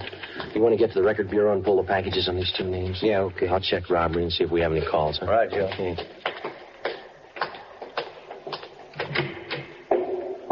Hi, Captain. Any calls for us? Just one. Thad Brown wants to see you.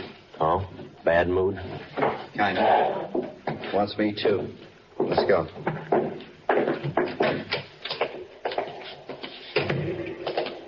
That fellow Maloney tell you anything? Nothing that helped much. Same old story.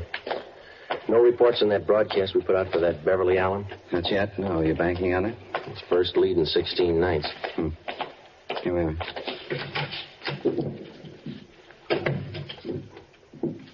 Walker, Friday, come in. How are you, boss? Sit down. Take a look. Woman bandit gets 16th victim. Beautiful hold-up queen robs, shoots restaurant worker. Yeah? It's on the editorial page, too. Something else. Memo from the chief. Here, letter from the Downtown Citizens Committee. Another one, Civic Club. They all want answers. Men are doing all they can, Chief. We got two other teams besides Friday and Romero working the case. Special squad from Metropolitan Division. They're on it, too. I don't care what we've done. We got to do more. 16 nights, 16 robberies, and 3 shootings. 3 victims still in the hospital. When do we blow the whistle on her? We checked out every possible lead, Chief. We got a warrant out on one suspect. We're checking out another one. Talked to that man Maloney, the one she got last night. Well, what did he tell you? Well, not much more than the other 15 that she took. Descriptions still don't match in one respect. Well, how do you mean? Well, in 10 of the 16 cases we've had reported, the victims tagged the girl hitchhiker as a blonde, long hair. 4 of them say she was a brunette with a short hairdo. 2 of them tell us the girl had red hair, long. She's using wigs, that's what we figured. Checked every place in town where she could have rented or bought them. No leads. What about some of the bigger supply houses out of town? We've started in checking them. It'll take a little time. And you've got practically nothing on the woman. Same gun, .45 Colt. Lee Jones examined the bullet they took out of Maloney's spine. How's he doing? Not good. The bullet smashed his spinal cord. His legs are paralyzed. When do we stop her? Yeah? Romero? Hi, Chief. Captain. What have you got? Pulled the packages on 2 possibles in this woman hold-up thing. It's no good, Joe. Why not? What about that Allen dame? Jail in Kansas City? I called him. Been in for a month. And the other one? Catherine Collins. I checked Seattle. Been in the hospital up there for the past 3 months in TB ward. Where does that leave you, Friday? Right back where we started. No leads and no suspects. All right, Walker. Starting tonight, we cover every street and alley in the central area until we get that woman. We'll order up more men and more detectives from the Metropolitan Division. Right, Chief. Get out more decoy cars. Have the area covered from sundown till sunrise until further notice. Get that woman. Right. Come on, Joe. Yeah. Hot shot. I get it. A 211 shooting at Gatewood and Cameron. A 211 shooting at Gatewood and Cameron. Let's go. The name on his driver's license said William Gillespie. We found him 50 feet from the corner of Gatewood Alley and Cameron Street. His face and head bore the marks of a vicious beating. There was a single bullet wound in his left shoulder. He was conscious when we arrived. Chief Detectives Brown, Captain Walker, and Ben checked the area for physical evidence.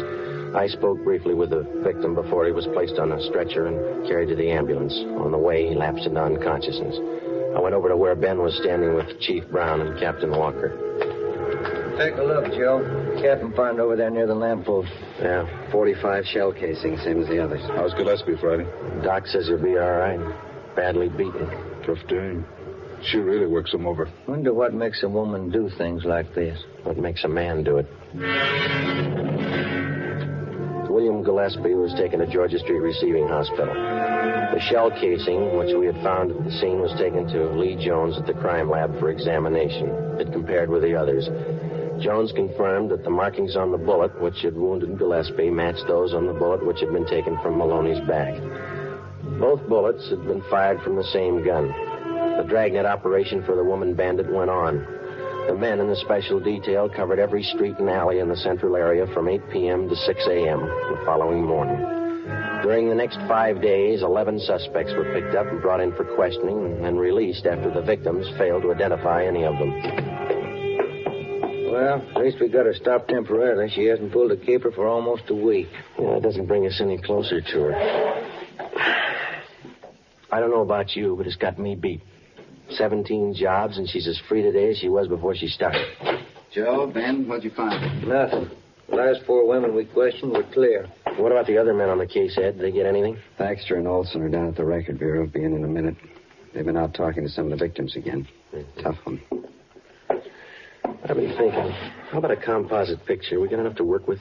Artist in the crime lab's working up a couple of sketches now. A lot of guesswork. What about the descriptions of the clothes the girl wears? Anything there we could start on? No, other than the fact that she wears flashy clothes. Hi, Olson. Hi. Any luck? Not much. None of the victims have a very good idea what the dame looked like. Tall, good-looking, nice figure, that's all. Nothing out of the ordinary, huh? Well, some of them said she had kind of an unusual voice. Soft, low. That's about all they could remember. There's not much help. She's been described in 3 different outfits, is that right? Yeah, green dress with a pink coat, white dress, dark blue jacket, bright red sweater, and a brown skirt. Always carries a dark brown alligator handbag. Shoes to match. No hat. Not much of a wardrobe, is it? Maybe that's why she took up robbery. Now, look, let's get on this thing. We've been chasing this woman for almost a month now, and she's still got the run of the town. How long's it going to take us? If we only had a lead that was worth something. Find it. It's there someplace. I've never reached a thief yet without digging for him. I'll get it. Robbery, Olson. Yeah. Right, Andy. I'll tell him. Anderson and burglar. Joe wants to see you and Ben. Thanks. Captain? That's all. Come on, Ben. Yeah. I'd like a day off, wouldn't you? We'll get one when we get this dame. Right, Ed.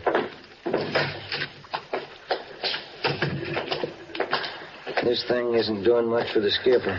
It's not doing much for our time off either, is it? That fire department's got the racket 24 hours on, 24 off. Mm-hmm. Sometimes they get 3 days off in a row. That's what you keep telling me. Here we are.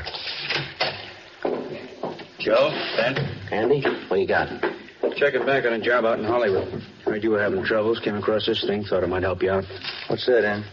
One of the picture studios had a burglary about a month ago. The thief got in the wardrobe department, then next door in the makeup. Mm-hmm. Yeah, let's see. Here's some of the stuff taken. Dress, coat. Oh, here, you can read it. Okay, thanks. Mm-hmm. Red sweater, brown skirt. Hey, look down here, Joe. Where? Right here. Oh, yeah. Took 2 makeup kits and 4 wigs. 2 blondes, 1 redhead, 1 brunette. That's it. Any leads on this job? Well, not so far, no. We got one thing to go on, a single footprint, size 9. Pretty large size for a woman. I didn't say it was a woman. The print was made by a man's shoe.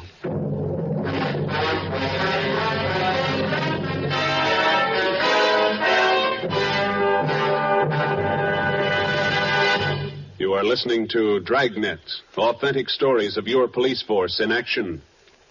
It's wise to smoke extra mild Fatima. It's wise to smoke extra mild Fatima. Those words are echoing across the country. Yes, Fatima has more than doubled its sales because Fatima smokers are telling their friends it's wise to smoke extra mild Fatima. And why? Because Fatima contains the finest Turkish and domestic tobaccos superbly blended to make Fatima extra mild. So, for a much different, much better flavor and aroma, smoke Fatima.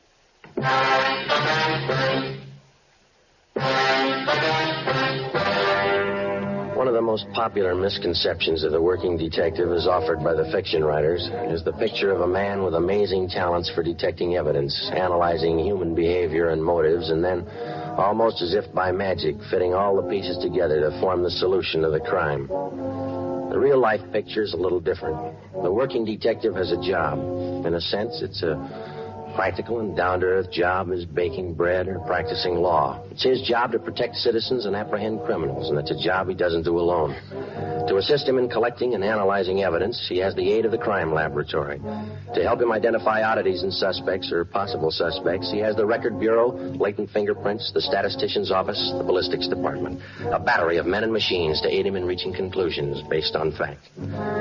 Tuesday, October 9th, 9 p.m. For the past 8 hours, Thaxter and Olson from robbery and Ben and I had been requesting all of the 16 victims of the woman bandit. We asked them one question. Could their assailant possibly have been a man dressed as a woman? The majority didn't think so. Those that did weren't very sure. We followed the lead through. At 9:25 p.m., we checked in and headed down the hall for the stats office. Do you think it was a man dressed as a woman? I don't know. One male footprint. Pretty slim odds. Maybe the machines here can tell us. Hello, Sergeant. Back again, Ethel. Can you make a run for us tonight? 9:25. Sure, I think so. Now, here's the dope right here. You're going to try another angle, huh? Yeah. Let's see. Male Caucasians. About 5 feet 8 or 9, 130 to 135 pounds. Feminine features, size 9 shoe. Impersonating women, robbery and assault. That's it. Mm-hmm. Arm, 45 automatic. M.O. Hitchhikes, rides, and robs drivers. How soon do you think you can have it for us? Well, you make the run on the collator. You have to punch up the master first with all this information and let the machine work the cards. I don't think I'll have it for you much before 11, that all right? Fine, yeah. We'll check back a little before 11 then, huh? They'll be ready. Good. Come on, Ben. Did you call your wife after dinner? Yeah. Wish I had, and she's mad as a hornet. What's the matter? Kid's having a birthday party tomorrow, and I forgot to order the cake. What's she going to do for the party? Bake one? She have to. And she pulled this gun on me and told me to stop the car. Well, I'm telling you, Captain, I just grabbed that gun and slapped that kid just as hard as I could. Hold it just a minute, will you please, Collins? This man's name is Emil Collins. Mr. Collins is Sergeant Friday, Sergeant Romero. How do you do? I was just telling the captain here, I'm down here on a vacation. I'm from Sacramento, South Sacramento. And I was driving down your Figueroa Street about half an hour ago and picked up this girl hitching a ride, and she tried to rob me. Collins took the gun away from her, subdued the girl, and brought her in. Where is she now? Interrogation room. Thaxter and Olson are with her. The description match? Not too close. Sounds like you didn't have too much trouble with her, Mr. Collins. Well, now that I come to think of it, maybe I didn't. When she pointed that gun, I just grabbed for it and slapped her as hard as I could. Sure took the starch out of her. Who is the girl? Any identification? None. Thaxter and Olson haven't been able to get anything out of her. You want to try? Sure. What do you think, Skipper? You tell me. See if you can make her talk. I'll have the stenographer take Mr. Collins' report. Okay. Glad to meet you, Mr. Collins. That's a pleasure. I'm only down here for a vacation, but if you need me, just call. You bet we will, thanks. How do you figure them? I don't know. Let's see what the girl has to say. Olson? Joe, I want to talk to you before you go in. Sure. Did you finally get her to talk? Well, Thaxter did. Pretty sure she's not the one we're after. What's her story? Said she read about this woman bandit in the paper, decided to try her hand at it, needed money. Yeah? Claims her husband left her. She's pregnant, needs the dough for a hospital. She live here? Up the coast, Monterey. Got in town 4 days ago, staying at the YWCA. We checked there. She's not lying. You call Monterey? Yeah, they confirmed it. She left there last Wednesday night. She's not the one. Where do we go from here? You'll take care of having her booked, huh, Olson? Yeah, as soon as we get a station. Okay, fine. Friday, Ben, this way. Hustle it. You too, Olson. What do you got, Ed? 4th and Lucas, 211 shooting. Let's go. Any details? Yeah. A tall blonde with a gun. Come on. The woman bandit's 18th victim was a truck driver. His name, Harry Reese. His story differed a little from that of the first victim. The woman was hitchhiking near Alvarado and 3rd Street. He gave her a ride. She robbed him at gunpoint, slugged him, and then shot him through the left shoulder. He described her as tall, blonde, attractive, and well-dressed. Guess I should have known better. I remember reading about the dame in the papers. You're sure that the person who held you up was a woman? I don't get you. What he means is you don't think it could have been a man dressed like a woman. Oh, no, I'm sure of that. No guy ever looked that good to me. All right, Mr. Reese. We'll check with you later at the hospital. Okay. Let's get through, will you? We're keeping that truck cleared? Yeah, Olson's got a couple of men watching it. He's going over it. Same old story. Just another version. Don't you think she's spreading it pretty thin? Her luck can't last forever. It's got me beat, how she always manages to disappear without a trace. Yeah. Now, Ben, this way, over here. Yeah, okay. What do you got? Better hustle it. 4 blocks down on the coal factory shooting. Just came in on the car radio. Let's go. Slide over, Joe. Yeah. Hit the sign, Ben. Yeah. The crowd, watch him. All right, Skipper. Is that all that came over, Ben, the shooting? All they said, see the cab driver, ambulance shooting. She's working real fast. What's the address for me? 3rd and East Flower Hotel. Hold on. This is it coming up. Should be to the right here. Yeah, take a right. That must be it up ahead. I can't see. What's that sign say? Edgemar Hotel for young women. Here's a cab driver. Office is right over here. Hey. Looks like blood stains to me here all over the sidewalk. Yeah, I guess it couldn't have happened any more than 5 or 10 minutes ago. I had this fare, see, picked her up at 4th and Bixel, and I drove her here. She paid the fare and got out. Yeah, go on. I was about halfway down the block when I heard a shot. At least it sounded like one. When I looked back, this dame was down on one knee near the door to the hotel here, and by the time I backed up there, she was gone. And you noticed the blood, huh? That's right, yeah. I figured I better call somebody. Can you tell us what the girl looked like? Oh, not bad at all. Blonde, tall, pretty girl, nervous. But you didn't see where she went? No, but I didn't. I'll get the driver's name and address. Joe, you and Ben, see if you can follow that trail. Stuff's all over the place. Right. Over this way, Ben. Yeah. It's not hard to follow. Down this alley between the buildings. How does this figure? I don't know. Let's find out. Here we go. All the way back here. You got your flashlight? Yeah. Here it is. Yeah, this way. Come on. This must be the rear of the hotel. Oh, look. The stains lead over this way to the back door here. Let me try. Okay, inside. Still following? Yeah. Careful. Up these stairs. Yeah. Second floor. What's the matter? Did you lose him? No. Just a minute. See anything? Yeah. Stains lead on up the stairs here. Let's go. I just happened to think. This is a woman's hotel. And they ought to keep the back door closed. Come on. 3rd floor. Let's hold it. What is it? Thought I saw a door open down the hall. See anybody? No. Let's go. This way. It's an easy trail to follow. Now, this is it. They stop here at this door. That doesn't sound like a woman. Yeah, you ready? Try the door first. Easy. It's locked. All right, come on, together now. Let's hit it. Yeah, all right. Watch it, Joe. All right, you. I got the gun. Yeah. Oh, we found what we came for. Look. Still got the clothes on. Blonde wig, makeup, everything. Please, help me. My leg. Call an ambulance. It's on the way. Take it easy. Have a look, Joe. The wigs, full makeup kit, clothes, living in a woman's hotel. The works. It was an accident. You never would have got me. I dropped the gun. It went off. You never would have got me. Yeah, that's right, mister. It was an accident. You better get the boss in here. I'll stay with Glamour Boy. Yeah, okay. And Ben. Yeah? Leave the door open, will you? House rules.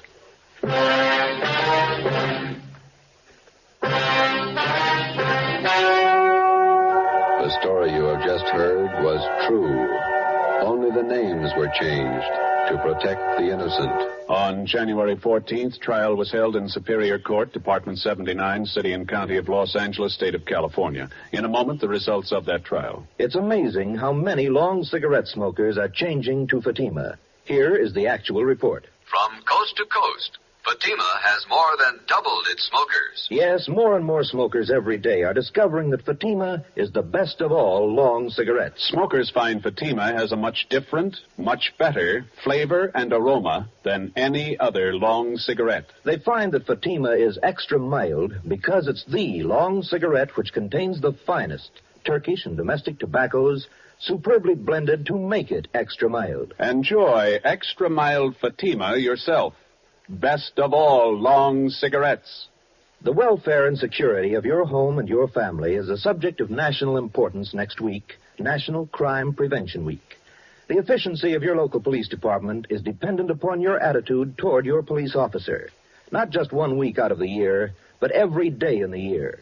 He wants your cooperation. He needs your cooperation for the enforcement of your laws. Help your officer to help you to live in a peaceful, orderly community. National Crime Prevention Week costs you nothing, just your cooperation.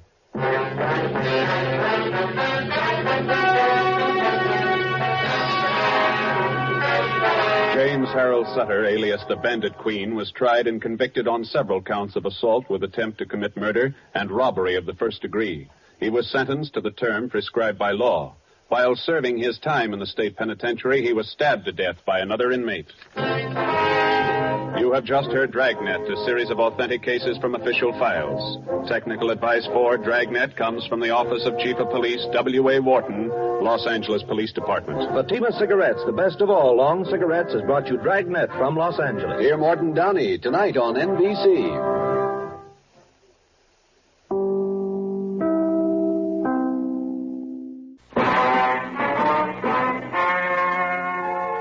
The story you are about to hear is true. Only the names have been changed to protect the innocent.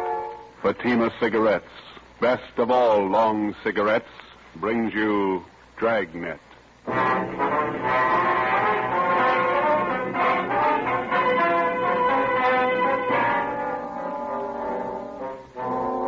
You're a detective sergeant. You're assigned to bunco detail. An expert confidence man has resumed operations in your city. His criminal record dates back 35 years. He's a master in the art of the gentle swindle. Your job, stop him.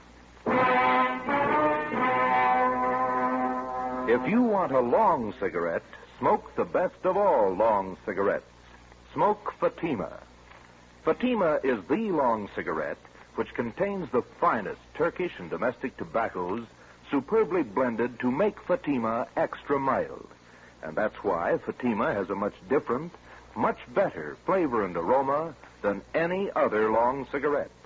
That's why Fatima has more than doubled its smokers coast to coast. So, enjoy Fatima, the best of all long cigarettes. It's wise to smoke extra mild Fatima. It's wise to smoke extra mild Fatima.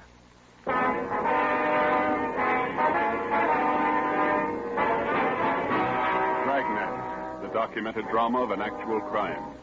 For the next 30 minutes, in cooperation with the Los Angeles Police Department, you will travel step by step on the side of the law through an actual case from official police files. From beginning to end, from crime to punishment, Dragnet is the story of your police force in action. It was Tuesday, July 28th. It was warm in Los Angeles. We were working a day watch at a bunco detail. My partner's Ben Ramel. The boss is Thad Brown, chief of detectives. My name's Friday. I was on the way back from the record bureau, and it was 10:45 a.m. when I got to room 38, bunco fugitive detail. Friday? Captain, they're bringing him in now. Sit down. Thanks. There's the mama sheet on him. Oh, Gentleman Wallace. I thought he was out of our hair for good.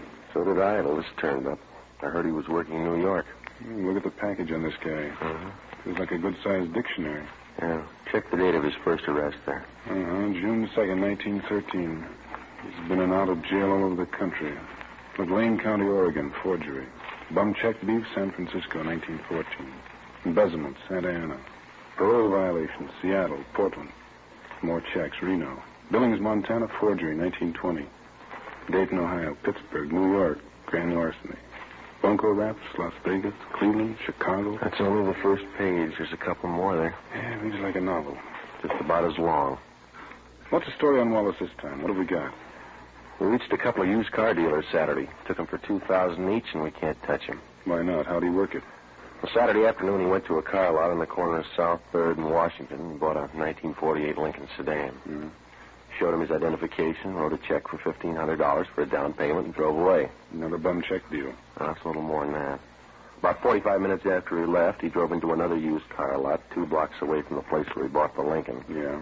Told the salesman there that he didn't like the car and he wanted to trade it in on another one. The salesman offered him $900 less than he paid for it. Wallace accepted and offered them a personal check to cover the balance. And the salesman went for it? Almost.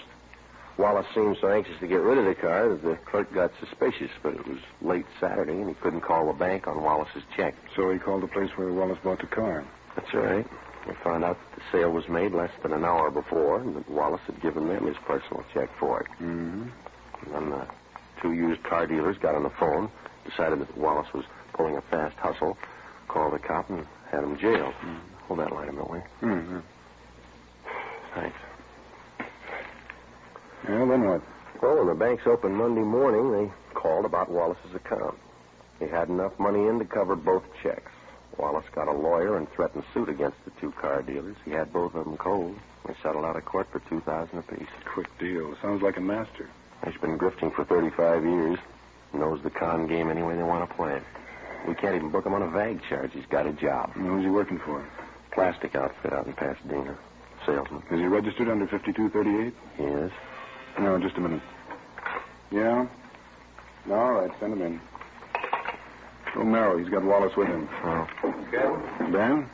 Wallace, this is Captain Bryce. Captain, I'm very happy to know you. I've heard a lot about you. Yeah.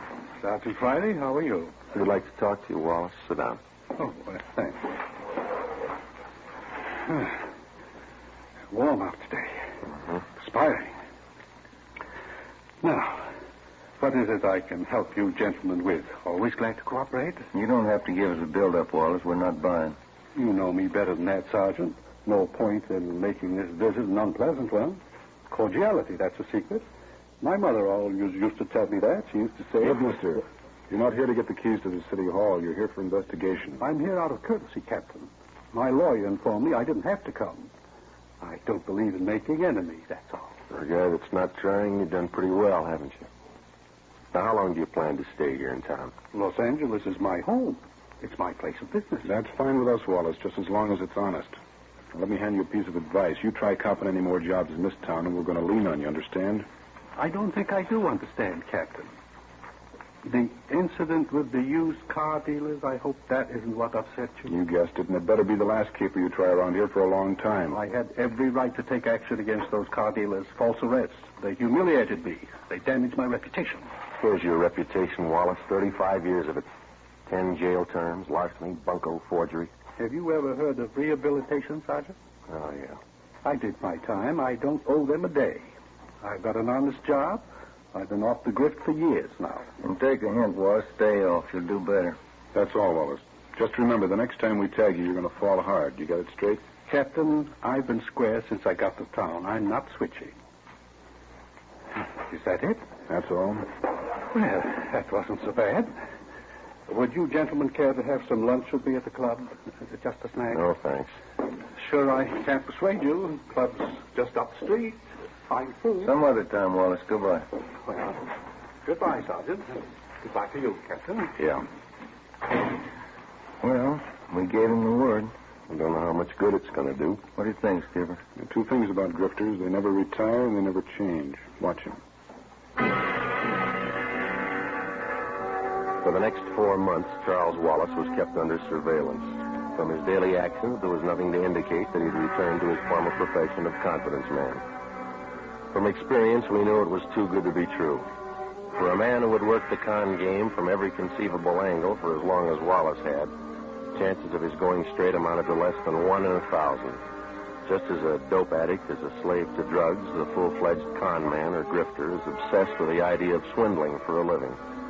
He loves his work and he takes pride in it, just as much as a doctor, a lawyer, or any legitimate professional man. He has a life and a code of ethics all his own, even has his own language. The grifter's victims are wealthy, middle class, and poor, and many more than the average citizen imagines. Wednesday, December 1st, 1 p.m. Ben and I had lunch and checked back in at the office. Food's getting better at the cafeteria, don't you think? Well, beef stew is pretty good. You got an extra coat hanger in your locker? Oh, yeah. Yeah, here you are. Yeah, thanks. Hi, Conlon. Joe? Did you see this report the post office detail sent over? I mean that Lonely Hearts ad? No, this is a different one. Beale Twist. How do you mean, Harry? Let me look, huh? Here. Barney Grant. That's the name he uses anyway. A couple of weeks ago, he planted a small want ad in the newspapers around town. Been cleaning up ever since. How'd he working? Here, take a look at the ad he was running. Remember, tomorrow is the last day to send your dollar to Box 565, Main Post Office, Los Angeles. Was that all? That's all it took. The last couple of days, been getting about 40 letters a day from people in the city, with $1 in each one. Ad doesn't promise a thing. Just send your dollar. People send them. They picked the guy up, Harry? He called for the last batch of letters 2 days ago. Probably pulled out. Postal inspectors checked the address he gave when he applied for the box. They never heard of him there.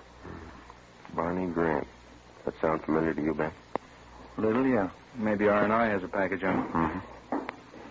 Friday, see you a minute? Right, Captain. Ben, you and Conlon want to check that name through R&I? I'll be in with the skipper. Yeah, okay, Jack. Friday, close the door, will you? Sure. This is Mr. Sawyer. He's with the Western Central Railroad, Sergeant Friday. Sergeant? How are you? About Wallace, Friday. Mr. Sawyer has a complaint against him. We've got the crime report. Gentleman Wallace? Yeah. You want to fill him in, Mr. Sawyer?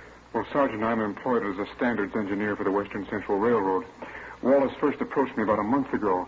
He said he was an inventor, and he was working on plans of a new type of air brake for use on railroad cars. Mm-hmm. Go ahead. He said he'd conceived the idea, but that he needed more time and money to perfect his invention. He told me I'd share in half of the profits he got from his idea. It sounded more than fair. How much money did you give him? All I had in my savings account, $3,000. I talked it over with the wife, and the idea looked real good on paper. Yeah. I didn't expect to make too much money for myself out of this, but I thought if I could get a hold of this braking system, it would certainly help the company out. Mm-hmm. He took your money, and you haven't heard from him since. Well, I presented the plans to the chief specifications engineer in our eastern office. Yeah? I got an answer yesterday, airmail. Our New York office has been working for 2 years on exactly the same set of brake plans. And how'd he get a hold of them? From the Patent Bureau in Washington. The company has a patent pending on the new device. It's all legal, isn't it? Yes. He simply got the information from them, drew up an exact copy, and submitted them to me. He sold you an invention that your company already owned. Yes, sir. And I'm out $3,000. You know where Wallace might be now? We've checked the boarding house where he was staying. He left there last night. No forwarding address, nothing. We've got an all-out-points bulletin on him. Do everything we can. Well, thank you, Captain. Sergeant Friday. You have my card. If there's anything I can do to help, please call. All right, Mr. Sawyer. Goodbye. Go on. I know what we're looking for, Joe. Well, let's see. What's that, Romero? On that phony ad the post office detail reported this morning. Check the name Barney Grant through the crime index. That's the name the guy used. Yeah. Oh, this is the package in Gentleman Wallace. That's right. His alias list goes for 3 pages. Read him again. Charles French, Walter Grant, Charles Grant, Barney Grant. That's right. Gentleman Wallace, Barney Grant, same guy. We got out a local broadcast, an APB, and a radiogram on Charles Gentleman Wallace. For a full month, there wasn't a sign of him. Then we received a communication from the Denver, Colorado Police Department. Wallace had cashed worthless checks in that city in the amount of $2,500, and then he'd skipped town. But before he left Denver, he managed another deal.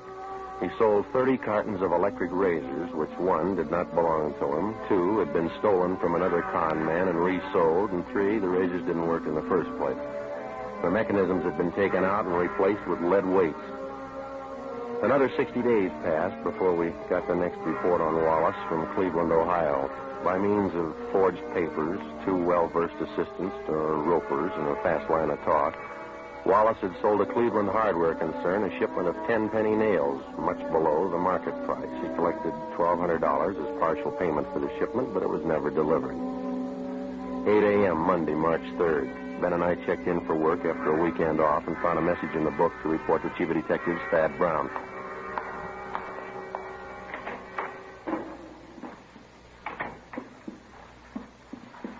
Chief, you wanted to see us? Come in.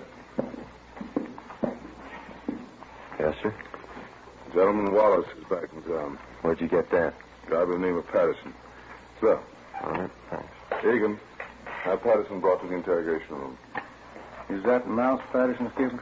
Yeah, small-time grifter. He was running with Wallace as late as a month ago back in Pittsburgh. When was Patterson picked up? Last night at a big hotel out in Hollywood. He was working a fast deal. You think he came to town with Wallace? I know he did. One of Conlon's informant spotted Wallace and Patterson last night. We nabbed Patterson. Wallace slipped away. We figured that he'd been operating in and out of the city for about 2 weeks. Any idea what his angle is this time? I think so. Take a look at this. Obituary notices slipped from the newspaper. How do these tie in? The con artist takes a dead man's name from the obituary list, finds out a little bit about him, and writes him a letter. He writes the dead man a letter. Here's a sample we had reported to us. Read it. William Radford, 233 South Brookway, Hollywood. Dear Bill, I heard you were sick, and I didn't want to bother you at this time, but believe me, I'm desperate. I don't mean to hound you about the $400 you borrowed from me, but we are having sickness in our family, and I do need the cash. Wait a minute. Wallace writes a letter like this to a man knowing he's dead and the family opens it and reads it. And they figure it's some unpaid debt that they didn't know about, which the deceased owed. That's right. And the con man collects. Yeah. Letters been showing up right in the middle of funeral arrangements. The family's bereaved, grief-stricken, caught off guard.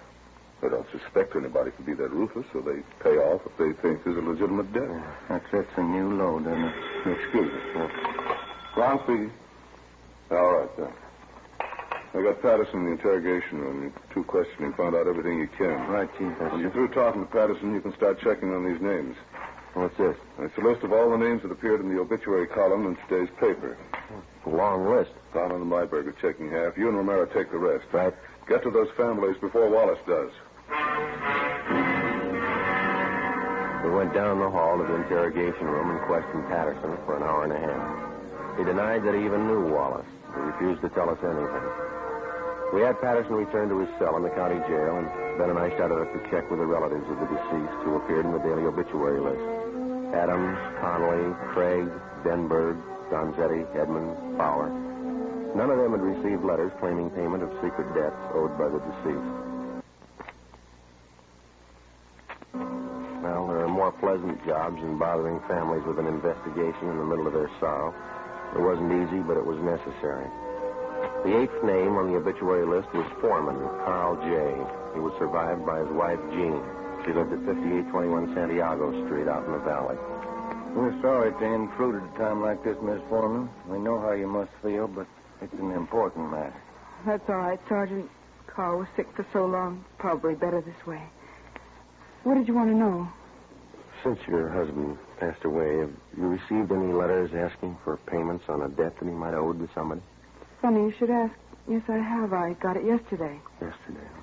Do you know the man who wrote the letter? No, I didn't. I took it for granted that it was someone Carl knew in the Army. Someone he borrowed from. How much money was it he said your husband owed? $400.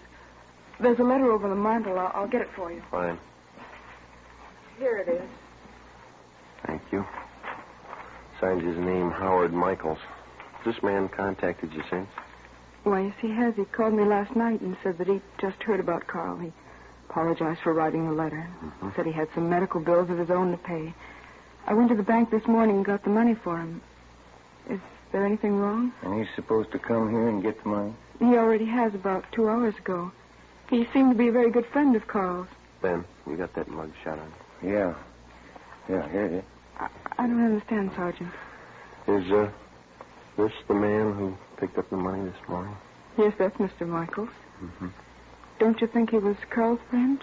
I don't think so, Miss Foreman. But no one would do that. Who could be that low?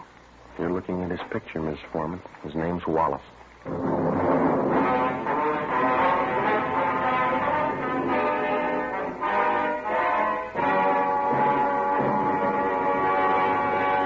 You are listening to Dragnet for the step-by-step solution to an actual police case. Here, step by step, are the reasons why Fatima has more than doubled its smokers from coast to coast. Step 1. The name Fatima has always stood for the best in cigarette quality. Step 2. Long cigarette smokers discover Fatima has a much different, much better flavor and aroma. Step 3. Long cigarette smokers find Fatima extra mild. Fatima is the long cigarette which contains the finest Turkish and domestic tobaccos superbly blended to make Fatima extra mild. And that's why more and more smokers every day agree. It's wise to smoke extra mild Fatima. It's wise to smoke extra mild Fatima. Yes, the name Fatima on that golden yellow package is your insurance of an extra mild smoke. So, enjoy Fatima, the best of all long cigarettes.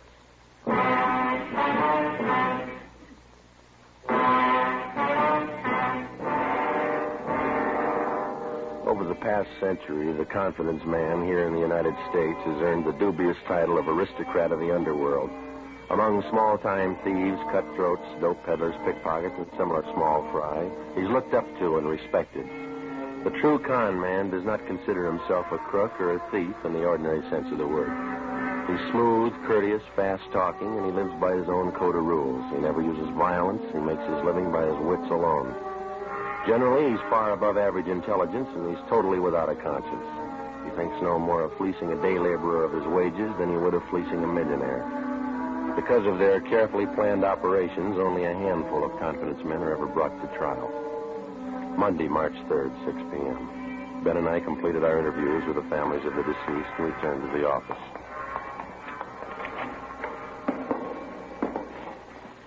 Hi, you two have any luck? Wallace is the guy. We found out that much. Who identified him? Woman out in the valley, a Mrs. Foreman. Wallace posed as an old friend of her husband's, took her for $400. How about calling Marburg, Captain? They get anything? I haven't checked in yet. I'm waiting for him. How does Mrs. Foreman make the payoff to Wallace? Through the mails? No, sir. He came out and picked up the dough in person. And then there's no chance of tracing him through the post office. Seems like he comes up with a new M.O. every day. We checked out the rest of the families of the deceased on the list. Chief gave us no lead. Don Myers and handwriting checked the letter Mrs. Foreman got. The writing matches with the others. It's Wallace. Hi. No, Conlon. Myburg with you? Down the hall in handwriting. Checking a couple letters with Myers. Do any good today, Harry? Some. Found 2 families got phony letters through the mail. Same deal, Wallace. They pay off to him yet? Neither one. Told him to sit tight and call us if the guy should contact him again. Explain the setup. Who are the people, Harry? Let's see. One's an old fellow. Oscar Dunn. Lives over in Highland Park. Other's a pretty wealthy family, Bel Air. Here it is. Elizabeth Secor. She's the wife. Mm-hmm. Husband's name, Burton James Secor. Investment broker. Died day before yesterday. How much of a debt is he supposed to have owed? The guy in the letter claims $1,200. Signed himself William Kilbright. The letters mention anything about how the payoff's supposed to be made? The guy wrote he'd contact him by phone first, then make arrangements to meet him. Both families will call as soon as they hear from him. Now, if he doesn't change his M.O., we're set. Count on you and Myburg stick with the family in Highland Park. Make sure they understand perfectly what the setup is. If Wallach makes a contact, be there. Okay, Cap. Joe, you and Ben cover the family out in Bel Air. Okay, you got Secor's address here? Well, here's a crime report. It's got all the dope. Good. Now I'll grab it. Bunko, fugitive Conlon. Yes, ma'am? When? All right, thanks. We'll take care of it. Secor's. Wallace just called him. What's the pitch? Wants to pay his respects. He's going to visit him tonight. 7:35 p.m. Monday, March 3rd. Ben and I drove out to Bel Air to the Secor place. It was an English-type mansion with a circular driveway out in front. The wake for Mr. Secor was being held in the living room. The butler showed us into the library where Mrs. Secor was waiting. She told us everything that had transpired since she first received the letter from Wallace following her husband's death. She said Wallace had promised to be at her home promptly at 9 p.m. We waited. 9 p.m. came and went. We told her that if the suspect should call, to make any concession, to agree to anything in order to set up a meeting with him. At 10 minutes past 10, the phone in the library rang.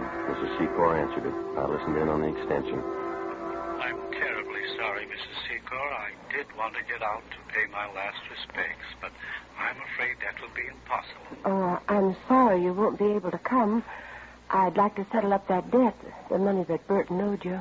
I do hope you understand, Mrs. Secor. It's very difficult for me to bring up such a subject at this time of your bereavement, but I do have need of the money. You see, it's my wife. She's quite ill, and, well, there are medical expenses to be met. Oh, I understand. When would you like to come for the money? Well, would tomorrow be all right? My husband's funeral is tomorrow. Oh, I see. Well, where will that be? At the cathedral on Sunset Boulevard. A requiem mass at St. Mary's at 9 o'clock. Well, since I don't want to bother you personally anymore, I wonder if it would be possible for you to leave the cash with the head usher there at the church. Well, yes, all right. I think that would be the best way. All right, then. Good night, and thank you. Yes, good night. I'm sorry. I know that's not easy for you. That's all right, Sergeant. It's strange, isn't it? What's that? One man burns out his whole life making money. The next man spends his time trying to steal it. What does it all mean? I don't know. We got 2,600 men down in the county jail. They all think they've got the right answer.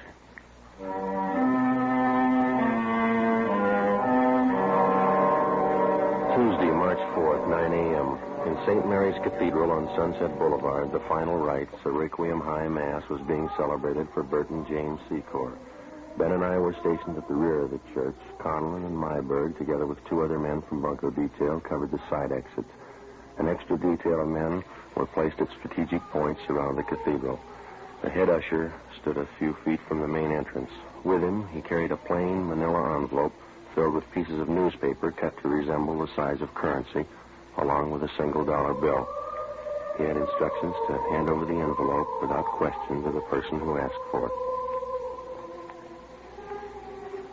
15 minutes past 9, Joe. Yeah. I see the head usher all right. Yeah, I've got him spotted. All right. Pretty good-sized crowd here. Secor must have had lots of friends, huh? Yeah. Nice choir. Just wondering, Joe. What's that? Suppose he doesn't show up? Well, that's possible. He might have gotten suspicious. Could be. What time you got now? 9:20.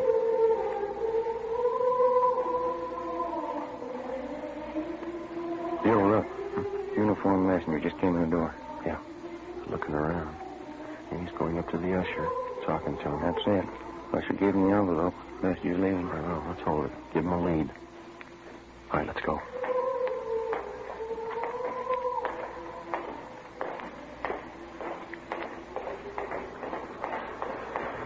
Now, let's go, Ben. Don't lose him. He's getting into that cab. Come on. Slide over. You got the cab number? Yeah, let's move.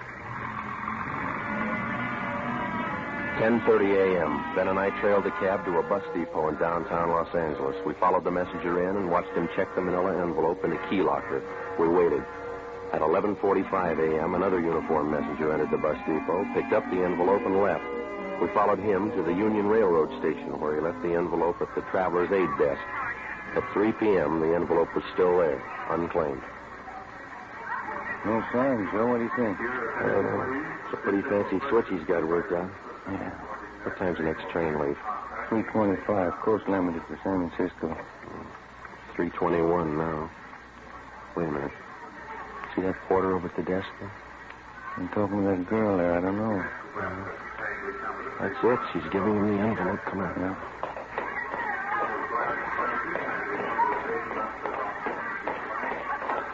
He's heading up the ramp. Yeah, let's hustle. You turn up the left? Yeah. Passenger platform. Coast Limited. Not much time. Come on, run. Come on, Ben. Where'd the porter get on? Next car. Come on, run. Let's jump. This way. Through here. That's the same porter? Yeah. He's knocking at the door to that compartment, handing him the envelope. That's it. Let's go. Yeah, it's locked. Knock. Yes? What is it? Conductor. Just a minute. What is this? All right, Ben. Now, look, Sergeant, there's no need for any unpleasantness.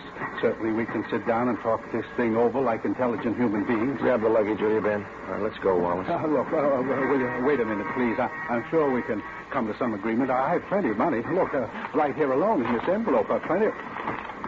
There's only $1 here. The rest is newspaper. Yeah. I've been taken. So have a lot of people. Let's go.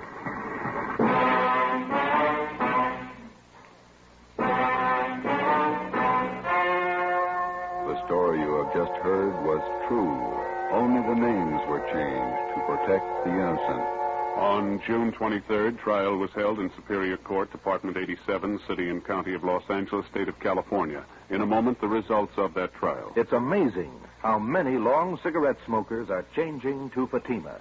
Here is the actual report. From coast to coast, Fatima has more than doubled its smokers. Yes, more and more smokers every day are discovering that Fatima is the best of all long cigarettes.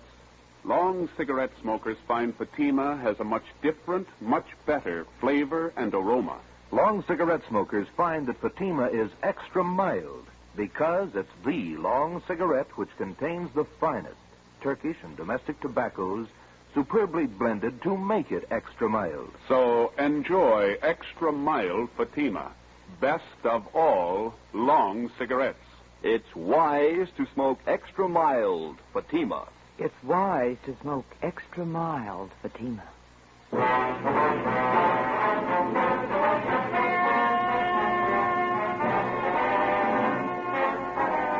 Charles Gentleman Wallace was tried and convicted on 4 counts of grand theft and sentenced to the state penitentiary for the term prescribed by law, with holds being placed on him by 4 other states. You have just heard Dragnet, authentic cases from official files. Technical advice for Dragnet comes from the Office of Chief of Police W.A. Wharton, Los Angeles Police Department. Dragnet wishes to thank the editors of True Detective magazine for their considerate appraisal of this program. For those of you who may be interested, the behind-the-scenes story of Dragnet appears in the March issue of True Detective. Fatima Cigarettes, the best of all long cigarettes, has brought you Dragnet from Los Angeles. Tomorrow, hear the Ronald Colmans in the charming series Halls of Ivy on NBC.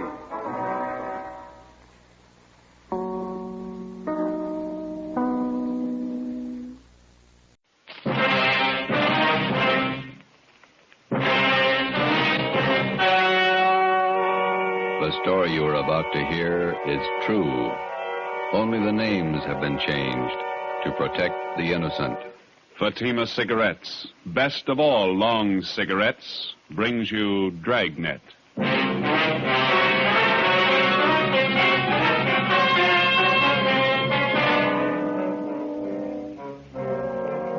You're a detective sergeant. You're assigned to homicide detail. A police officer is shot down on the front steps of his home. There's no apparent motive for the shooting. The assailant escapes in a blue sedan. Your job, get him. It's amazing how many long cigarette smokers are changing to Fatima. Here is the actual report.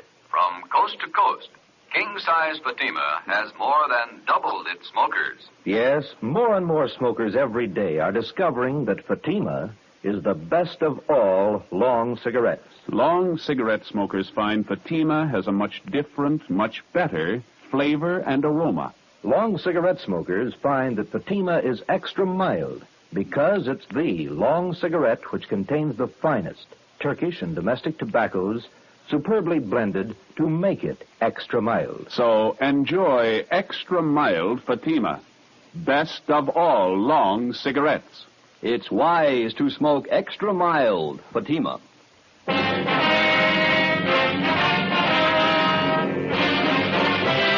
Dragnet, the documented drama of an actual crime.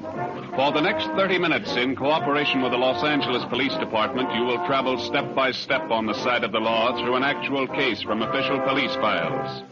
From beginning to end, from crime to punishment, Dragnet is the story of your police force in action. It was Sunday, May 23rd. It was warm in Los Angeles. We were working the day watch out of homicide. My partner's Ben Romero. The boss is Thad Brown, chief of detectives. My name's Friday. I was off duty reporting back in on an emergency call. It was 5 minutes past 3 a.m. when I got to room 42. Homicide. Hi, Joe. Hi.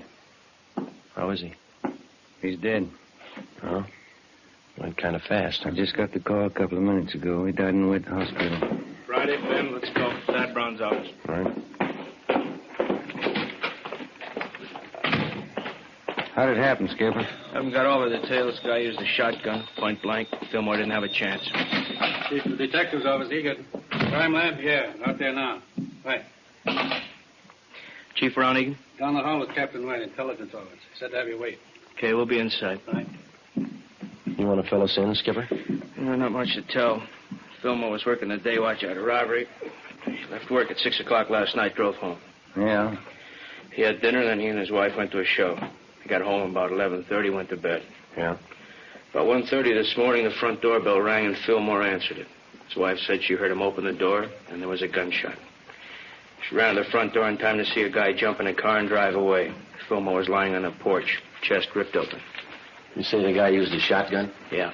No other information on the car he used? Blue sedan, that's all the wife could tell us. She didn't get the license number. Said it looked like a new model car. No physical evidence. Haven't found anything yet. Here's the boss. Chief? Elliot, you brief Friday and Romero? Told him much as I know. Any idea what the guy's motive was? Revenge. Any leads? Just one. Then White Intelligence came up with it. A guy by the name of Jake Carver. Carver? Not familiar. He got out of Folsom 3 days ago. Served 7 years armed robbery. Yeah. Fulmore was the man who got Carver and sent him up.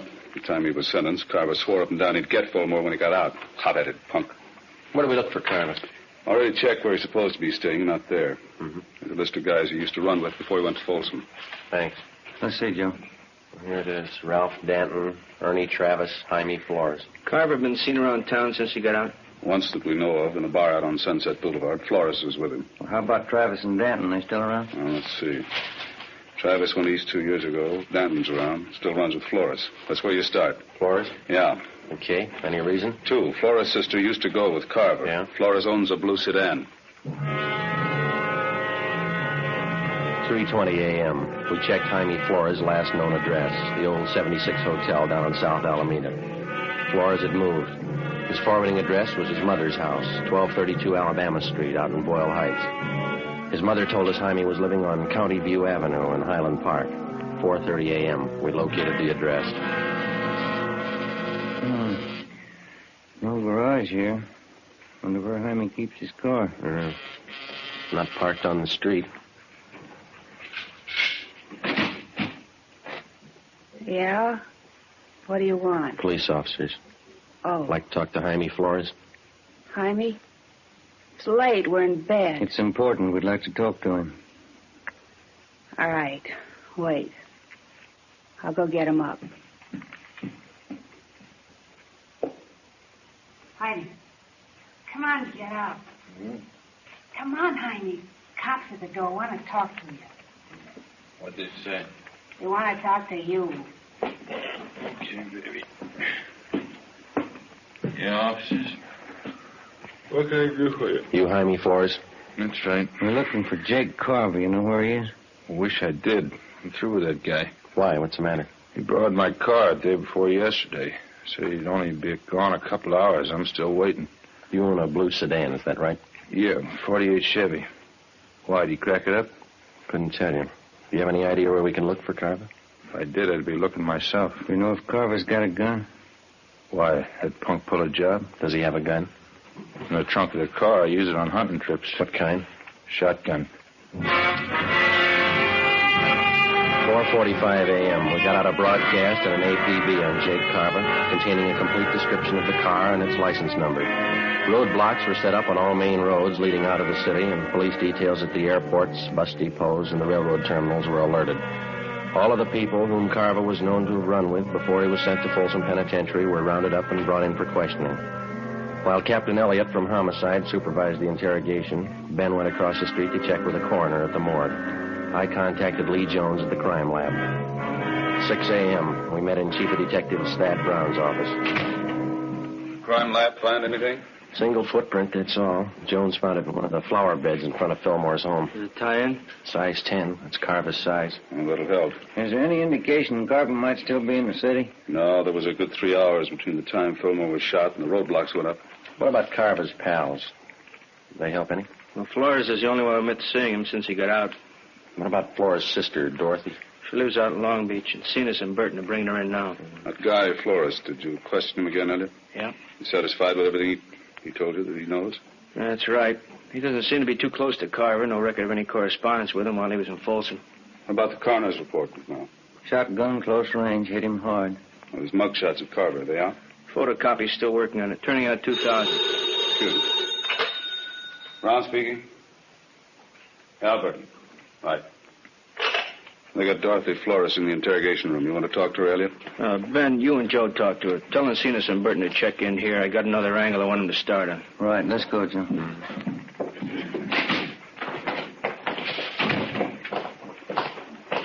He must be as mad as a hatter. 3 days out of Folsom and he kills a cop. Yeah, if it was him. You got any other ideas? You need more than a footprint. We got to find the gun, and we got to prove that he used it. Hi. You two going to take over? Yeah, Lloyd. You and Gil check in at the chief's office. The captain wants to see you. Okay. You want the policewoman to stand by? It's fine. Let's go, Gil. See you guys later. All right. You're Dorothy Flores? Yeah. You know why you're here? Jake Carver. That's what they told me. That's right. You know where he is? No. Have you seen Carver in the past 3 days? Look, I don't want any part of the guy. He's nothing to me. He never was. You used to go around with him, didn't you? 7 years ago, before he went to Folsom. Mm-hmm. What happened to your eye, Miss Flores? Those bruises there on your arm. We had a party. I fell and bumped myself. Looks like a pretty new black eye. Did you have the party last night? I told you, Jake's nothing to me. He's a crazy hothead. I don't want any part of him. Was he around to see you last night? I used to go with him, that's all. I don't care what happened to him. You saw him last night, huh? I didn't. This is on a murder rap, Miss Flores. I didn't want to see him. He came to my room. He forced his way in. I didn't want any part of him. When was it? Early this morning. What time? About 2 o'clock, maybe 10 after. He wanted money, acted like a crazy man. I told him I didn't have any money. He slugged me. That's how I got this mouse. What do you want the money for? He said he got the cop who set him up. He had to get out of town. He took my purse. $48 in it. Was he driving your brother's car? Yeah. I didn't want any part of him. I got nothing in this. Did he tell you where he was headed? Mexico. He's got friends across the border. Tijuana. All right. Stay with her, Ben. And get a stenographer, too, will you? Yeah.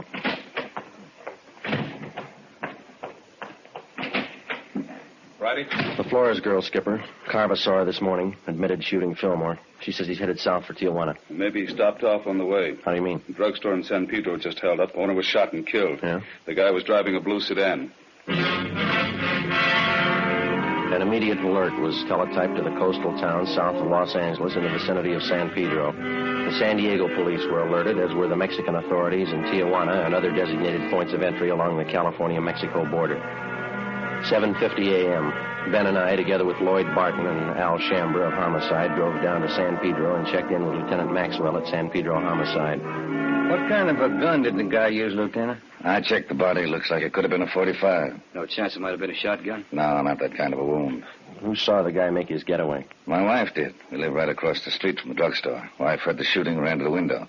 She says it was a blue sedan. She didn't see the license plate? No. I got a look at the car before it disappeared. It looked like a Chevy to me. There's been no sign of it since the roadblocks went up? Not yet. It's pretty hard to understand. How do you mean? Take a look at the map here. Here's Palos Verdes and Clifton to the west. Roadblocks there. Yeah, Here's the roadblock to the north, just this side of Harbor City. Another one northeast, near Wilmington. Yeah? This one here, outside of Long Beach. Had 4 roads to pick from. They're all blocked off, huh? No turnoffs, no detours. All the roads are under patrol. You think he got south beyond Long Beach before the roadblocks went up? Not a chance. It's hard to figure. He could be hiding out somewhere along the way. Excuse me a minute. This is Lieutenant Maxwell. Where? Okay, be right there. Anything?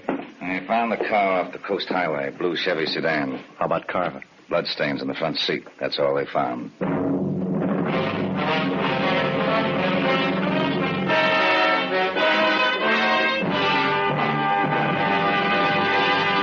You are listening to Dragnet for the step-by-step solution to an actual police case. Here, step by step, are the reasons why Fatima has more than doubled its smokers from coast to coast. Step 1. The name Fatima has always stood for the best in cigarette quality. Step 2. Long cigarette smokers discover Fatima has a much different, much better flavor and aroma. Step 3. Long cigarette smokers find Fatima extra mild. Fatima is the long cigarette which contains the finest Turkish and domestic tobaccos superbly blended to make Fatima extra mild. And that's why more and more smokers every day agree it's wise to smoke extra mild Fatima. It's wise to smoke extra mild Fatima. Yes, the name Fatima on that golden yellow package is your insurance of an extra mild smoke. So enjoy king-size Fatima, the best of all long cigarettes. 8:45 a.m. We found the blue Chevrolet sedan. It was lying overturned in a ditch just off a dead-end road on the edge of a grove of eucalyptus trees. Oil was still dripping from the crankcase. There were bloodstains on the upholstery in the front seat. In the glove compartment, we found 2 empty shotgun shells. Ben marked them with his initials for evidence and wrapped them in a handkerchief. The fingerprint men were called. We fanned out and started a search of the general area. See if we can't pick up a trail in this eucalyptus grove here.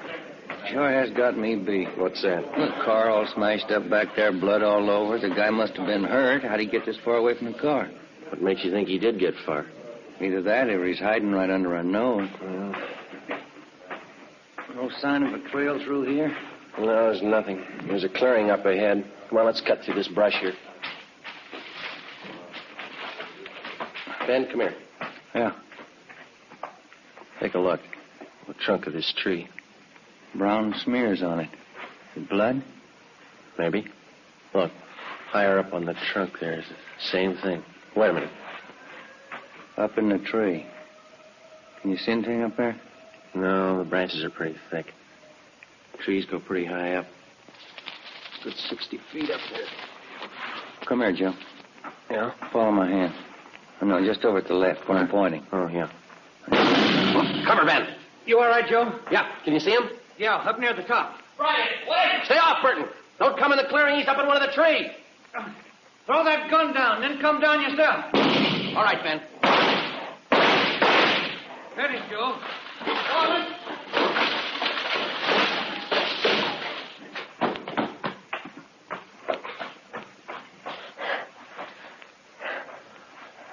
It's Carver. Shotgun's over there. Is he alive? Yeah. It's a hard tree to climb. Wonder how he got up there. I don't know. But this was the only way to get him down. We called an ambulance and had Jake Carver taken back to Los Angeles to the county hospital, the prison ward. We took the shotgun and the empty shells and booked them as evidence with the property clerk. The wrecked blue sedan was impounded. 2 counts of murder were filed against Carver with the district attorney. There was still one important piece of evidence missing, the .45 pistol used in the robbery and murder of the San Pedro druggist. A month passed. While Carver recuperated in the prison ward of the county hospital, we were busy building a case for his conviction. We still had only enough evidence to convict him for one of the murders. Another 2 months went by. On August 30th, Jake Carver was brought to trial for the shotgun murder of police officer Robert Fillmore. 10 days later, the jury found him guilty of first-degree murder. He was sentenced to a life term in Folsom Penitentiary. Knowing that we didn't have enough evidence to convict his client for the murder of the druggist, Carver's lawyer demanded an immediate trial on the second charge. Wednesday, September 12th, 10 a.m. I was called at the chief of detective's office. Friday? Sit down. Thank you. Elliot and I have been talking about this Jake Carver thing. They set the trial date yet? Starts next Tuesday. Bringing Carver down from Folsom tomorrow. It's bum luck. We're not going to convict him on the evidence we've got. We don't even have the gun. We've got to get a conviction. He beat the death rap for killing Fillmore. If he gets over this one, it means he's still eligible for parole. Yeah. So he serves 10 years, maybe. Good behavior. He gets out and he's ready to start in all over again. Yeah, if we could just sew him up for killing that druggist, we could put him away for good. I don't know how, Skipper. It's a pretty good bet that no jury will convict him unless we find that gun. We got another out. Just one. What's that? If we can get Carver to admit he killed that druggist. It's a neat trick. When you and Ben got him last May, did he see you at all? You think he could recognize you again? Well, couldn't have gotten a very good look from where he was up in that tree. Ben did all the testifying at the trial. I wasn't even there. Now he wouldn't know me. Why? When they bring Carver down from Folsom tomorrow, they'll put him in county jail while he's waiting trial. Yeah. Chief figures if we could plant you in the same cell with him, there's a chance he might talk, if you play it right. No, I don't know. He's no beginner. Neither are you. You carve enough of the right bait at the right time, and there's a chance he'll put his foot in it. Maybe. All right, will you set it up with the county jail? Yeah, and remember, he's a killer. Don't take any chances. Suppose he gets wise. Well, then we'll know you tried. The following day at 2 p.m., I was booked at Central Jail as Joe Ramos, a robbery suspect. Ramos was the actual name of an Eastern thief whom we knew was not acquainted with Jake Carver. After being mugged and fingerprinted, transportation officers took me to the 12th floor of the Hall of Justice, where I was booked into the county jail. After that, I was taken down to a cell block on the 10th floor known as the high power tank, where prisoners charged with major crimes are held. During the day, the individual cells are left open and the prisoners are allowed to visit with one another. I was taken back and shown the cell I was assigned to. Jake Carver was already there. He was playing two-handed poker with another inmate on the lower bunk. Here you go, Ramos. This cell here. You can take the top bunk. All right. How many cards you want? Make it 2, Jake. Hey, move, will you? I want to get in my bunk. Come on, make your bet. Says 2 cigarettes. You're 2, bunk you 6. I said I'd like to get in my bunk. Go on, Sam, play the game. Okay, we'll see you. Maybe you didn't hear me, Sam. I said I want to get in my bunk. I heard you, Mac. I don't like shoving around like this. All right, now sit down. What's your complaint? Didn't they tell you when you came through the door? They bury you in the hole for beefing in here. Then as long as I'm in here with you, let's get it straight right now. Don't bother me. And while you're at it, keep your rum-dum pals out of here, you understand? I don't think I do. You'll be around quite a while, smart guy. I won't forget this. Oh, yeah. Chow time. Come on, here it is. What are you doing down there, Dobbin? Nothing. I always sit on the floor. Well, get back to your cell. Chow. Yeah. See you, Jake. Yeah. What's this junk they feed you? Boiled beef, boiled potatoes. It's a habit with them here. Junk. Can you buy from the outside? Candy. Sometimes pie. Guy comes around in the morning. Who are you? Joe Ramos. Ramos, huh? Chicago? I've been there. So have I. I'm Jake Carver. Hiya. All right. What are you up for? Talk to my lawyer. You got a smart mouth. You got a big one. You take care of your own worries, huh? I'll take care of mine. I ain't got any worries. I got it made. Hey, you want that piece of bread? I don't want any of it. Take it. Tell the truth, I never had it so good. No witnesses, no evidence. You can't touch me. Sure. That's why you're in here. 3 days passed. By playing the part of the tough gunman from Chicago, I succeeded in getting close to Carver. Because of the close confinement, I was with him almost constantly, but he still refused to confide.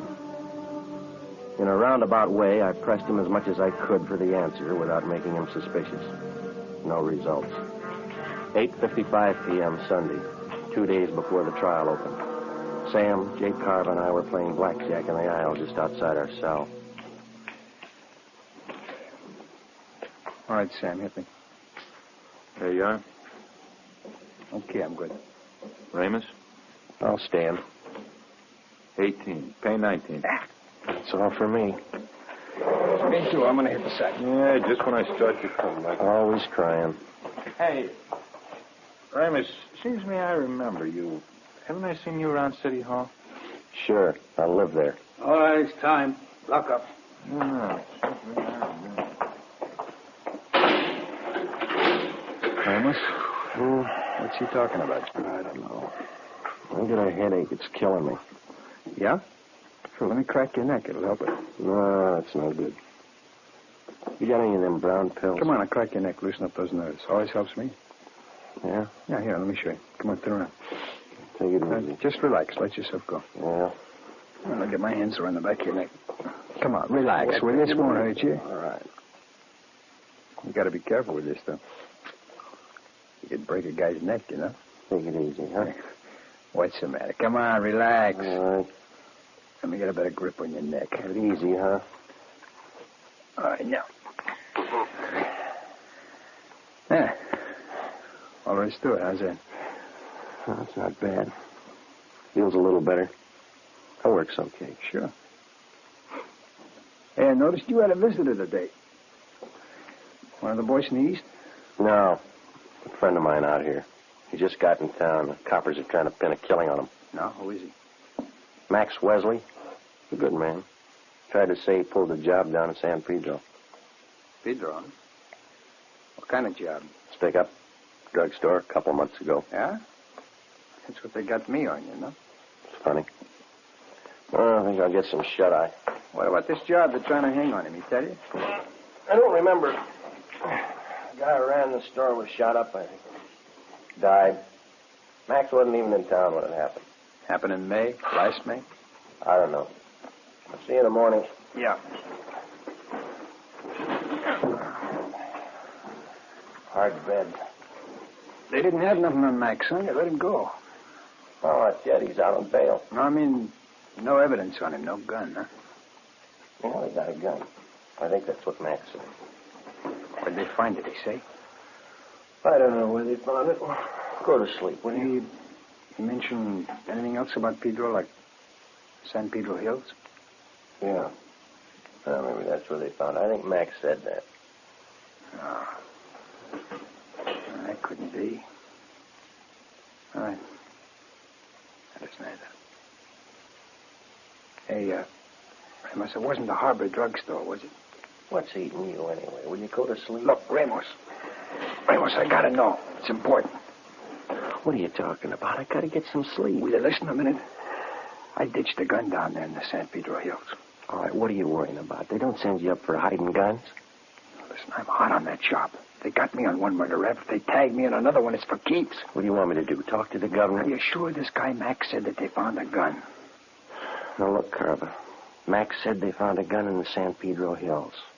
Now, you get on down in your bunk and let's talk about it in the morning, huh? What kind? Did he say what kind? I don't know. I don't remember. Was it a 45? Something like that, yeah, 45. I guess that was it. Now, listen. Got the jailer barking down here.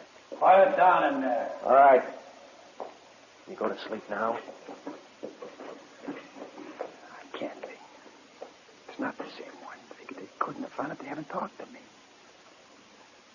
Ramos. Huh? When did they find the gun? Did Max tell you that? Oh. When did they find the gun? When? I don't know. He didn't say where? San Pedro Hills. Ramos, I gotta know. Wasn't by a covert, was it? On the hill road? I don't know. I'll ask Max the next time I see him. Is that where you ditched yours? They couldn't have found it. Nobody could have. It was this covert, see, back on the road. Yeah. There was a piece of cement broken off the bottom edge of the covert, kind of a hollowed-out space inside. I pushed the dirt all around it. You gotta ask Max. Uh-huh. Ask him where they found that gun. Yeah, I'll see him Wednesday. I'll ask him. You gotta find out. They could put me away for good. What are you worrying about? They haven't paired you up yet with the gun they found? Yeah. Yeah, that's right.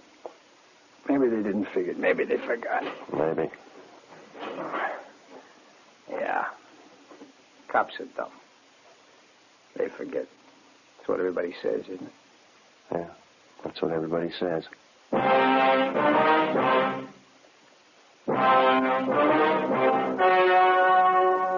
The story you have just heard was true. Only the names were changed to protect the innocent.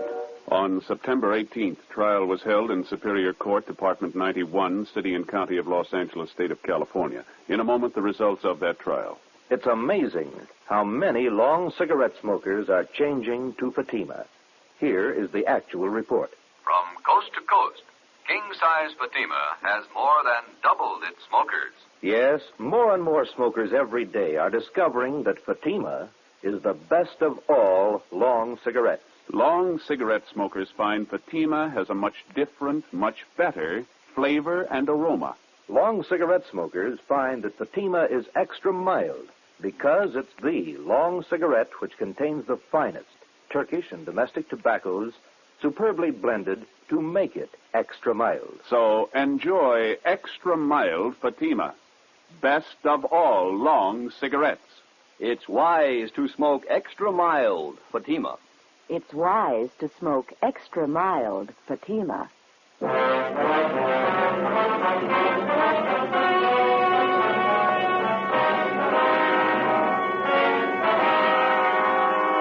The murder gun, a .45 caliber automatic pistol, was recovered from the San Pedro Hills, and Jacob John Carva was brought to trial. He was tried and convicted of murder in the first degree. The jury again refused to recommend the death penalty.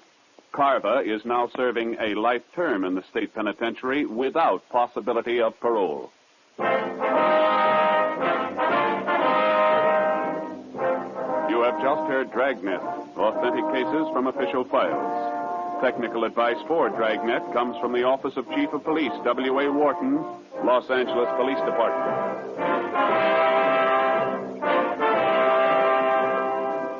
Dragnet wishes to thank the editors of Radio Best magazine for their considerate appraisal of this program. For those of you who may be interested, A novelized version of Dragnet appears in the April issue of Radio Best.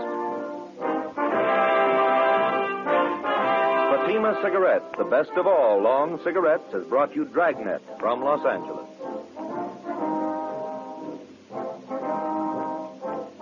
Tomorrow, hear Mr. and Mrs. Ronald Coleman in the Halls of Ivy on NBC.